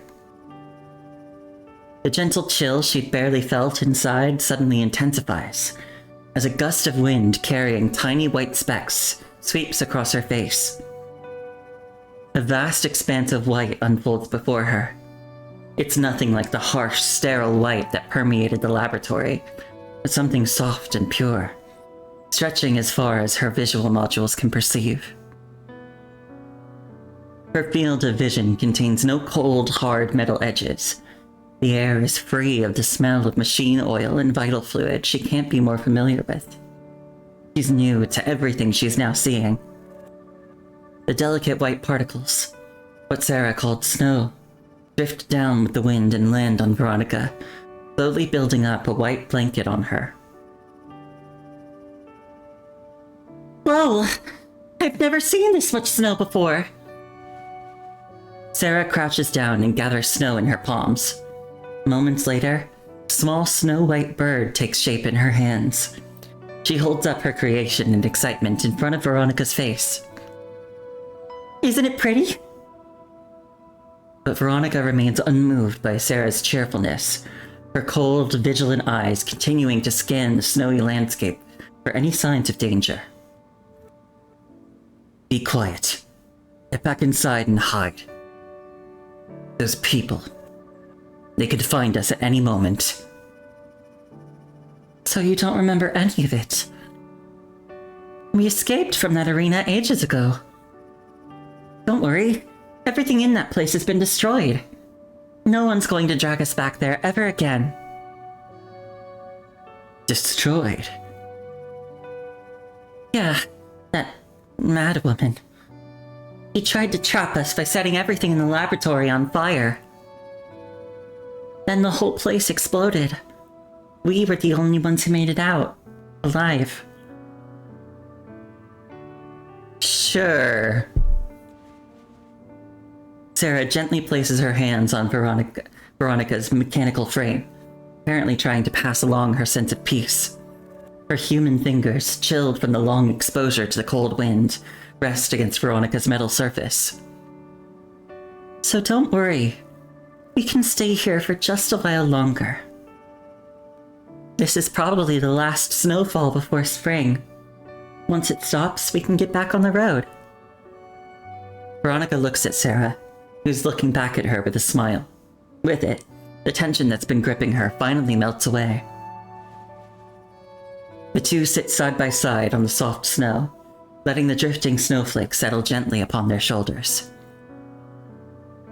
Where are we going after this? Anywhere we want. The world out there is so big, but we can just go wherever we want to go. Or we could stay right here and make this place our home. As long as we can stay together like this, that's all that matters. All right. Overcome with happiness, Sarah lies back in the snow and lets the soft powder embrace her body, seemingly immune to the coldness. Her eyes, brimming with joy, gaze up at the vast, boundless sky before turning to meet Veronica's eyes. When spring comes, this place will bloom with flowers, just like in the painting.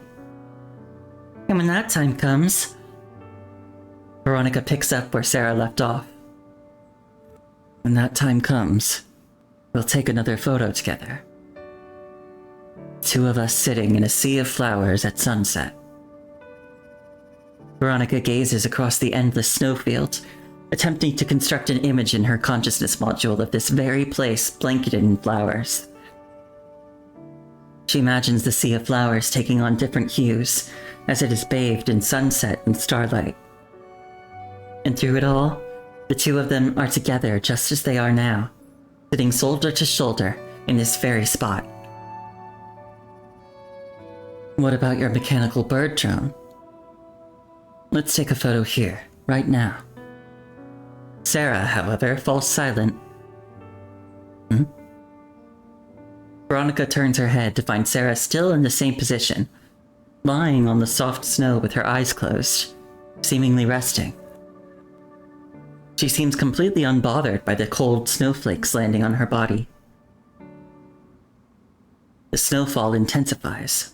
Within moments, a thin white layer begins to build up on Sarah's face.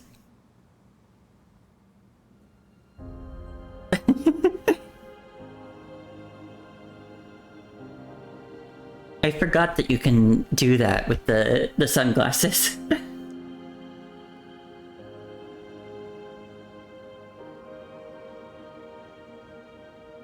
The snow gradually obscures her features as it hardens into a ghastly white mask of frost. Aren't you cold? Veronica reaches out and tries to take hold of Sarah's hand from under the snow. But the moment she touches it, everything before her shatters like thin ice and falls apart into fragments. The illusions in her consciousness module collapse and dissolve, revealing once again a blinding whiteness. This isn't the pristine white of a vast snowy plain, but the sterile pallor of a laboratory built of metal and reinforced barriers. The hand she is now holding has the same temperature and texture as her own. Hard, cold, and metallic. Asimov is your type. Dark-haired and emotionally distant.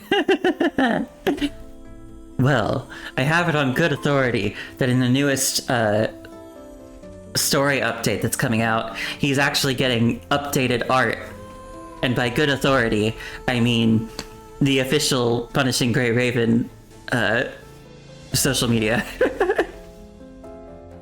They had new art of him, and I can only assume it's new art, like new art of him that will be in the game. And it looks good. I'm excited to like actually see it in the game.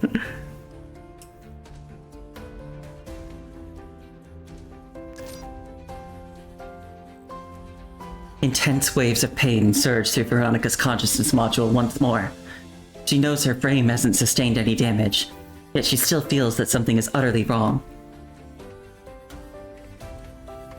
Her visual sensors receive clear signals with no signs of interference, yet she finds herself unable to analyze the specific data of what lies before her. A small mechanoid with a plain, unremarkable coating lies motionless before Veronica. It shows no response to external stimuli, apparently in some kind of dormant state. It's got the same braids as Sarah. Veronica can't seem to sense the flow of time. Everything she once perceived with such precision has now come to a complete halt. Right then, a hauntingly familiar human voice shatters this frozen stillness. Fancy finally meeting you, Veronica. Allow me to introduce myself. My name is Dolores, and I'm the master of this arena. The human's voice creeps straight into Veronica's audio sensors, carrying with it the venomous touch of a serpent. She whirls around, lance at the ready, only to find nothing behind her. Her lance pierces nothing but thin air. Yet the voice returns and floods the room. Veronica, however, can't pinpoint where it's coming from.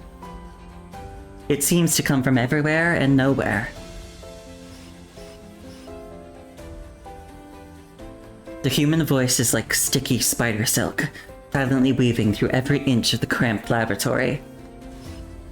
The voice, instantly tugging at the data within Veronica's memory module, matches a certain uncanny human voice she'd heard before in the darkness. The same human voice that repeatedly tried to strangle her will to resist while she drifted in dark oblivion. So it was you all along.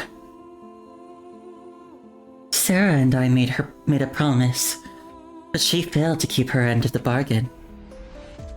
I thought I'd take a little nap and wake up to find exactly what I wanted.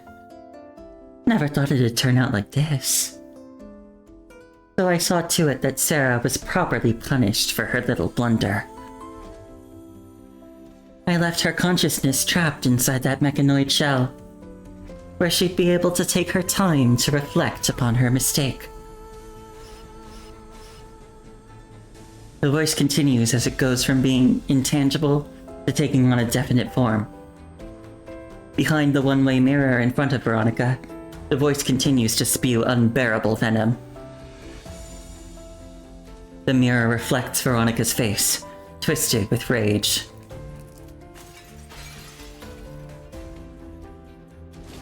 She swings her lance, shattering the mirror into countless pieces. Except there's nothing behind the shattered mirror. Right then, she hears sadistic, delightful giggling coming from somewhere else.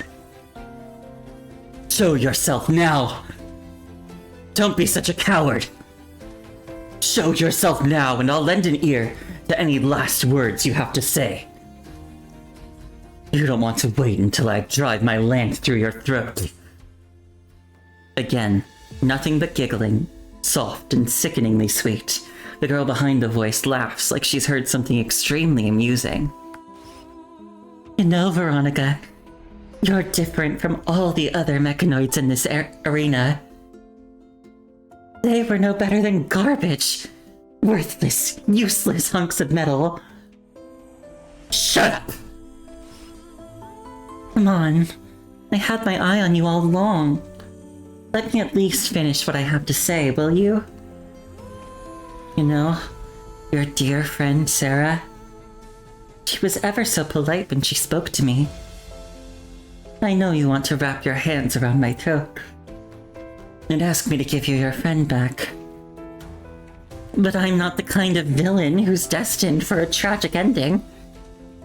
So, leave it to me. Let's get ourselves ready for some entertainment now. Well then, are you ready to meet your friend, Veronica? Wakey wakey, Sarah! With a harsh scraping of metal, the mechanoid that's been in sleep mode slowly rises to her feet. I am ready to serve you, Master. Target of attack. Awaiting confirmation. Her target is Veronica. Now, kill her for me!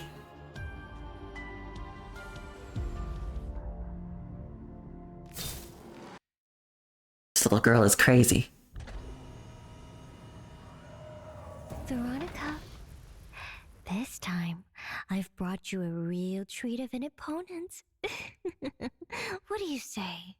Aren't you pumped? You. Why you?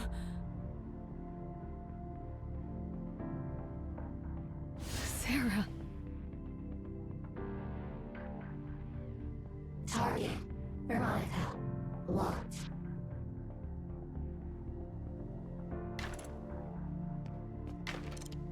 I don't have an attack button.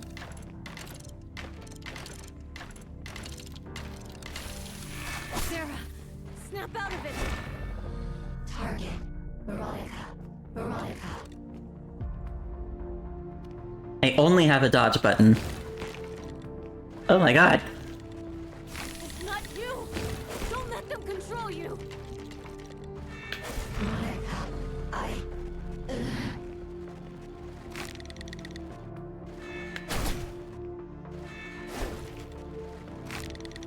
God, that's creepy.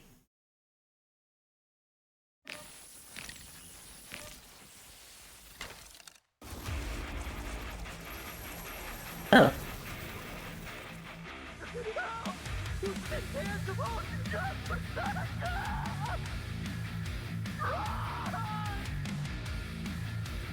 What's going on? I need to stop.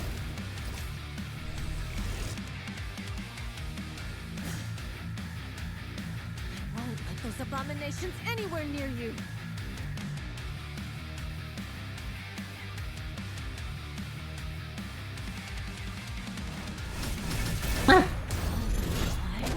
Sight! You're not pathetic trash. Yeah, don't hurt my friend. Pathetic trash. You're not pathetic trash.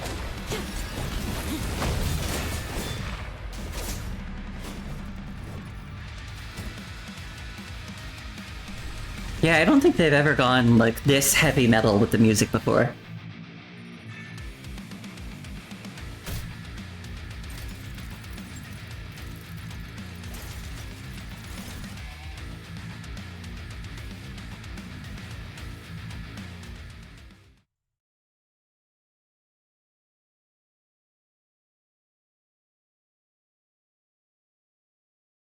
Veronica!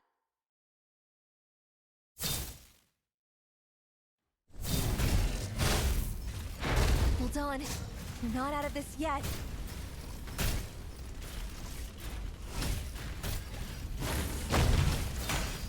Hang in there.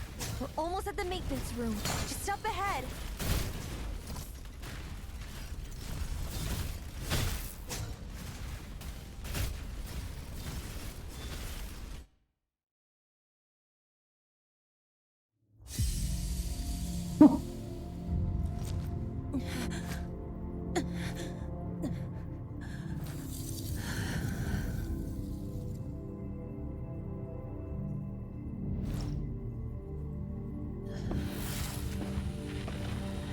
Wakey, wakey!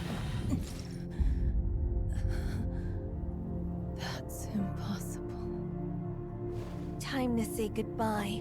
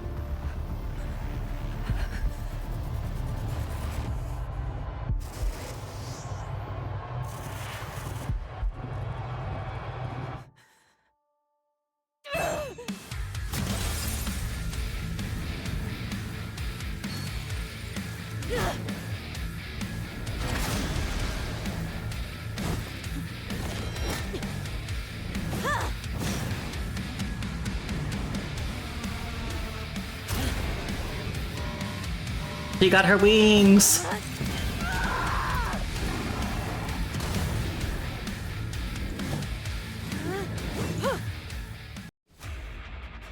Yeah! Finish this once and for all. Now do I finally get to use her full moveset? Also... Ow! My lance will end your sins.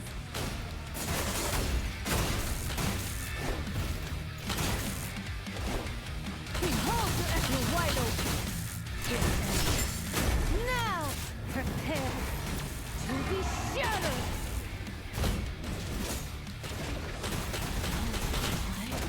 Fight! My lance will end your sins. Prepare to be shattered. My lance will end your sins.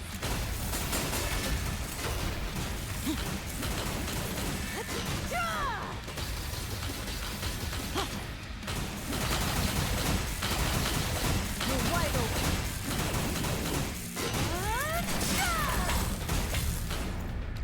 Behold, you're wide open. This ends. Now! Prepare to be shattered! Yeah, this is some good music for My going on a lance rampage. will end your sins. Prepare to be shattered! You're not worthy!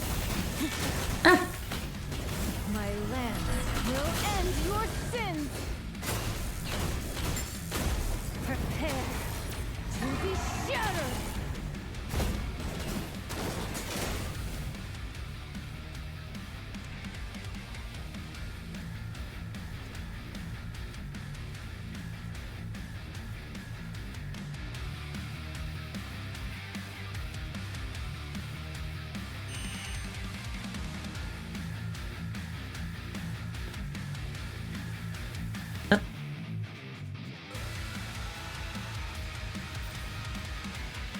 Wait.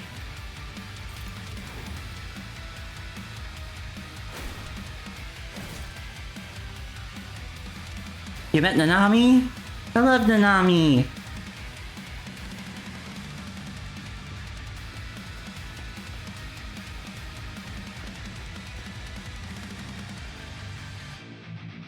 Nanami is just a little guy, you know?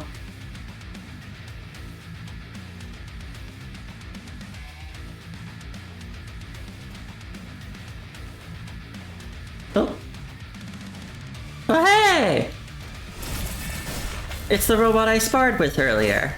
Pathetic trap! My lance will end your sins!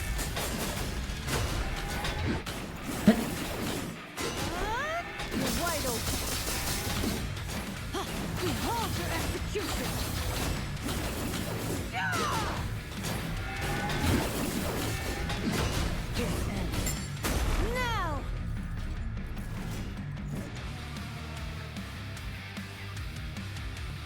Now!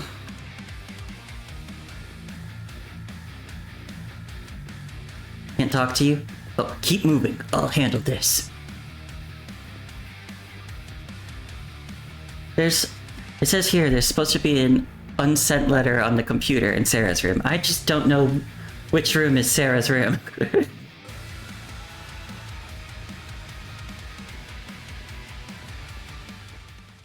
Oh, is it this one? Was that Hammer?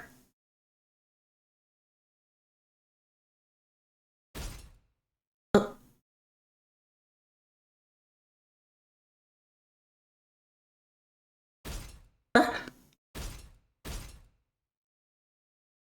Why are you kicking it?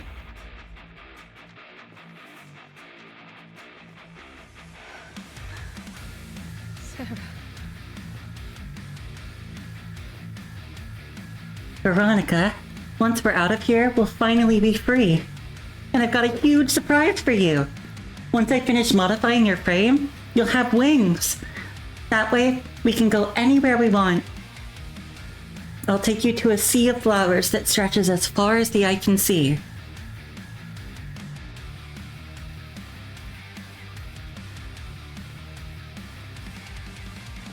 Oh, Sarah.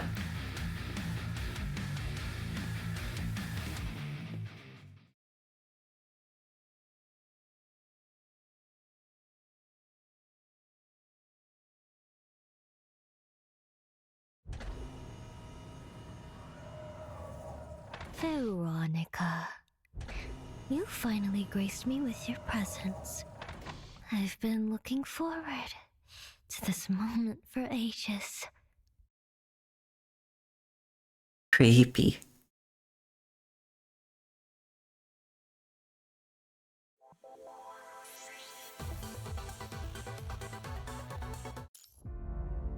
Ooh, boss time!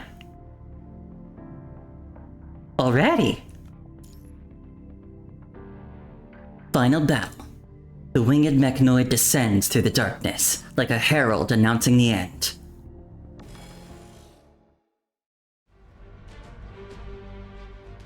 Veronica strides through the deserted hallway with nothing standing in her way.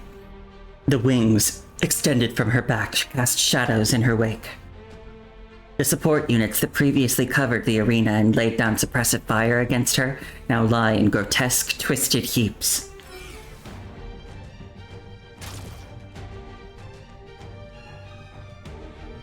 All of the support units, apparently having fallen into bizarre chaos, are attacking one another. Oh, is the virus breaking out? Is that what this is? Shattered parts of them litter the corridor before they get stained with vital fluid leaking from their broken bodies. One of the support units, apparently having sensed Veronica's approach, pivots and locks its visual module on her. Its visual module, usually aglow with a steady blue gleam, now frantically flashes with rapid pulses of crimson. Are you infected? She raises her lance and impales the energy core of the now corrupted support unit. As the frenzied red light in its eyes fades, its piercing wail falls silent. Is that you, Veronica? I'd recognize those footsteps anywhere. The lance slices through the air and shatters the ornate folding screen. Beyond it, Veronica finally sees her. The human girl hidden away all this time, the one behind all this brutality and suffering. Veronica descends through the darkness like death, ready to take Dolores' life. Dolores, however, remains unfazed, maintaining her composure without budging an inch. She reclines on her sumptuous bed, enveloped in soft velvet and lace. Beneath these luxurious fabrics, her face is pale to the point of appearing translucent. Yet, without so much as a glance at Veronica, she treats the mechanoid as nothing more than a long-expected visitor. Instead, she keeps her attention fixed on the array of monitors before her, which display live footage of the hellish arena below. In the arena, the match is concluded. The loser's metal limbs lie torn and crushed beyond recognition, no longer resembling the mechanoid gladiator they once were. The victor's visual module pulses with the same frenzied red glow as the support units. Instead of savoring its victory, however, it launches itself skyward with terrifying force and soars straight into the audience stands. The crowd doesn't erupt in cheers for the champion. Rather, the arena brims with desperate pleas for help and terrified screams. Help! The mech! It's gone berserk! Ah! Ignoring all the cries for help from the humans, this champion mindlessly swings its weapon as it carries out the same killing spree it did in this arena. Locking target. Attack. Attack. The weapon thrusts again and again into human bodies, each strike blossoming with vivid crimson. Through the mechanoid's corrupted visual module, it's no longer able to tell vital fluid from human blood. In the exit corridors, the guide robots, once precise and helpful escorts, are now merciless weapons that butcher fleeing spectators. More and more fragile bodies fall to cold, unfeeling metal arms and fall into gruesome heaps at every exit. As time passes by, more mechanoids join the slaughter, while the number of human survivors dwindles rapidly. A few survivors hide in the shadows, desperately trying to call for help, but every terminal now displays nothing but white static. No one in the arena knows exactly what's causing the chaos. As mechanoids pierce through flesh and bone, none of the victims realize it is the punishing virus that has wreaked this havoc on humanity. A new age of unprecedented cruelty has quietly begun. What in the world is going on? Help me! Someone please! Anybody! I don't want to die! These desperate human pleas don't last long. Soon, the once vibrant arena falls into utter silence. The only things that are now still moving are the mechanoids. In all shapes and sizes, their visual sensors pulse with the same manic red glow. Yet the human girl witnessing this carnage shows no trace of fear or panic. Instead, she wears an excited smile across her face. We're doing so well. You always manage to crush them all, no matter the circumstances. A sickly flush spreads across Dolores' pale face as her eyes gleam with desperate hunger.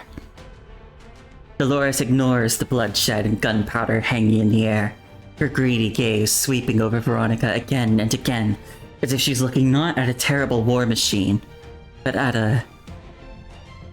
Veronica, you truly are a flawless work of art. And the perfect new body to house my mind. This unspoken desire floods Dolores' eyes, impossible to hide. You're done.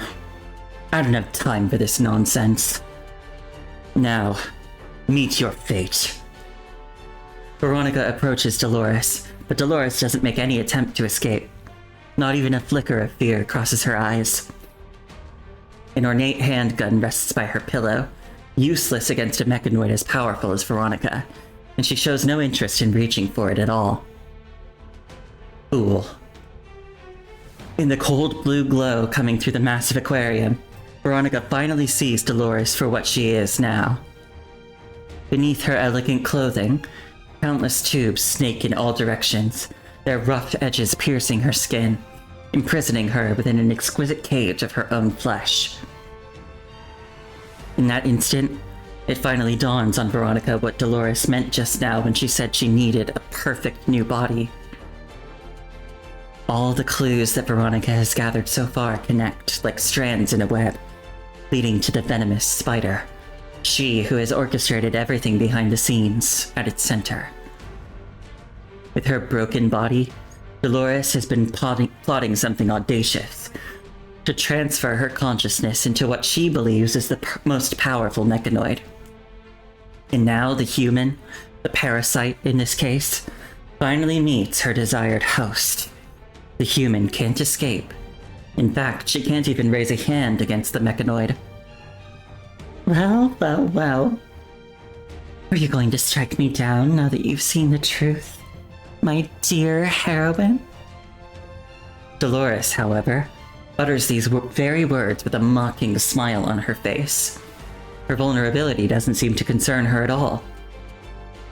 As soon as Dolores finishes talking, Veronica's pupils contract sharply.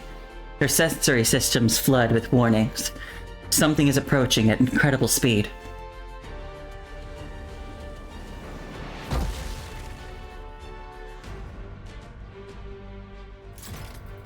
As the dust settles, the object that was coming at Veronica reveals itself.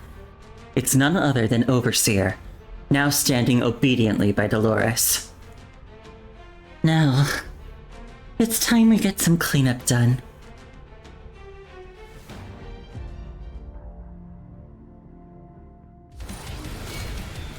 Do not approach the master.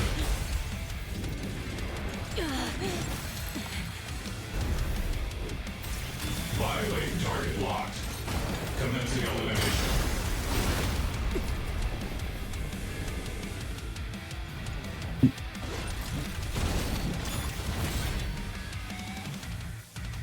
Okay, Overseer.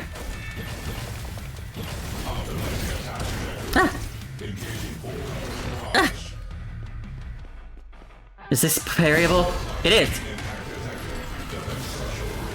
Shield failing.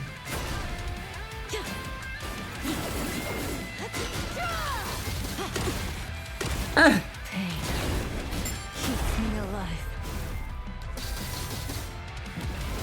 Prepare to be shattered.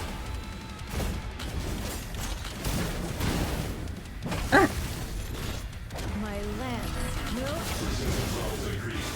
Recalling power.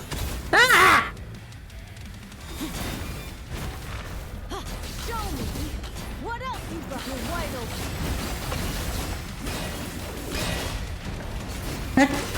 This ends now. Prepare to be shattered.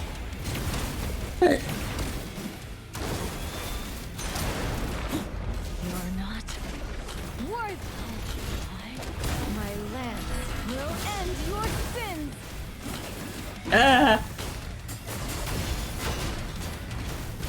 Show me. Whee! Prepare to be shattered. Ballistic trajectory confirmed. Power output dialed in.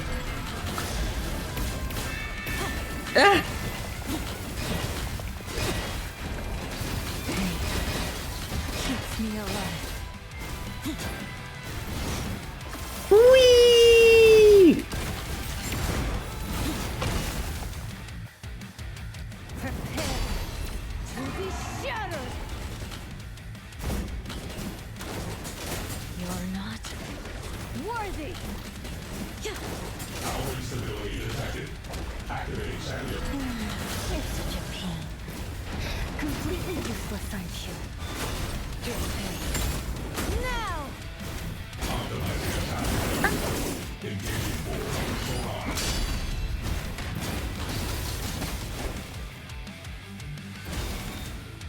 You're wide open.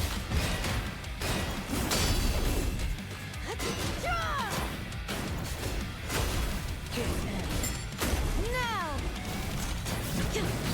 Prepare to be shattered!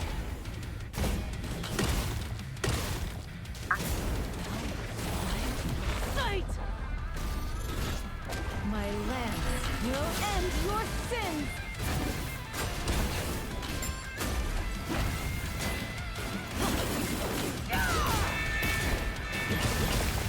You're wide open. Show me!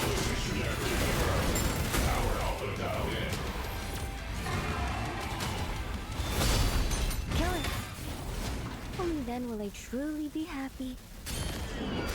Highest priority command detective. Base protocols overridden. Forcing all energy modules to overload. Backstabbing traitor, you betrayed your own kind.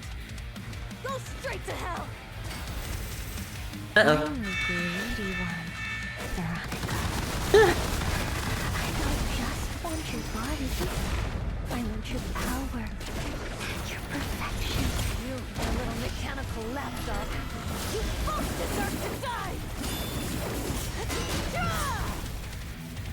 Ah!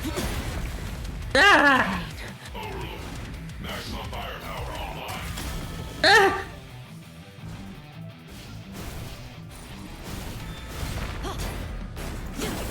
Behold, show me! Impact detectors confirmed. Pain keeps me alive.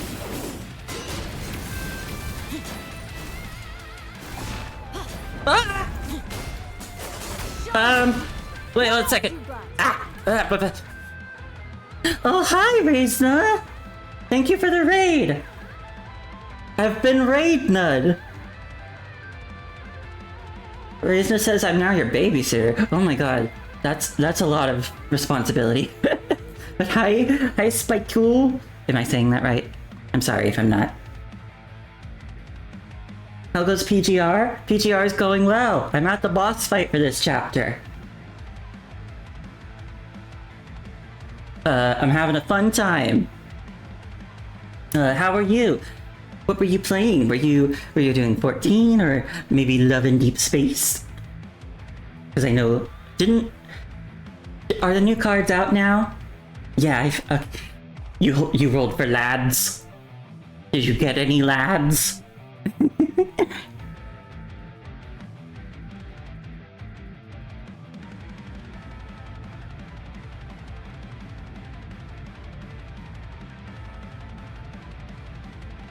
I hope you got some good lads. Good enough. Ah! Oh no! Pain keeps me alive.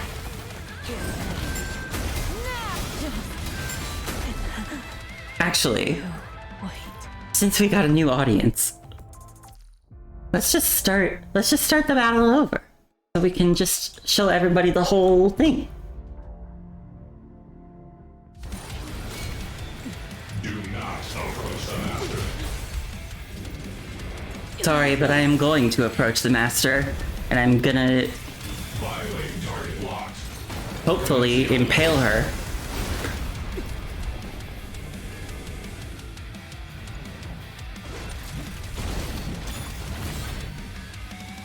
But yes, Reisna, I hope you got all of the lads.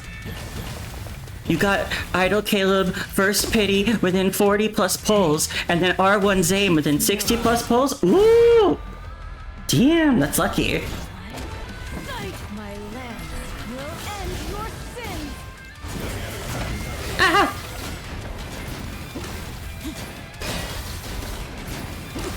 Ah!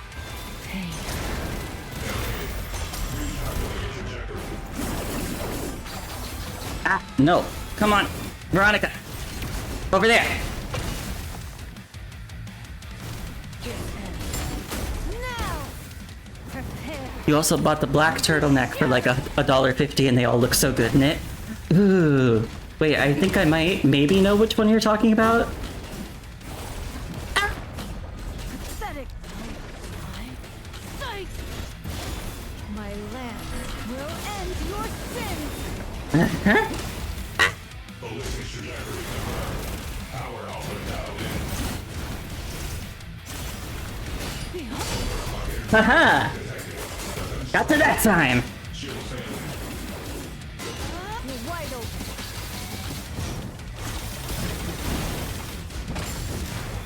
Prepare to be shattered. You're rolling for your crazy Vegas girl, Lilith. Lilith.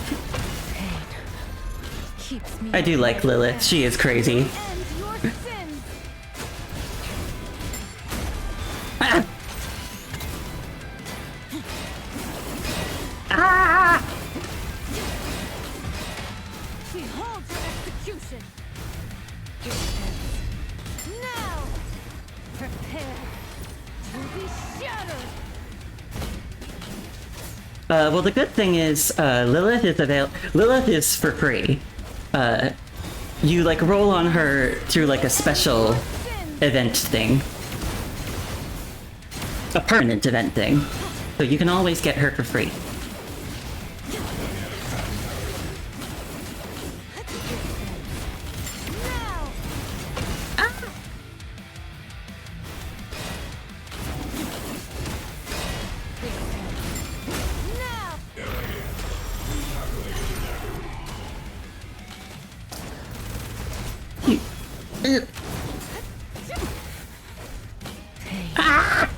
Keeps me alive.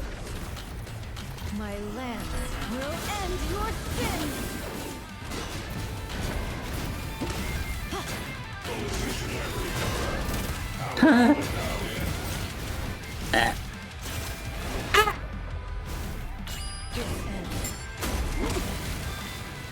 Pain keeps me alive.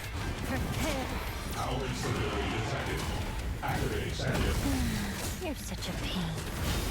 Completely useless friendship.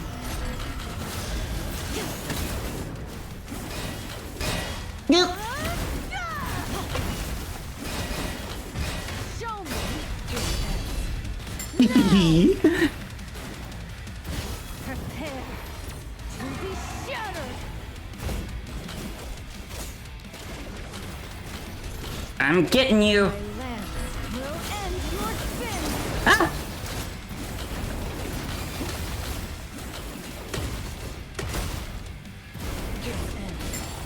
Now! You're wide open. Woohoo! Prepare to be shattered.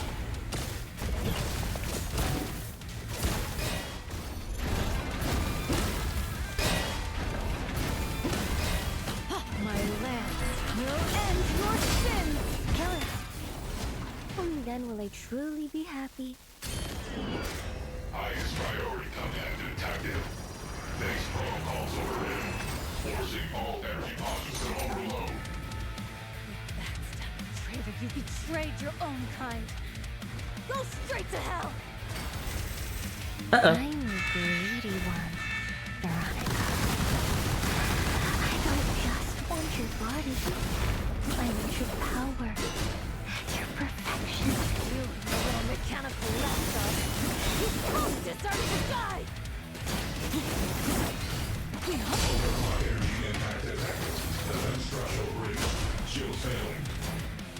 Behold your Maximum firepower online.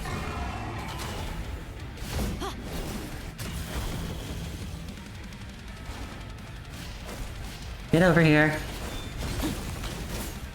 Impact trajectory confirmed. Ow! My lance will end your sins.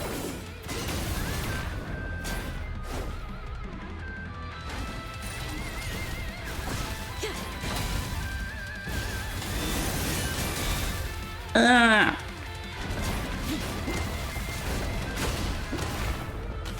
You're wide open. Prepare to be shattered.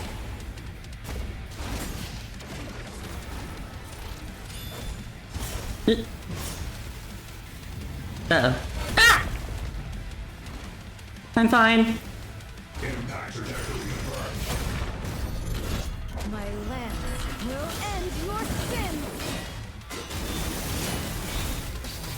Behold your execution. Oh. Ah!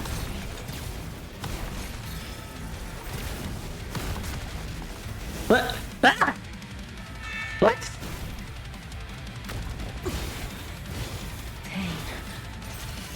Ah! You're wide open. Show me this end. Now! This end. You're wide open. Prepare to be shattered!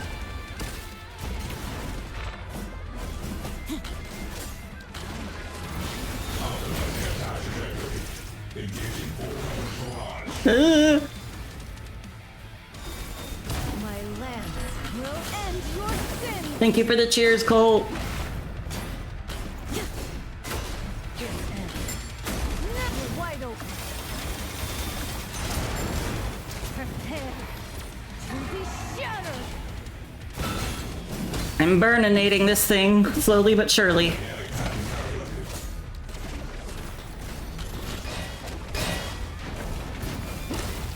My lance will end your sins! Show me what else you got! Show me what else you got! Prepare to be shattered!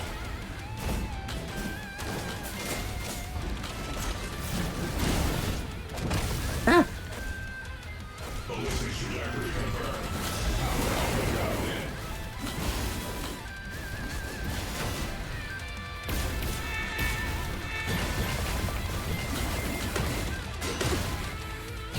Pain keeps me alive. Behold your execution! Prepare to be shattered!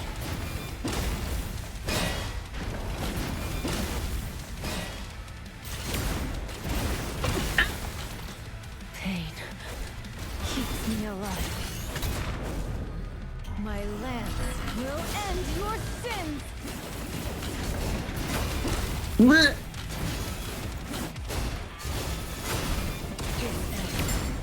Now! You're wide open.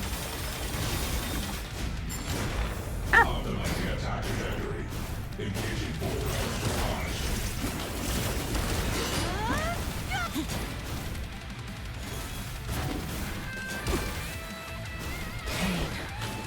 keeps me alive.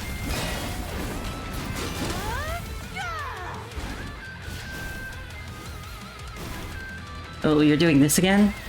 Oh no, that's... Oh, you're doing that one again. Uh-oh. Ah! I'm fine. I'm fine.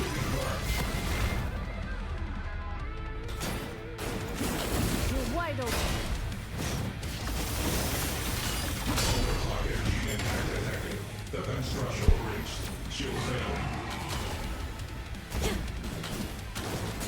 And now you're gonna burninate. Woohoo! Yeah! Okay. Silence floods the room. No human cries, no mechanical whirring. Only stillness remains. Veronica's footsteps shatter the silence as she makes a beeline for Dolores. Dust hangs in the air as an imposing mechanoid lies shattered. Half of Overseer's massive frame now resembles the collapsed arena itself, forever part of the ruins. Either by sheer luck, or because Overseer has shielded her from all attacks before its destruction, Dolores remains completely unscathed. Dolores remains seated, gazing at Veronica with icy contempt, as if this mere posture could preserve the top-down dynamic between them. Yet under Dolores' fine garments, her trembling limbs betray her fear.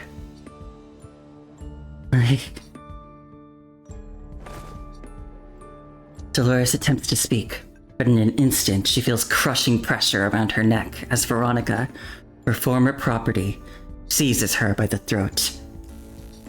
The circuits in her back snap and crackle as they tear loose, while Veronica holds her body high in the air. Got any more tricks up your sleeve, human? Dolores nearly blacks out from the pain. Bleh. but her survival instinct keeps her conscious. Gritting her teeth, she presses a remote device she has hidden in her palm. A faint gunshot cracks through the air as dust billows from beneath Dolores' seat. Veronica's mechanical pupils instantly focus on the source of the sound. A small scorch mark appears on the synthetic skin of the mechanoid's face. Nothing more. The remote attack device hidden under Dolores' seat has failed to inflict any meaningful damage on Veronica's frame. Is that all you've got? The mechanoid loosens her grip slightly, giving the human a chance to utter words of repentance. But this gesture doesn't elicit the fear or pleading Veronica expects. Instead, with a mysterious smile, Dolores stares back coldly. What did you expect to hear? Me begging for mercy? Under Veronica's cold stare, Dolores' face starts growing twisted. Her calmness and nonchalance gone. Her eyes are showing a glint of madness. You're nothing but a machine. A tool. A worthless piece of junk. Do you really think a tool like yourself stands any chance against your creator?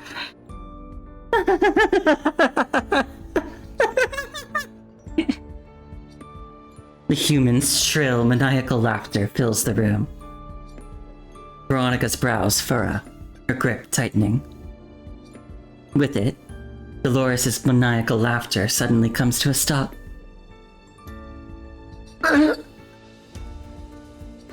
As the pressure around her neck intensifies, Dolores' eyes begin to lose focus. Veronica, however, notices that Dolores doesn't seem in pain at all.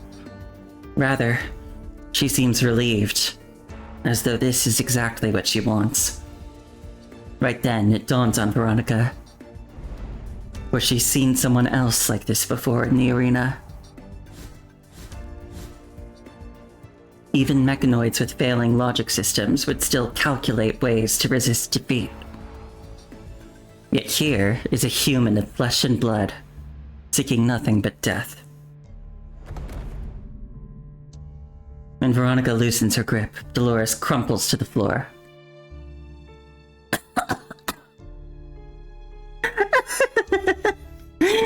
What's wrong? Lost your nerve? See? What did I say? You're nothing but a tool.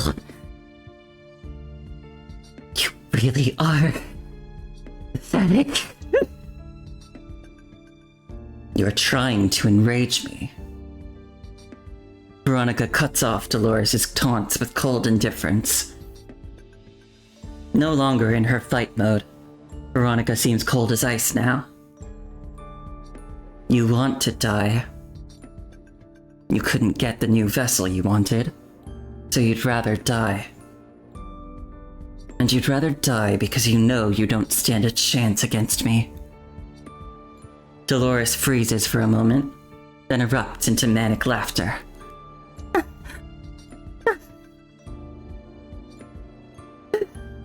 That's a bunch of nonsense. Think you can fool me? But that just because you can't bring yourself to kill me. Veronica shakes her head. She feels no pity, only a sense of irony.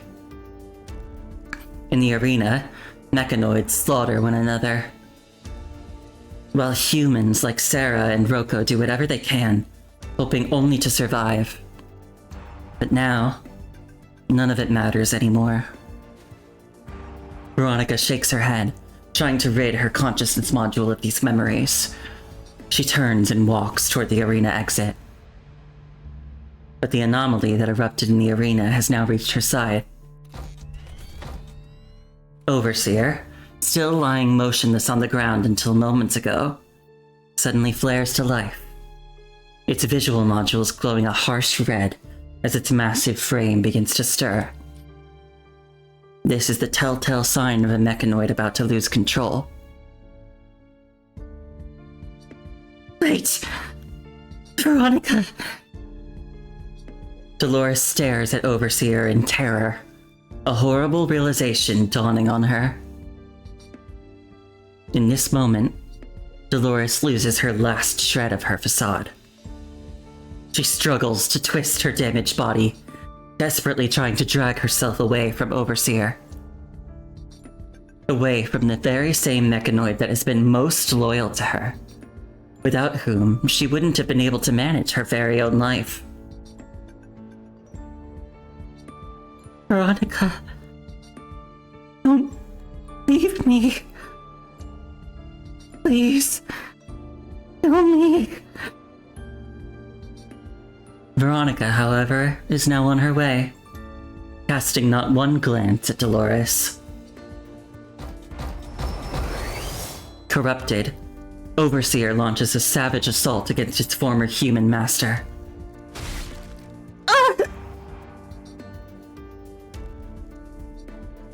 Behind Veronica, the agonized wails of humans and mechanical roars blend together and become part of the arena's brutal symphony. In the center of the arena, a crimson flower blooms across Dolores' body. The very human who once ran this arena, now nothing more than a mutilated body left to rot on the floor. Veronica stows her lance and turns toward the ruins.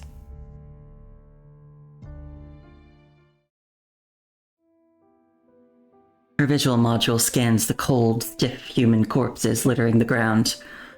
Their faces remain frozen in the terror and despair of their final moments. Only moments ago, these same people were lounging arrogantly in their seats, cheering as mechanoids slaughtered each other for their entertainment. But now, everything lies equal in the ruins. Dead humans and mechanoids alike, all buried under the same collapsed structure. Veronica stops when she reaches the ruins. Amidst the cold wreckage of twisted metal and mutilated bodies, she spots a familiar figure. Like an exhausted fledgling that has landed to rest its weary wings, Sarah now lies motionless on the ground. With a faint smile still on her face, she seems as though she's seeing something beautiful in a peaceful dream.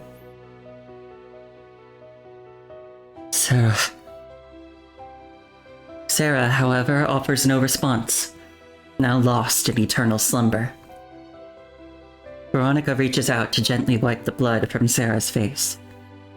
She feels the very same coldness as her own when her fingers come in contact with Sarah's dried blood and paled skin. Snow begins to fall. Delicate white flakes drift down to rest on Sarah's face. Veronica looks up. This is the first time she's actually seeing what she has only seen before in her memory modules. In that fleeting dream, she has seen these delicate white specks. No. This is what Sarah told her these white specks are. The arena's dome lies shattered, allowing the first rays of dawn to filter through as snowflakes dance down from the open sky. At long last, the freedom Veronica and Sarah both longed for is here. Though not quite in the same way as they previously imagined. Time to go. Veronica cradles Sarah's stiff, cold body against her chest, unfurls her dragon wings, and leaps skyward.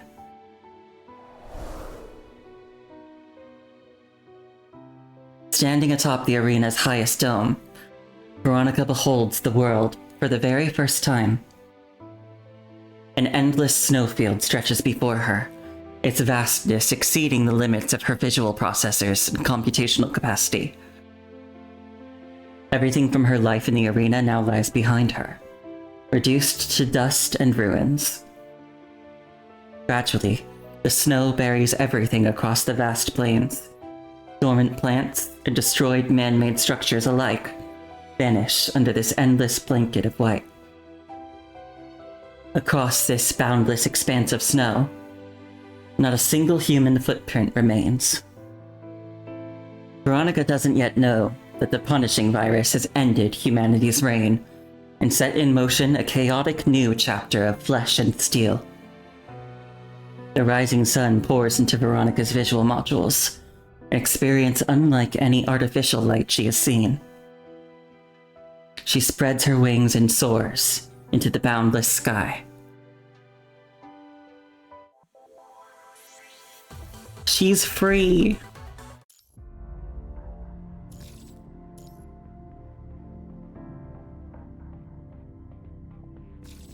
We got the achievement thing. Ideal cage. Break free from the prison of the past and embrace new freedom with unwavering resolve.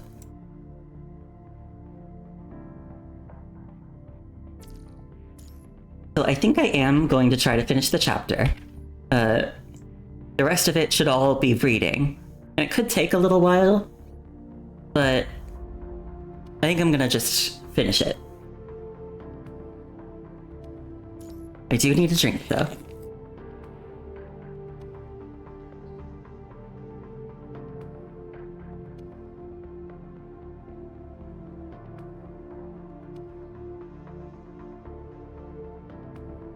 Ooh, that was a fun boss fight, though. I feel like it's gonna be an interesting one to try with Bianca's crepuscule frame.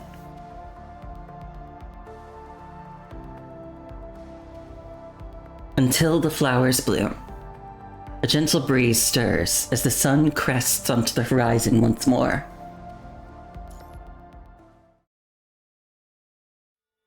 Oh, this is pretty art. Directions, objectives, combat techniques, assigned tasks. These were the indelible protocols embedded in Veronica's consciousness from her life as a mechanical gladiator. And yet she's never been programmed to know what to do when she's presented with an infinite number of paths to choose from down the road. The human mind, adaptable as it is, would know what to do in this situation better than the calculating mind of a mechanoid. Except there's not a single human left to guide her now. The girl who was once her teacher on all things human is no longer able to answer any of her questions. Human bodies contain no data storage modules to preserve memories and thoughts, making death irreversible once life vanishes from their ever-so-fragile carnal shell. Why is it, then, that she can't bring herself to let go of the lifeless human body in her arms? Veronica has no answer to this question. She simply continues her solitary journey across the endless snowfield. Snowflakes settle gently upon Thera's body, and yet these delicate crystals will never melt. Veronica presses on against the biting wind, leaving a trail of footprints across the barren wilderness. A mechanoid's consciousness only registers the data markers of each day's beginning and end, unable to grasp the true meaning of time. Then one day, it isn't the snowflakes that come with the wind anymore, but rather something soft and colorful. And flower petals are what they're called, according to Sarah.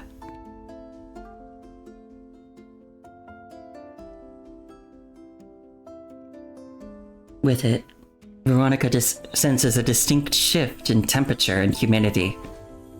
A gentle breeze stirs as the sun crests on the horizon once more. The world around her is now a tapestry of colors, utterly unlike the snowland she's grown used to. Flowers sway in the breeze and carpet the landscape to the distant horizon. The breeze sends the petals through the air as it leaves gentle touches on Veronica's bionic skin. Flowers. Flowers are wonderful things. Just looking at them makes me happy. But there isn't any here. There's nothing but metal here. They're probably just gonna turn flowers into dried specimens if they ever get any. When we get out of here, I'll take you to see real flowers. Somewhere with hillsides completely blanketed in blooms. Veronica gently lays Sarah's body among the blossoming flowers. Flowers sway in Veronica's optical modules as her metal fingers touch the moist soil and velvety petals. They feel nothing like the cold metallic objects she's used to, leaving her momentarily disoriented. Just looking at them makes me happy. Veronica repeats what Sarah once said, failing to see how flowers can make anyone happy.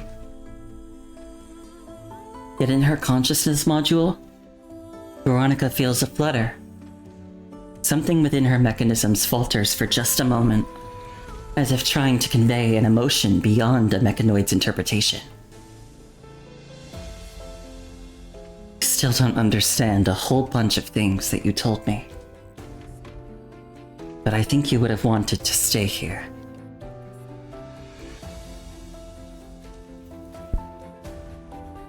As the sun descends toward the horizon, a small grave marker stands in the field. Blooming flowers surround the rough wooden sign, while the dying sunlight bathes everything in a deep crimson glow. Veronica stands quietly before the makeshift grave. Nothing in her program tells her what the appropriate response should be in this moment. In the all too brief time with her human friend, Veronica never had the chance to fully appreciate the complexities of humanity. What does one say to a friend who will never return? Sarah never told her the appropriate thing to do if she found herself in a situation like this. The concept of graves and what they meant was only mentioned in passing when Veronica and Sarah compared human body decay to the deterioration of machinery. Veronica now realizes that she should have tried to be a little more responsive when Sarah was trying to imagine a free future. Every day it's just sleep, wake up, and work. I'm so exhausted. I could really use some quality rest here. Hey, Veronica, what do you think the world outside is like? I wish I could be like that little bird. I'd love to be out there flying. With you by my side, of course. I'm sure you'd be gigantic with wings, though. So do let me perch on you if I ever get tired from flying. Hey, look at you, Veronica. You got wings now. Veronica turns around to find Sarah's face beaming with joy. You just gotta learn how to fly now. How do you like the world out there, though? It's huge, right? Yes, it is. Have you decided where you want to go? Are you a mountain or a sea person?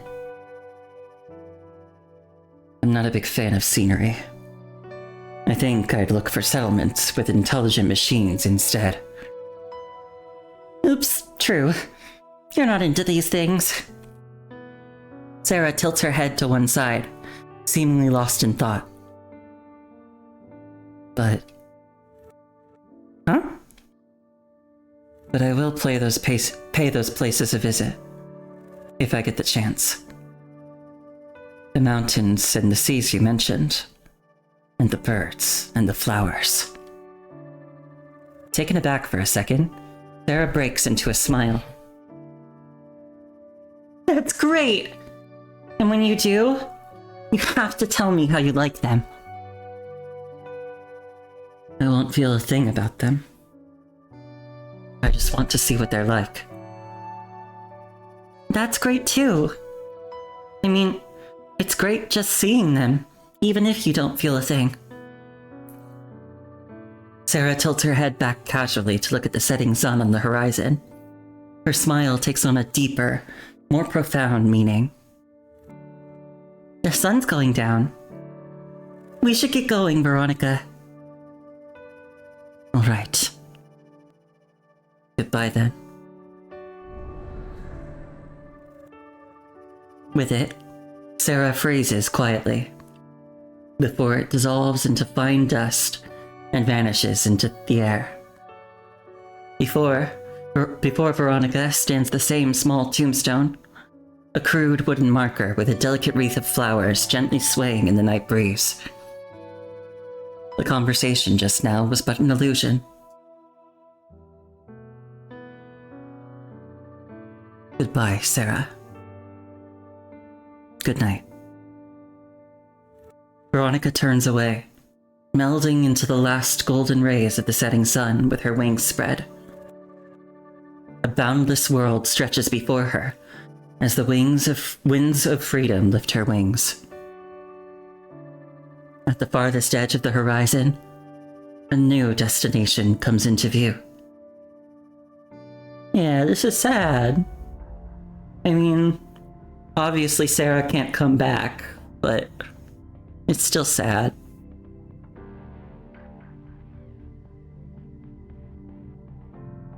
At least, like, in that little illusion, I guess, they were able to see the flowers together. God. Waning moon. Once upon a time, in the forest, there was a remarkable wizard. Wizard? Once upon a time, there was a scholar of unparalleled brilliance. Rather than trading his wisdom for wealth and status among the smart and powerful, he chose to live in seclusion deep within the forest. He immersed himself in an ocean of knowledge, hoping his research would free everyone in the world from the agony of parting with their loved ones. As years slipped by, no amount of books could dispel the scholar's profound loneliness. Gradually, he was enveloped and devoured by the darkness of his heart. Then one day, a princess who had lost her way in the forest stumbled upon the scholar's cabin and rescued him from the terrible darkness that had consumed him. The scholar was captivated by the princess's beauty, while she admired his brilliance, and so they lived happily ever after.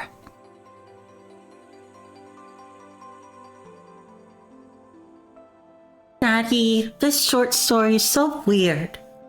In fairy tales, it's always the guy who goes into the forest to save the girl. Why is this story the other way around? Ah, I see what it is. But this is how you and Mom met, right? Oh my. You're always so smart. Smart little Dolores. Oh, I thought this was gonna be Sarah. Although I guess this place looks too nice. Cause she did know her dad for a bit, she said. But I don't think they would have been rich enough to have a place like this. Unhappy with the story, the little girl cut her father's storytelling short. But her father wasn't upset at all. Looking at his daughter, he breaks into a gentle smile. So, why did you call Mommy your princess? Is it because she's as beautiful as a princess? Your mommy is certainly as beautiful as a princess. But what's most important is that she came to my rescue, back when I had nothing to show for what I'd done.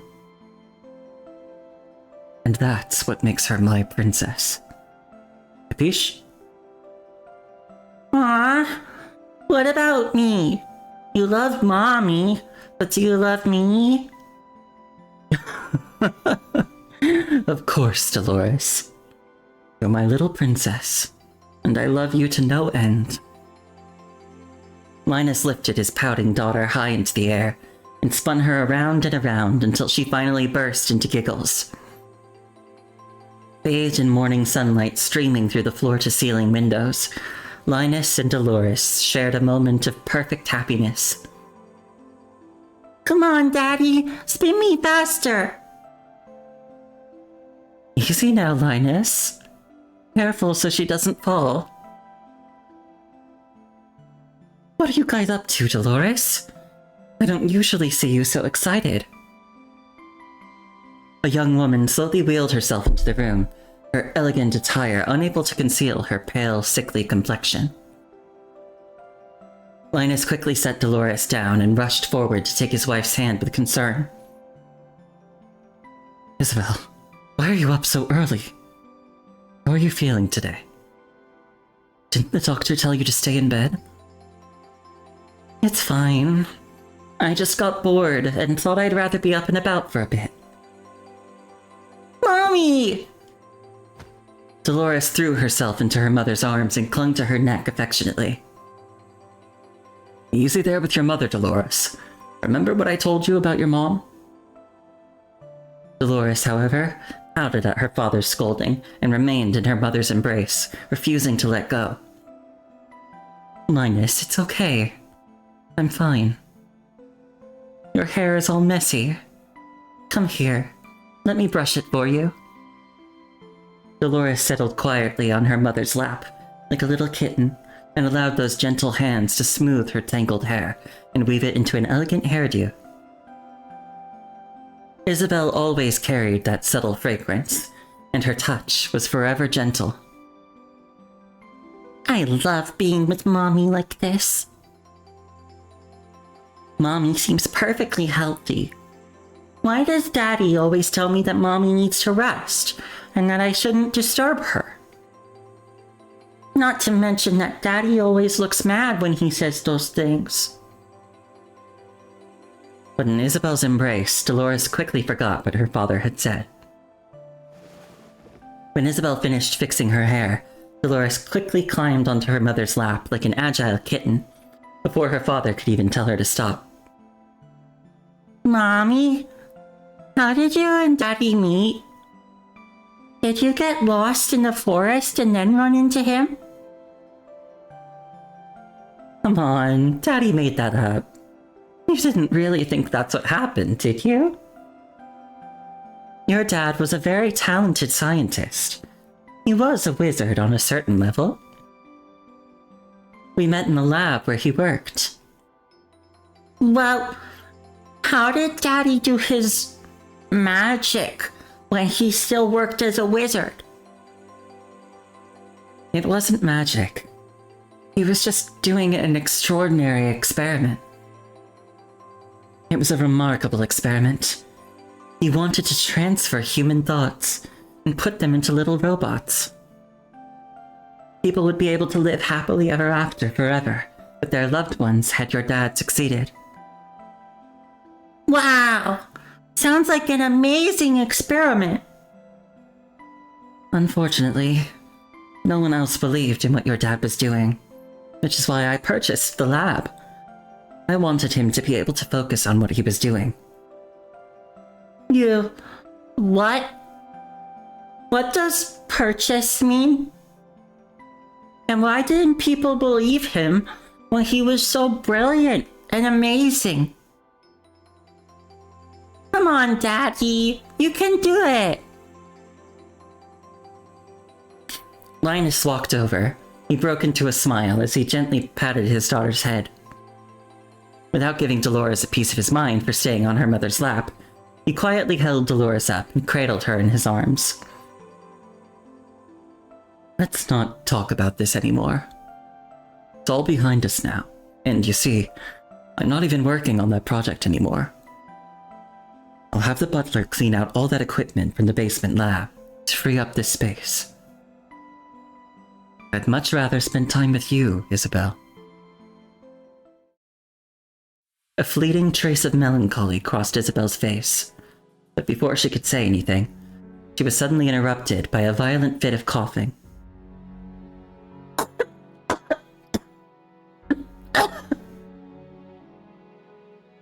Dolores watched her mother in helpless panic, completely at a loss for what to do. Isabel, hurry up and get the doctor! Linus anxiously set Dolores down and rushed to Isabel's side, all the while shouting repeatedly at the doorway. I'm fine. Don't worry. Hearing his master's call, the butler hurried into the room, his face heavy with concern. Madam, the doctor is already on his way.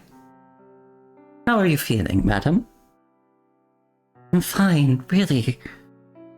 Let's drop this already. But the doctor doesn't have to come all the way here for nothing. Isabel shakes her head gently, takes a moment to steady her breathing, then forces a tender smile, trying to put everyone at ease. Summer vacation is almost over for Dolores, and we haven't even taken a family trip yet. Edmund, please ask them to clean up our beach villa for us. Now is the perfect season for a short stay there. Isabel, I really don't think you should travel as you are. You see... But Isabel simply shakes her head gently, then turns to the butler to arrange their trip. How soon can the villa be ready?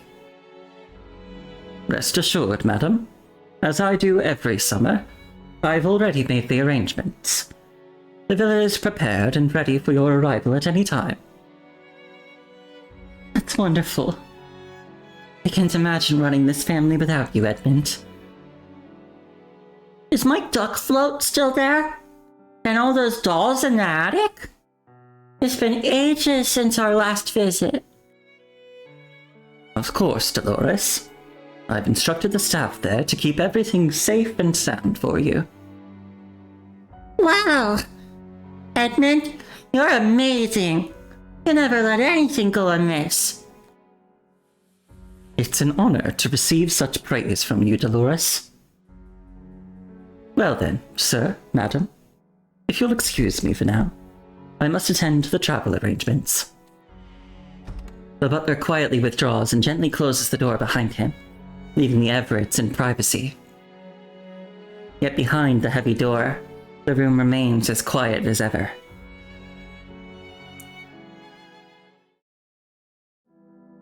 As nightfall settles over the mansion, gentle moonlight spills into every corner of the estate. Deep into the night, Isabel remains seated in Dolores' bedroom, gazing tenderly at her daughter lost in dreams. Several times she reaches out to caress her daughter's face, only to withdraw her hand slowly, afraid of waking her. She now smiles at Dolores' sweet little face as she looks at her. She remains there until a hand rests upon her shoulder. Without a word, she reaches up and grasps her husband's hand. Isabel, it's late. You should get some rest. We're leaving for the beach house early tomorrow, remember? To her husband's gentle reminder, Isabel shakes her head, never taking her eyes off her daughter's face. I just want to look at her like this. Even a few minutes more is precious to me. I really don't know how much longer I still have. Linus kneels before his wife, hands on her shoulders, gazing deeply into her melancholic eyes. Hey, come on. Didn't the doctor say your condition was stable? If you just take care of yourself, I'm sure things are gonna... I know what's going on with my body. And I know I don't have much time left with you guys. I thought if I could just have a few good years with you before I'm gone, then I guess I'd be perfectly happy. But since Dolores came into our lives, I've been wanting to have just a few more years to live. Just to see her grow up. I just hope she grows up healthy and never has to suffer from this incurable disease I have. Figure this out. I promise. No matter what happens, I'll always be with you, my love. Linus holds his wife tightly. The moonlight outside remains gentle, but to him, the waning moon appears nothing but a pale, painful reminder that he's slowly losing Isabel. No light can shine upon Linus's grief-stricken heart, not even the light of the moon hanging in the night sky.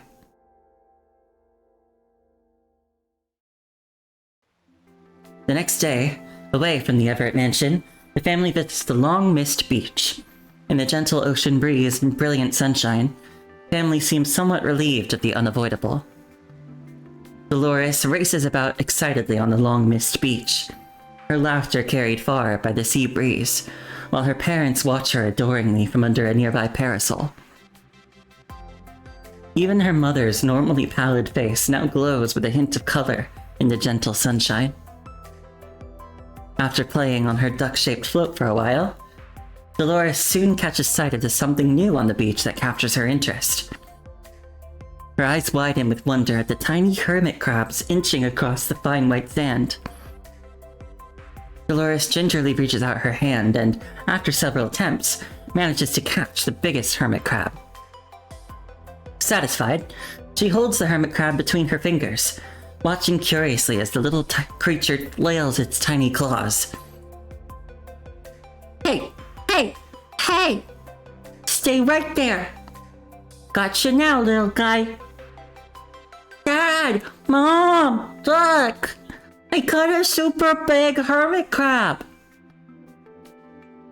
Dolores runs to her parents, beaming with excitement as she proudly displays her prize catch. Hey, be careful there so your fingers don't get hurt. It's okay, Mom. I'm not scared of it at all. Look at you, my brave little Dolores. Can I please take it home and keep it in our big aquarium, Mom? Won't do, sweetie. That's your mother's prized aquarium. We can't use it to keep these little critters. With it, Dolores pouts with disappointment and turns hopefully toward Isabel. Dolores, let's return your little friend to the ocean.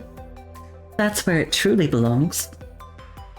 Its mom and dad might be waiting for it to come home to their little house under the sea. Hearing what Isabel said, Dolores relents and nods obediently. Okay then. She gently carries the hermit crab as she scurries back to the shoreline, where she puts it in the lapping waves. Goodbye, little friend. Having done as told, Dolores dashes back to her mother's side for a compliment. What she sees, however, isn't a smiling Isabel, for her mother's face is now pale and contorted in pain. Dolores watches Isabel slump helplessly from her wheelchair onto the ground. Mommy! What's going on? Mommy! Isabel! Their brief moment of happiness shatters as a familiar, heavy shadow of misfortune silently descends once more upon the Everett family.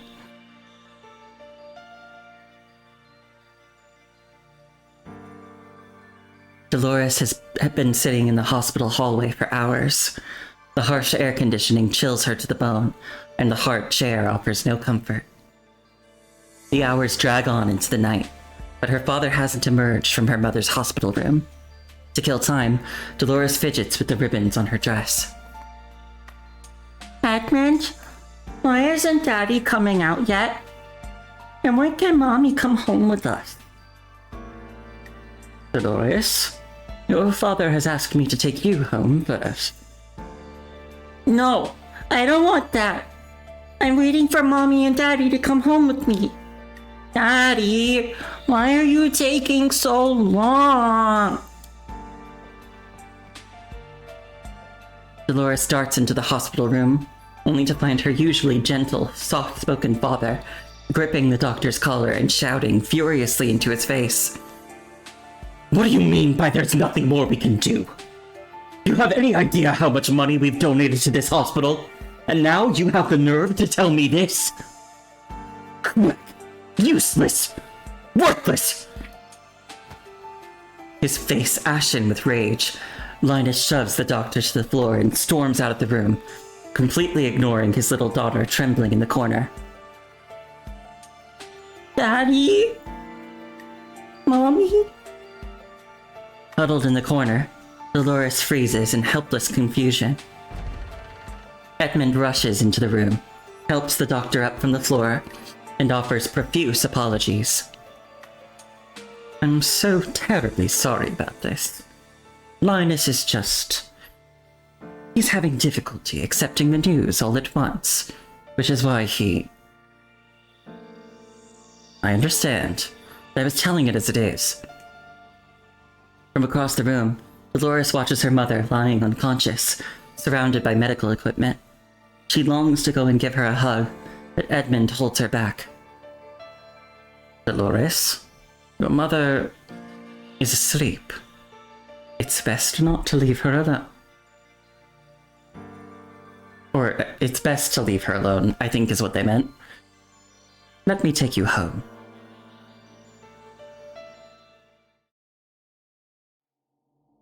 In her luxurious bedroom, Dolores clutches a giant teddy bear tightly. Stuffed animals and dolls of every size crowd her bed, cover the floor, and fill every corner of the room. Even with Edmund bringing every toy from the entire house to fill her room, she still feels afraid. Edmund, when will Mommy come home to be with me? I'm so scared. I can't sleep. And Daddy, I haven't seen him for so many days. Where are they?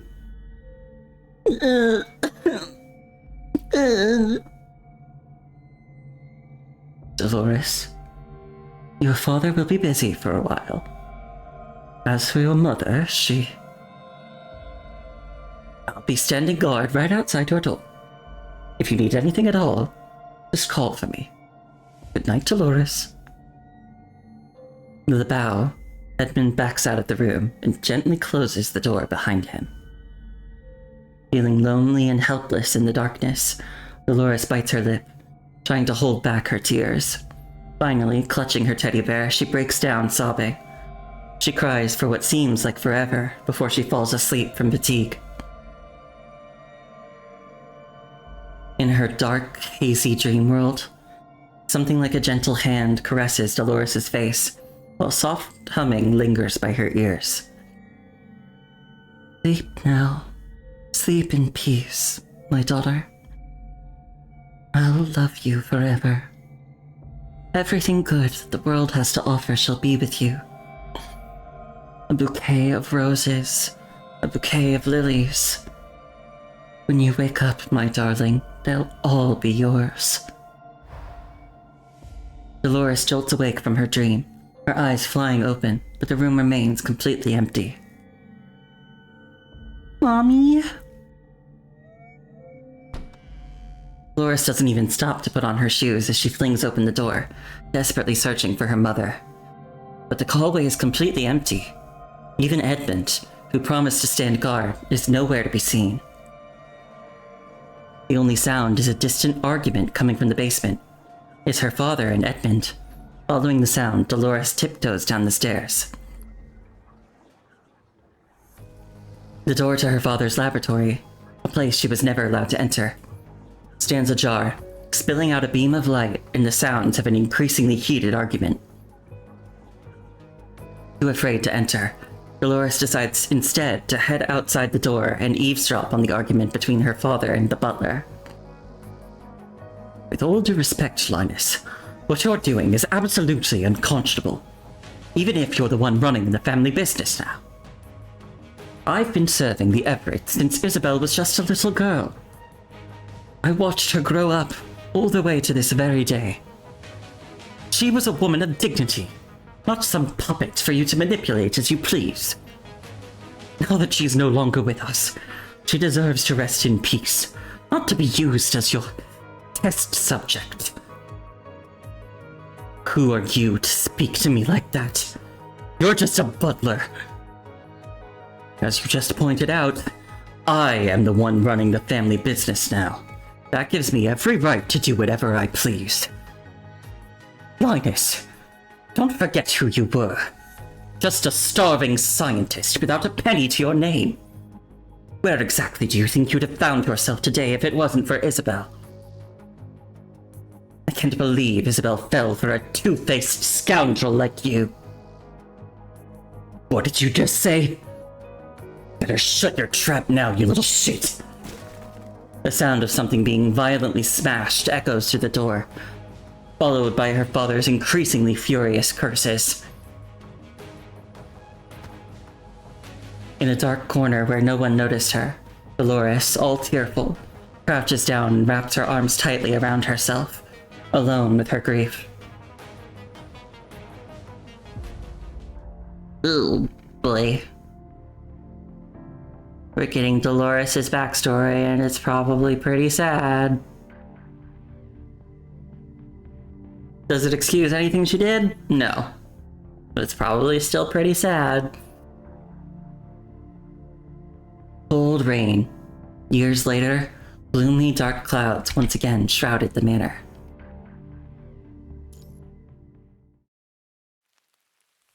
Through the curtain of rain, a girl stands motionless before her mother's grave. On the tombstone, surrounded by fresh flowers, her mother's entire existence has been reduced to these few cold words.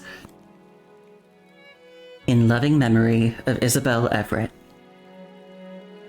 The cold drizzle soaks through Dolores' hair and the bouquet in her hands, yet she remains standing in silent vigil. We should head back, Dolores. The rain is picking up. Every year on this day, you stand here alone from dawn till dusk. I'm sure it would break Isabel's heart if she ever saw you like this. Edmund, is it true what they say?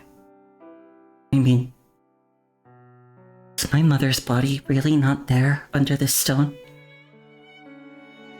They say my father only buried an empty coffin here. I have never heard such rumors myself, Dolores. With a tired, detached smile crossing her face, Dolores appears as though she's trying to convince herself of something she doesn't believe. Yes, of course. I'm sure Mommy is resting right under this stone. I should go, Dolores.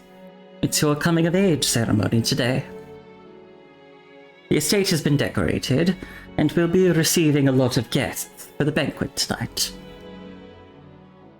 All right.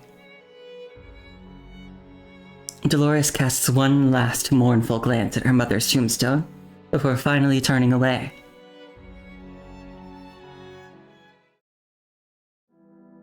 That evening's banquet lacks the all-night laughter and commotion typical of a celebration of a wealthy family. There is no passionate singing or dancing from young revelers. The elegantly dressed guests only exchange brief pleasantries, go through the motions of dining, then, feeling awkward, quickly make excuses to leave. Before long, the parking area outside the estate stands completely deserted once again. Lavishly decorated yet utterly somber, Dolores Everett's coming-of-age ceremony quietly draws to a close. Dolores sits alone at one end of the long table in her formal gown. The elaborate dishes before her have grown cold, and the 18 candles on her birthday cake remain unlit. The guests from her coming-of-age ceremony have long since departed, leaving her alone in the lifeless opulence.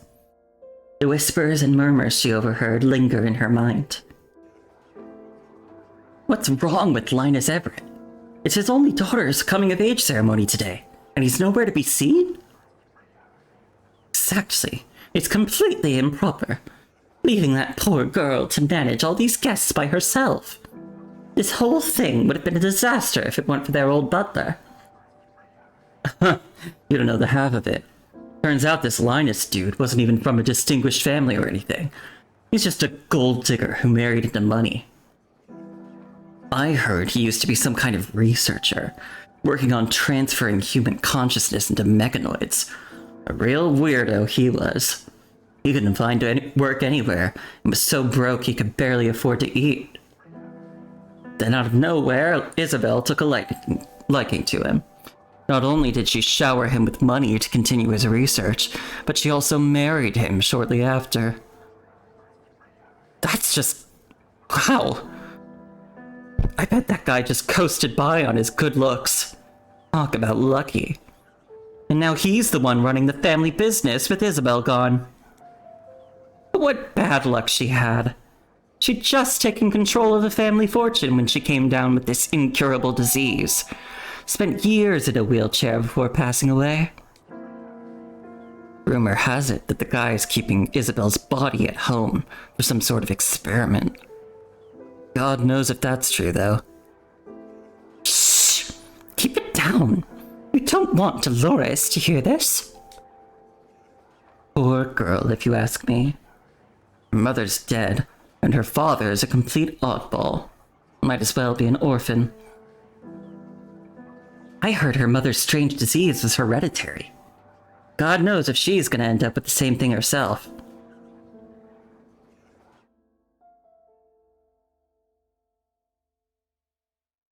Dolores shakes her head gently, trying to banish those repulsive words from her mind. She turns to look at Edmund behind her. He maintains his usual reserved demeanor, standing quietly, just as he has for more than a decade. Edmund? Yes, Dolores? How may I help? Can we do an opening for my coming-of-age ceremony? I'm sorry, Dolores, but I can't do that. That should be your father's responsibility. I am just this family's butler. Is that so? But I haven't seen him in such a long time. We live under the same roof, yet he always locks himself away in his lab. The truth is, Edmund, all these years, I've already come to see you as my father. You are the only one who's always been here for me. Please, Dolores, I don't deserve such a compliment. No matter what happens, I will always be loyal to you. The butler bows deeply to Dolores, his aging voice betraying a hint of emotion. Why do I feel like Dolores is going to turn him into the overseer? Just getting that sense. Dolores gives a bitter smile as she lights the candles on her birthday cake one by one. With the dancing flames, her face is aglow. She watches the candles burn in silence, and closes her eyes to make a quiet wish. Finally, she opens her eyes and gently blows out the dancing flames. From this moment on, I am an adult. I deserve a say in the family's affairs. I can't let my father remain lost in his own world any longer. She gently waves her hand to stop Edmund from going with her. It's fine. I'll speak with Father myself. You don't need to come with me, Edmund. Dolores turns and walks alone toward the manor's basement.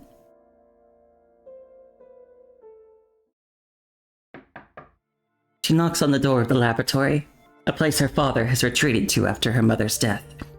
As always, the door remains firmly shut, forming a threshold she's never been permitted to cross.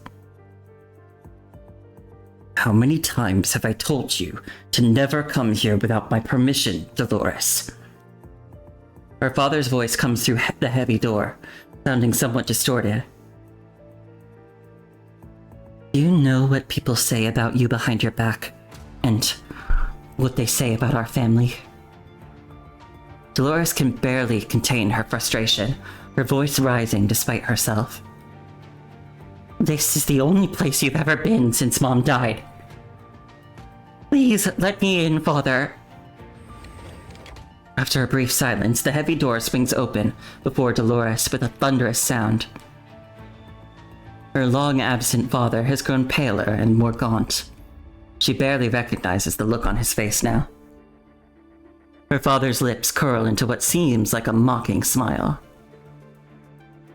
Your mother is perfectly fine.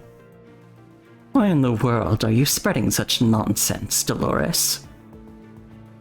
Come, keep your mother company. Her father sounds so gentle that it reminds Dolores of how he treated her many years ago, when she was still a child. He seems oblivious to the fact that Dolores is now a young woman. Without hesitation, Dolores follows her father into the laboratory. This is her first time setting foot in this place. In the harsh white lights, all sorts of laboratory equipment she doesn't recognize fill the space, alongside various strange-looking mechanoids. In the vast laboratory, a mechanoid sits on a chair at the center of the testing chamber, surrounded by a tangle of intersecting cables. Its metallic shell looks anything but human. Linus approaches the mechanoid and gently calls out to it. Isabel, wake up. Dolores is here. Her father's voice awakens the dormant mechanoid, whose eyes slowly open. The mechanoid's lifeless visual modules slowly scan the objects in the room, before finally locking on to Dolores. Slowly, the mechanoid opens its mouth to produce a voice identical to her mother's, except its tone and inflection completely lack any human cadence. Today's weather. Clear skies. Temperature 25 degrees Celsius. Your hair is all messy. Come here. Let me brush it for you. Please, ensure to switch me to maintenance mode before performing a frame module upgrade. Sleep now. Sleep in peace, my dear daughter. I'll love you forever. Everything good that the world has to offer shall be with you. A bouquet of roses, a bouquet of lilies. When you wake up, my darling, they'll all be yours. Frame core temperature slightly deviating from normal parameters. Entering self-repair mode. Repairing. Repairing. Repairing. Your hair is all messy. Come here. Let me brush it for you. Despite the mechanoid's flat tone and disjointed speech, Dolores is still left in utter disbelief. Despite herself, Dolores approaches the mechanoid. Mother? Is that you? Are you really in there? It's me, Dolores. Come here. Come to Mother. Mommy. Tears well up in Dolores' eyes. She can't even remember how long it's already been since she last said the word mother. The mechanoid sits in the chair, arms outstretched toward her, the same way Dolores' mother used to always welcome her home years ago. Mommy! Dolores can no longer contain herself. She throws herself into the mechanoid's embrace. Despite the cold metal frame, she lays her tear-streaked face on the mechanoid's lap. I've missed you so much, Mother. Don't cry, my child. Your hair is all messy. Come here. Let me brush it for you. Dolores feels the mechanoid's hand gently stroke her hair. Despite the cold touch, it feels exactly the same as her mother's from years ago. The mechanoid's hands gently gather her hair and braid it with meticulous care. The mechanoid starts humming a gentle lullaby as it continues braiding Dolores' hair. Sleep now. Sleep in peace, my daughter. I'll love you forever. Everything good that the world has to offer shall be with you. A bouquet of roses, a bouquet of lilies. When you wake up, my darling, they'll all be yours. In her mother's embrace and listening to her lullaby, Dolores finds herself slowly filled with the joy of regaining something long lost. Personality deviance detected. Deviance rate, 14%. Your hair. Messy. You... brush. But... Deviance rate, 36%. Your hair is all messy. Come, let me brush it for you. Your hair is all messy. Come, let me brush it for you. Your hair is all messy. Come, let me brush it for you. Mom? What's happening to you? Mom? Dolores looks up in panic and confusion, desperately trying to call her mother back from its chaotic state. A sharp pain surges through Dolores' head, causing her to instinctively jerk upright and away from the mechanoid's lap. Wrapped around the mechanoid's metal fingers is a lock of Dolores' hair that's been violently yanked from her scalp. You are not my mother! Dolores covers her mouth in shock, desperately fighting the urge to scream in terror. Your hair is all messy. Come, let me brush it for you. Your hair is all messy. Come, let me brush it for you. Your hair is all messy. Come, let me brush it for you. The mechanoid continues to repeat meaningless phrases in what was unmistakably Dolores' mother's voice.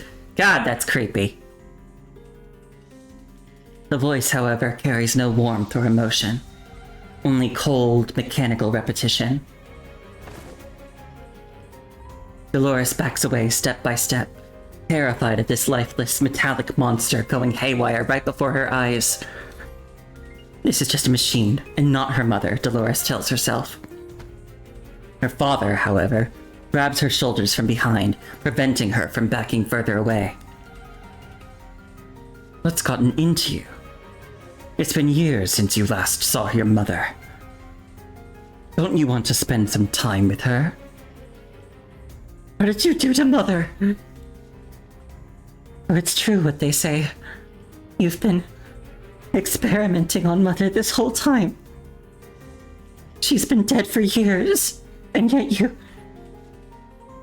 Dolores screams at her father in despair, and yet he merely stares obsessively at the mechanoid inside the sealed testing chamber. Then he turns to his daughter and gently does a shushing gesture. Shh. Let's try to be quiet around your mother. Linus ignores his distraught daughter completely. He turns his attention back to the mechanoid and stares at it with unwavering focus. The pale-faced man is lost in his own world, muttering under his breath. What's going wrong? Why can't I get the personality parameters and behavioral models to function properly? Something's off. Something has to be off. I've tried everything and considered every possibility. What's going on? Am I missing?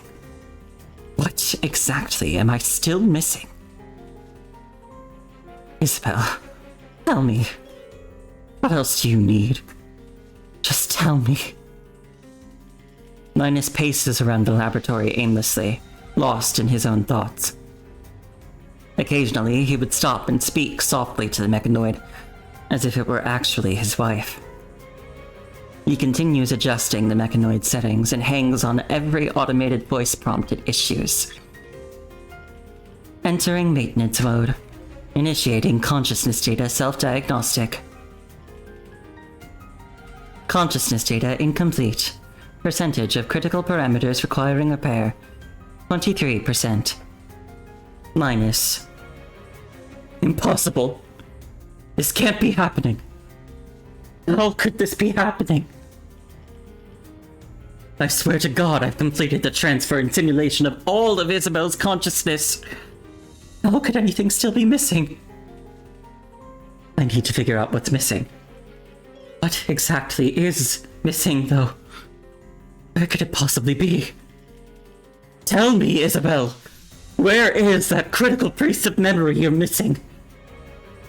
Linus, I was so happy with you. I had you and our little Dolores. I've been wanting to have just a few more years to live, just to see her grow up. Mother! That's not Mother! Dolores falls to her knees behind her father and screams in anguish. The man, lost in his own world, is suddenly jolted back to reality by his daughter's cry. Like someone waking from a trance, he turns to face his daughter, staring at her as if seeing her for the first time. It suddenly hits him that Dolores now has a face strikingly similar to her mother's. I see it now. I see what's going on now. I know what's missing now. The personality parameters couldn't be properly calibrated because you, Isabel, are missing some consciousness data. I just need to fill in what's missing. Yes, I'll fill in the missing pieces in your personality data, and you'll be whole again. Yeah, the critical piece that's missing is that Linus's hair isn't being brushed. It's too dirty. Let her brush your hair, Linus, that's all. That's it. Funny how that never occurred to me. Linus suddenly seizes Dolores' wrist, his eyes ablaze with manic excitement. He pulls Dolores across the room back to where the mechanoid is. You gave birth to Dolores.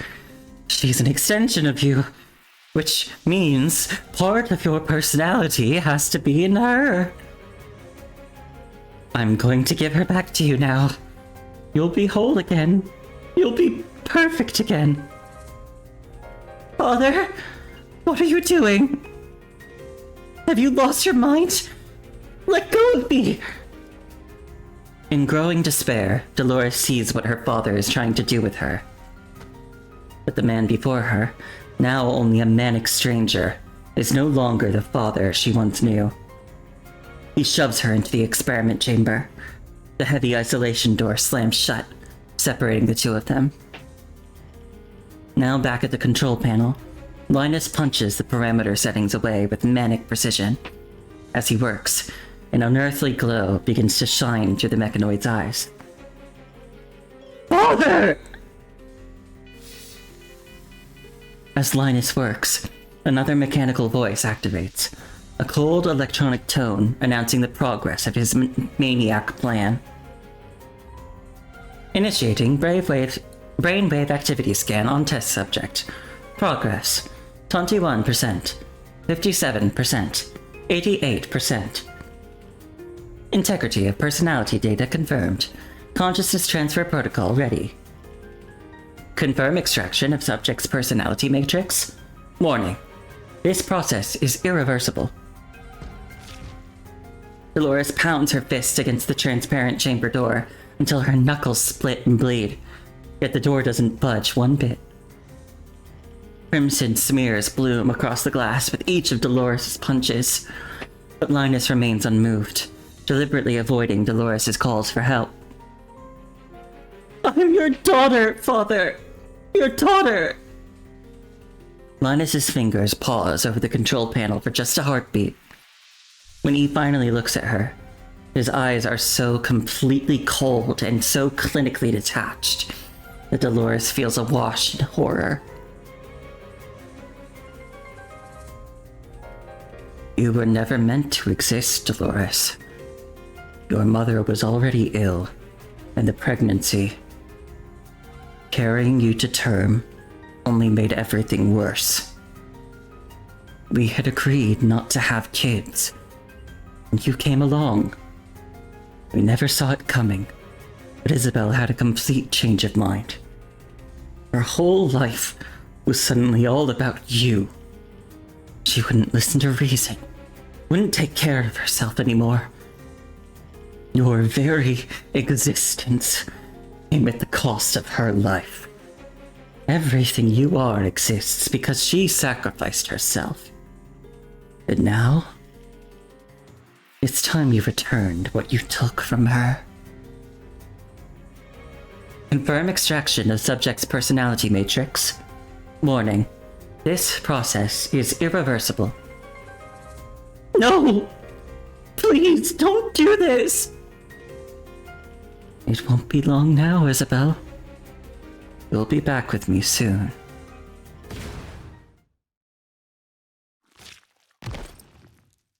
A gunshot shatters the silence. Linus's hands freeze over the controls as he stares down in disbelief at the crimson bloom spreading across his chest. Then, without a word, he crumples to the floor. Right then, a man bursts through the doorway. Dolores! Edmund the butler rushes to the experimental platform and flings open the chamber door. He sets Dolores free and positions himself protectively in front of her, shielding her with his body.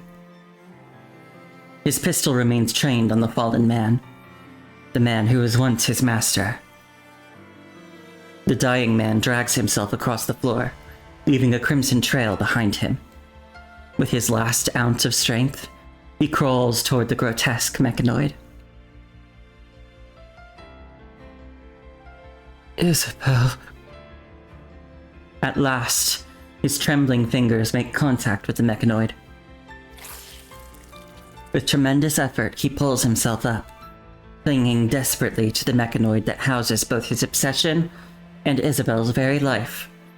Under him, his blood pools into a dark crimson puddle. Isabel, don't be afraid. I want to go home, Linus. Don't be afraid. I'm here. With... The man's feeble voice falls silent. Locked in an eternal embrace with his beloved, he freezes with a smile of twisted contentment as his final breath escapes him. Entering maintenance mode. Initiating consciousness data self-diagnostic. Self-diagnosing. Self-diagnosing. Self-diagnosing. The mechanoid that's supposed to be Dolores' mother repeats this same meaningless phrase on and on, with her father lying lifeless next to it. Dumbfounded, Dolores isn't quite sure what to make of the scene. Having just escaped death, she clutches Edmund's lapels. Beyond horrified and unable to talk, she sobs uncontrollably. Even as exhaustion overwhelms her and her sobs subside, Dolores doesn't let go of Edmund, her sole anchor to safety in a world turned upside down. It's over now, Dolores. You're safe. Everything's going to be all right. Come. Let me take you away from this place. I'll see to it that everything here is taken care of. Edmund kneels down and gently attempts to help Dolores to her feet, deliberately slow and careful. But Dolores remains frozen in place, a dawning horror slowly creeping across her face. What's wrong, Dolores? I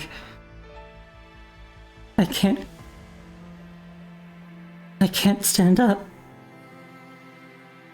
The terror in Dolores' eyes intensifies. She presses her palms against the floor and strains with all her might to push herself up. But her legs refuse to cooperate. Again and again she tries to rise, each attempt more desperate than the last. But her body betrays her again and again and collapses back to the floor. What's happening to me? I can't feel my legs anymore. What's happening to me, Edmund? Dolores screams in despair as she frantically pounds her fist against her unresponsive legs. God, this is rough. From this day forward, Dolores never walks again. That very same incurable disease, a curse Dolores has all but forgotten, that's claimed her mother's life, is now back upon the family, to claim Dolores herself as the next victim.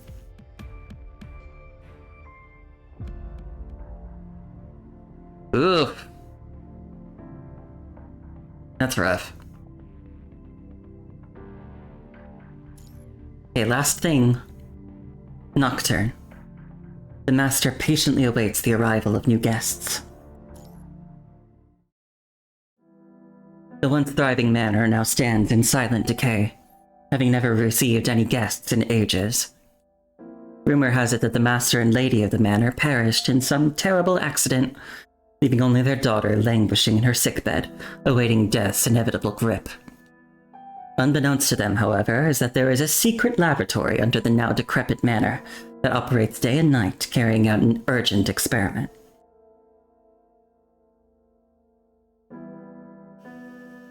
A young researcher hunches over his control panel, fingers working methodically across the interface.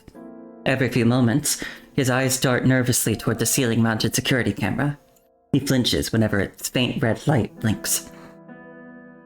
It hasn't been long since he started working here, and yet he's acutely aware of the fact that their every move in the laboratory is being closely watched by a certain director through the surveillance system. On just his second day, he watched in horror as several senior researchers who had a few experimental blunders were escorted from the lab by a stern-looking butler. None of them was ever seen again. Such a generous salary comes with equally high expectations, he reasons. Those colleagues must have been dismissed from the consortium's classified project. He silently prays he won't meet the same fate. Though deep down, he suspects dismissal might mean something far worse. He reminds himself that he's young, with his scientific career still stretching before him, like an unwritten page. This project, dangerous as it may be, is the launch pad his ambitions need. The perfect stage for his brilliance to finally shine. He refuses to return to those wasted years after graduation, fresh from academia's ivory tower, only to find himself scrubbing test tubes in nameless laboratories, his brilliance dimming with each menial task assigned to someone like himself, who is clearly designed for greater things. Destined for greater things.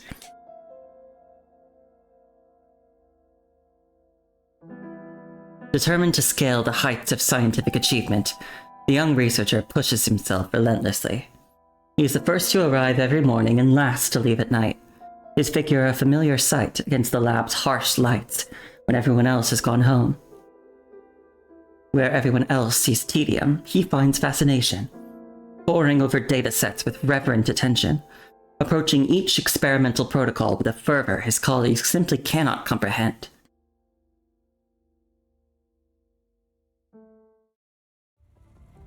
The researcher snaps back to reality and forces his wandering mind to focus on the task at hand.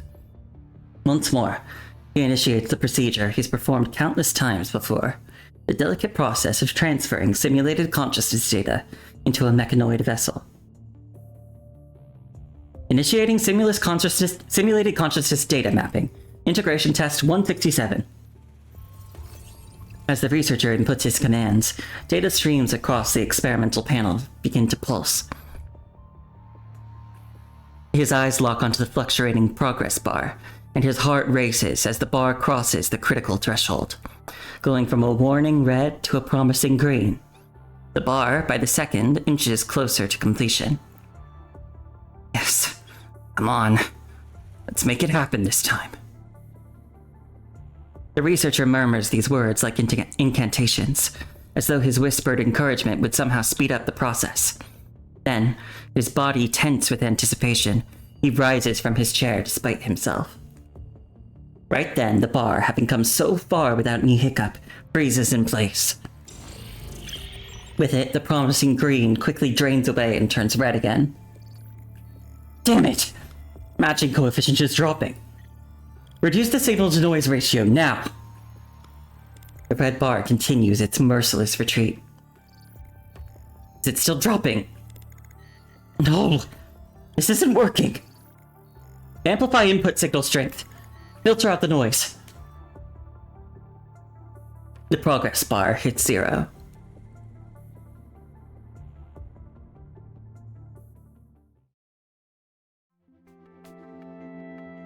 I think I'm actually going to take a quick bathroom break. I was gonna try and push through to the end, but I think I'm just gonna I'm just gonna go to the bathroom real quick. It'll be fine.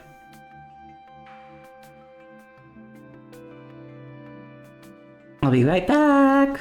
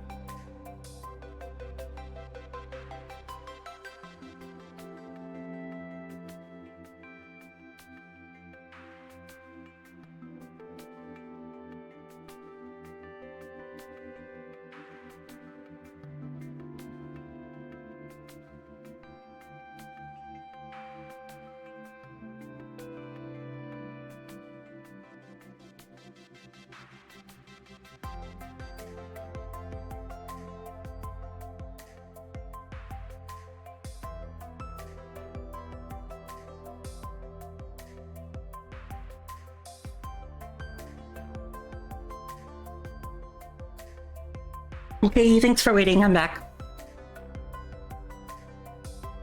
Alright, let's finish this.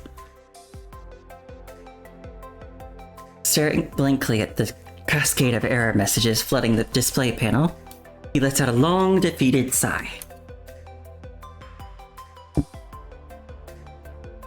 You're about to head to bed? Yeah, I don't blame you. It's pretty late.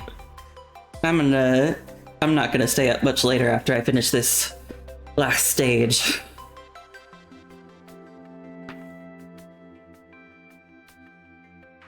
Honestly, I probably should have divided this into 2 streams, but we're here already. Might as well finish it. Integration test 167 failed. He slumps back into his chair, shoulders sagging with defeat. He runs his fingers through his disheveled hair and begins to mutter to himself. Oh, before I forget, sleep well, Peach. I hope you have a good day tomorrow.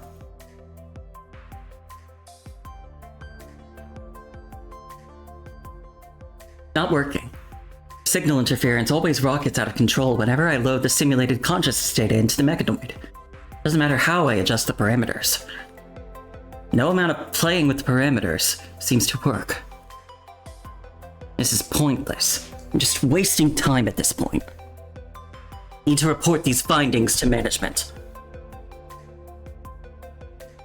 Having noticed his distress, some of his colleagues walk up to him. Don't beat yourself up over this. If the project is impossible, that's not on us. Gotta question this project instead of blaming yourself. Exactly. I mean, transferring human consciousness into mechanoids? Come on. This whole thing has only existed as a theory up until now. They can't really expect us to come up with any breakthroughs anytime soon, right? I heard this consortium funded this same project years ago, but shelved it when they couldn't make any breakthroughs. Weird how they keep decided to come back to it after all this time. Who cares? The pay is fantastic, and the consortium has money to burn. Once this project wraps up, I'll be halfway to financial independence. Ain't no point worrying about anything. Sure, the money's good, but these confidentiality agreements are brutal. No leaving the facility, no outside contact. We might as well be prisoners. We're scientists, for crying out loud. And what about those guys from a while back? Weren't they fired because their experimental data wasn't promising? We can't even reach out to ask where they landed new jobs. Look, we can think all we want, but it ain't getting us anywhere. Just do the work and be done with it. Clearly more experienced, the veterans continue their noisy chatter about the project, completely oblivious to the worried look on the young man's face. When they're done venting, they give the young researcher a few perfunctory pats on the shoulder and return to their respective workstations. These veterans have mastered the art of slacking off. Every day they'd put on a show of being busy, run through the procedures once with exaggerated diligence, then submit completely fabricated data. The young researcher, on the other hand, stands out like a sore thumb, being the only one committed to producing real scientific results. After a long moment of contemplation, the young researcher seems to have made up his mind. With a deep breath, he dials an internal extension on his terminal. A few rings later, the composed voice of a man comes online.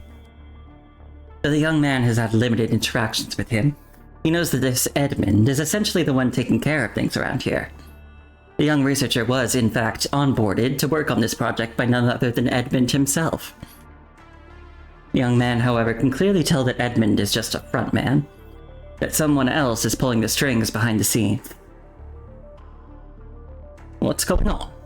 Is there something wrong with the lab? Sir, I've really hated having to bother you. I do have something urgent to report to management. Just focus on your work. I'm the one you should talk to if you ever run into any issues. But the experiment is stuck. We've tried everything we could think of, but we've made absolutely no breakthroughs. I've gone through years of previous research records, and I'm convinced we're heading in the completely wrong direction. The young researcher, having broken his silence, launches into an impassioned monologue about all the experimental approaches they've tried, and how each ended in failure. He doesn't even care if Edmund follows.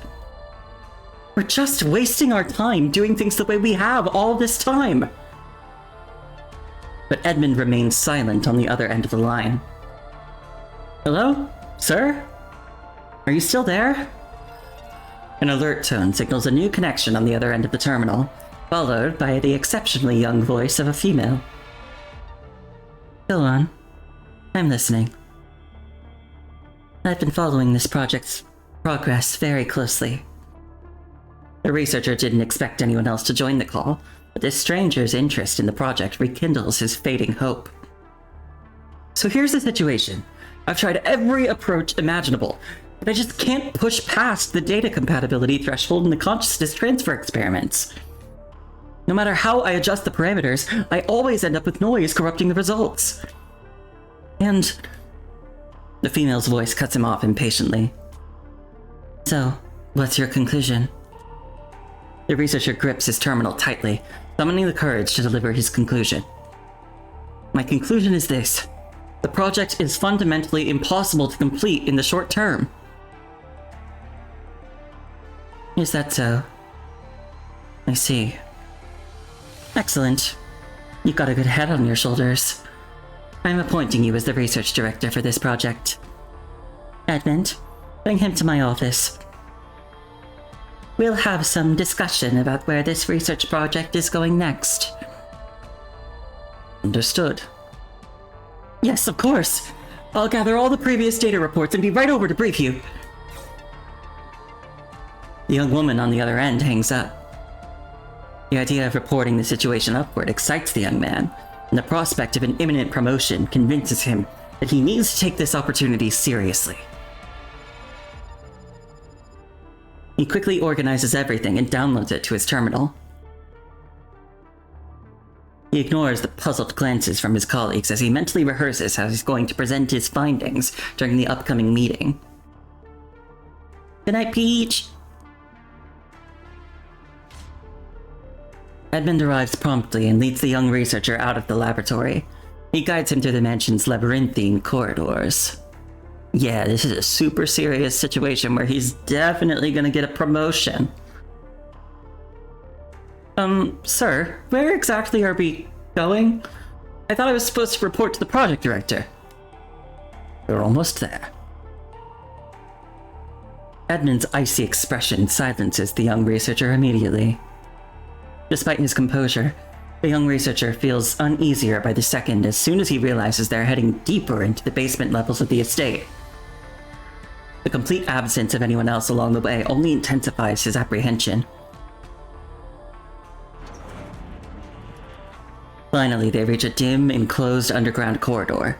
At its end stands a single rusted door that slowly creaks open, letting out a wave of dank, foul-smelling air from the darkness beyond.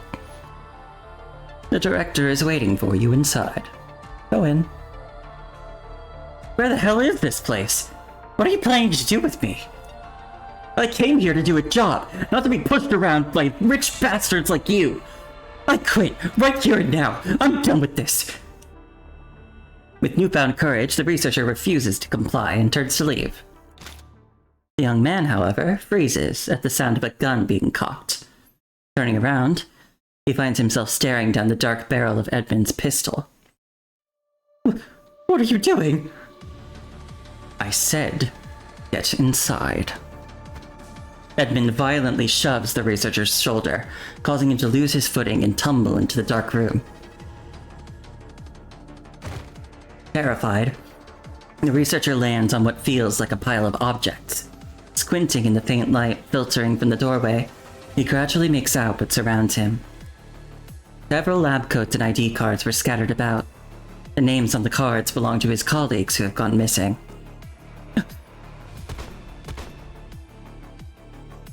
Several gunshots drown out his screams. Moments later, Edmund shuts the heavy door behind him and returns to the hallway. He looks up to stare directly at an inconspicuous camera mounted on the ceiling. As you wish, Dolores. He'll raise no more objections about the project. Yep, he got his promotion. Hours later, the still-shaken researcher hides in the forest beyond the estate grounds as he stares at Edmund in disbelief. Here, all your belongings are in this bag. Lie low for a while, move to another city, and never come back here. Okay, so he's not killing them. I'll find a way to help those in the lab escape in small groups. Remember, no matter what happens, never ever try to reach out to one another after this. I'm truly sorry for dragging you all into this mess, but this is as much as I can do for you. Just promise me that you won't go to the police, because if you do, then I'm afraid... I don't get it. Why are you still here? You saved my life. You're a good man. You should get out of here yourself. Edmund simply shakes his head as he casts a worried yet longing gaze at the estate in the distance. Someone needs to take care of Dolores. She's going to die if I leave. Edmund says nothing more. He simply pats the young researcher's shoulder, then rises and walks back the way he came. The setting sun bathes the ivy-covered estate in a blood-red glow. Edmund stands in silence before the mansion, gazing up at a window on the top floor. Behind the window, Dolores watches him quietly. Oh, so she saw. So this is what you call loyalty, Edmund. Dolores watches the butler enter with unsettling calm. I'm sorry, Dolores. You let them go. Every single one of them. You got in the way of my plan and set free those that should have died. Is this how you show me your loyalty? Dolores, your tea has grown cold. Allow me to bring you a fresh cup. Edmund pauses, then bends down to replace the cold tea on the side table. Answer my question. With Edmund evading her questions, Dolores flies into a rage. She snatches the teacup and hurls it violently to the floor. The thick carpet absorbs the impact, silencing what should have been a crash. Oh, oops. The teacup rolls across the floor, unbroken. I'm sorry, Dolores. Please, let's stop these experiments. Edmund's lips tremble as he speaks. Seen it yourself, haven't you? These experiments are growing nowhere. Every single researcher who'd ever worked here came to the same conclusion. Dolores, please, spare yourself this torment. I really don't want you to become like your father. The oppressive laboratory doors, the sickly glow of failing lights, a brooding man cradling bizarre machinery. Edmund can't bear to see Dolores, whom he once raised with his own hands, turn into another monster. Don't even think for a second that I don't know what you're up to, Edmund. You're just after our money like everyone else. I knew it. I knew it! You're just like the rest of them. You're just one of those vultures, all waiting for me to surrender. Waiting for me to die. Dolores shrieks hysterically. Years of physical suffering and endless battles against all her relatives, eyeing their fortune, have transformed her into a deeply paranoid and eccentric woman. Dolores, I'm not... His response comes in the form of a teapot violently hurled at his feet. The teapot doesn't shatter. The thick carpet, put in place specifically to protect Dolores from injury, quietly cradles the fragile porcelain. She looks down at the teapot rolling across the floor, a flicker of lucidity returning to her eyes. Dolores, you'll be all right. I'll find the finest specialists. Edmund stoops to retrieve the teapot from the floor, his voice gentle as he tries to soothe Dolores. Yes, of course. I won't be dying anytime soon. Dolores speaks softly. I won't be dying. But you, Edmund. Before Edmund can react, the dark barrel of a gun is pointed squarely at the butler's chest.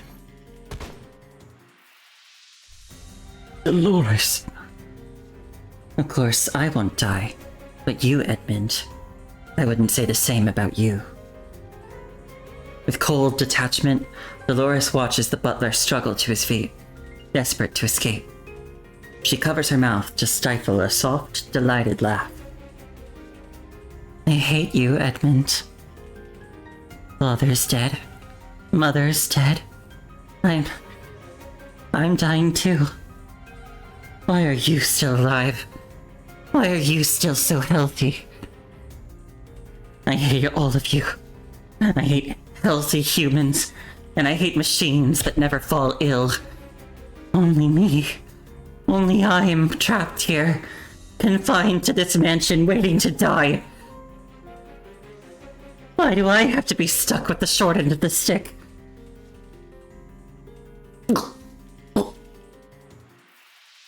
Blood bubbles from the corner of Edmund's mouth as he wobbles toward the impossibly distant door, then falls lifelessly to the floor. The metallic smell of blood seeps into the silent carpet as Dolores stares unwaveringly at Edmund's lifeless body. You can't escape, Edmund. Don't even think about leaving this place. She forces her frail body upright and methodically connects experimental devices to Edmund's body with surprising dexterity. Following the system prompt, she keeps her eye on the fluctuating readings on the control panel, her eyes darting across every changing number. The experiment progress bar inches forward and briefly surpasses the critical threshold before grinding to a halt. Refusing to accept failure, Dolores frantically hammers at the buttons on the control panel. A moment later, the frozen progress bar begins to crawl forward once again. Partial consciousness data retrieved. Consciousness match coefficient 45%. Memory data partially corrupted. Proceed with forced activation. Warning. This action will result in permanent memory loss. Without a moment's hesitation, Dolores presses the confirm button.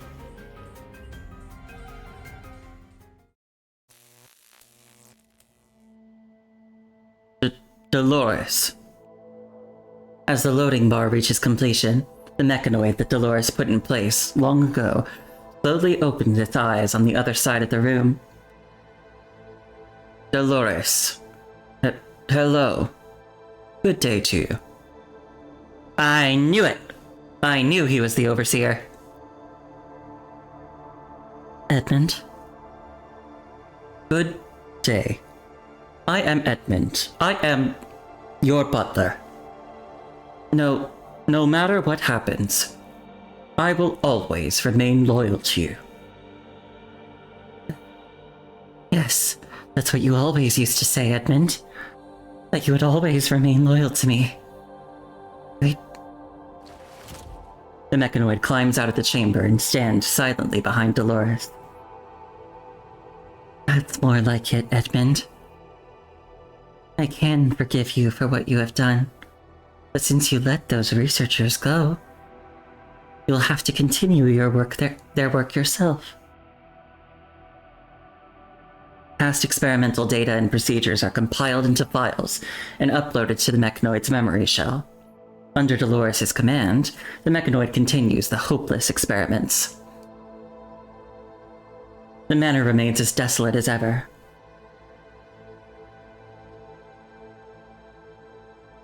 Dolores summons Edmund into her room.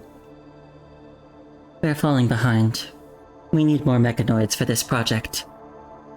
Only the most powerful mechanoids can meet my requirements. I will create for them a brand new stage for them to shine. She gazes at the images of the Colosseum on the screen before her, a smile slowly spreading across her face.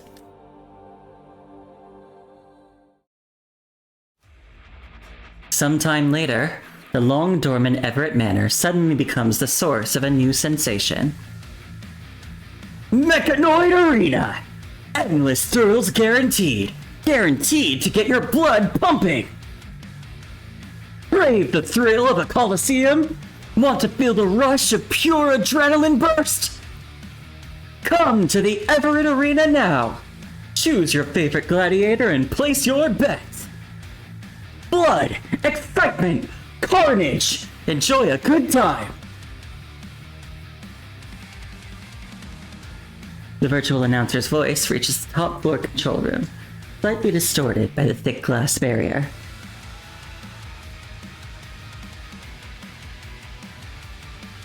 Through the monitor, a raging battle unfolds between mechanoids in the arena.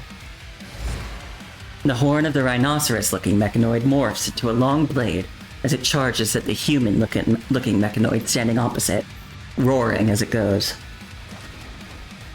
In an instant, the human-looking mechanoid is shredded into flying metal shards. Deliberately red-colored oil sprays in all directions, captivating every spectator in the stands. They cheer wildly, demanding more explosive matches. Look at that, Edmund. Yes, Master. This is what I need. We acquire more experimental materials while squeezing every last fortune from those stupid bastards in the stands. That's 2 birds, 1 stone. Wouldn't you agree? Yes, Master. As the match comes to an end, the spectators cheer wildly, eagerly awaiting the next poor soul to show up. So sit back and enjoy this ultimate entertainment, and have a wonderful evening, everyone! With the virtual announcer's animated voice filling the arena, the stage is set for another round of gladiatorial combat. A female mechanoid with a long tail, lance in hand, slowly steps into the gleaming spotlight at the center of the arena. Watching the mechanoid walk into the arena, Dolores breaks into a faint smile. Surprise me, Veronica.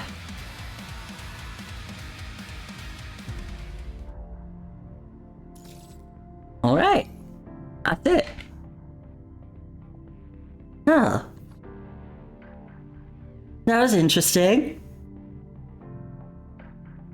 Interesting how in that, backstory for Dolores, she started off so, sympathetic and pitiful, and then became so not that. She really did become her father.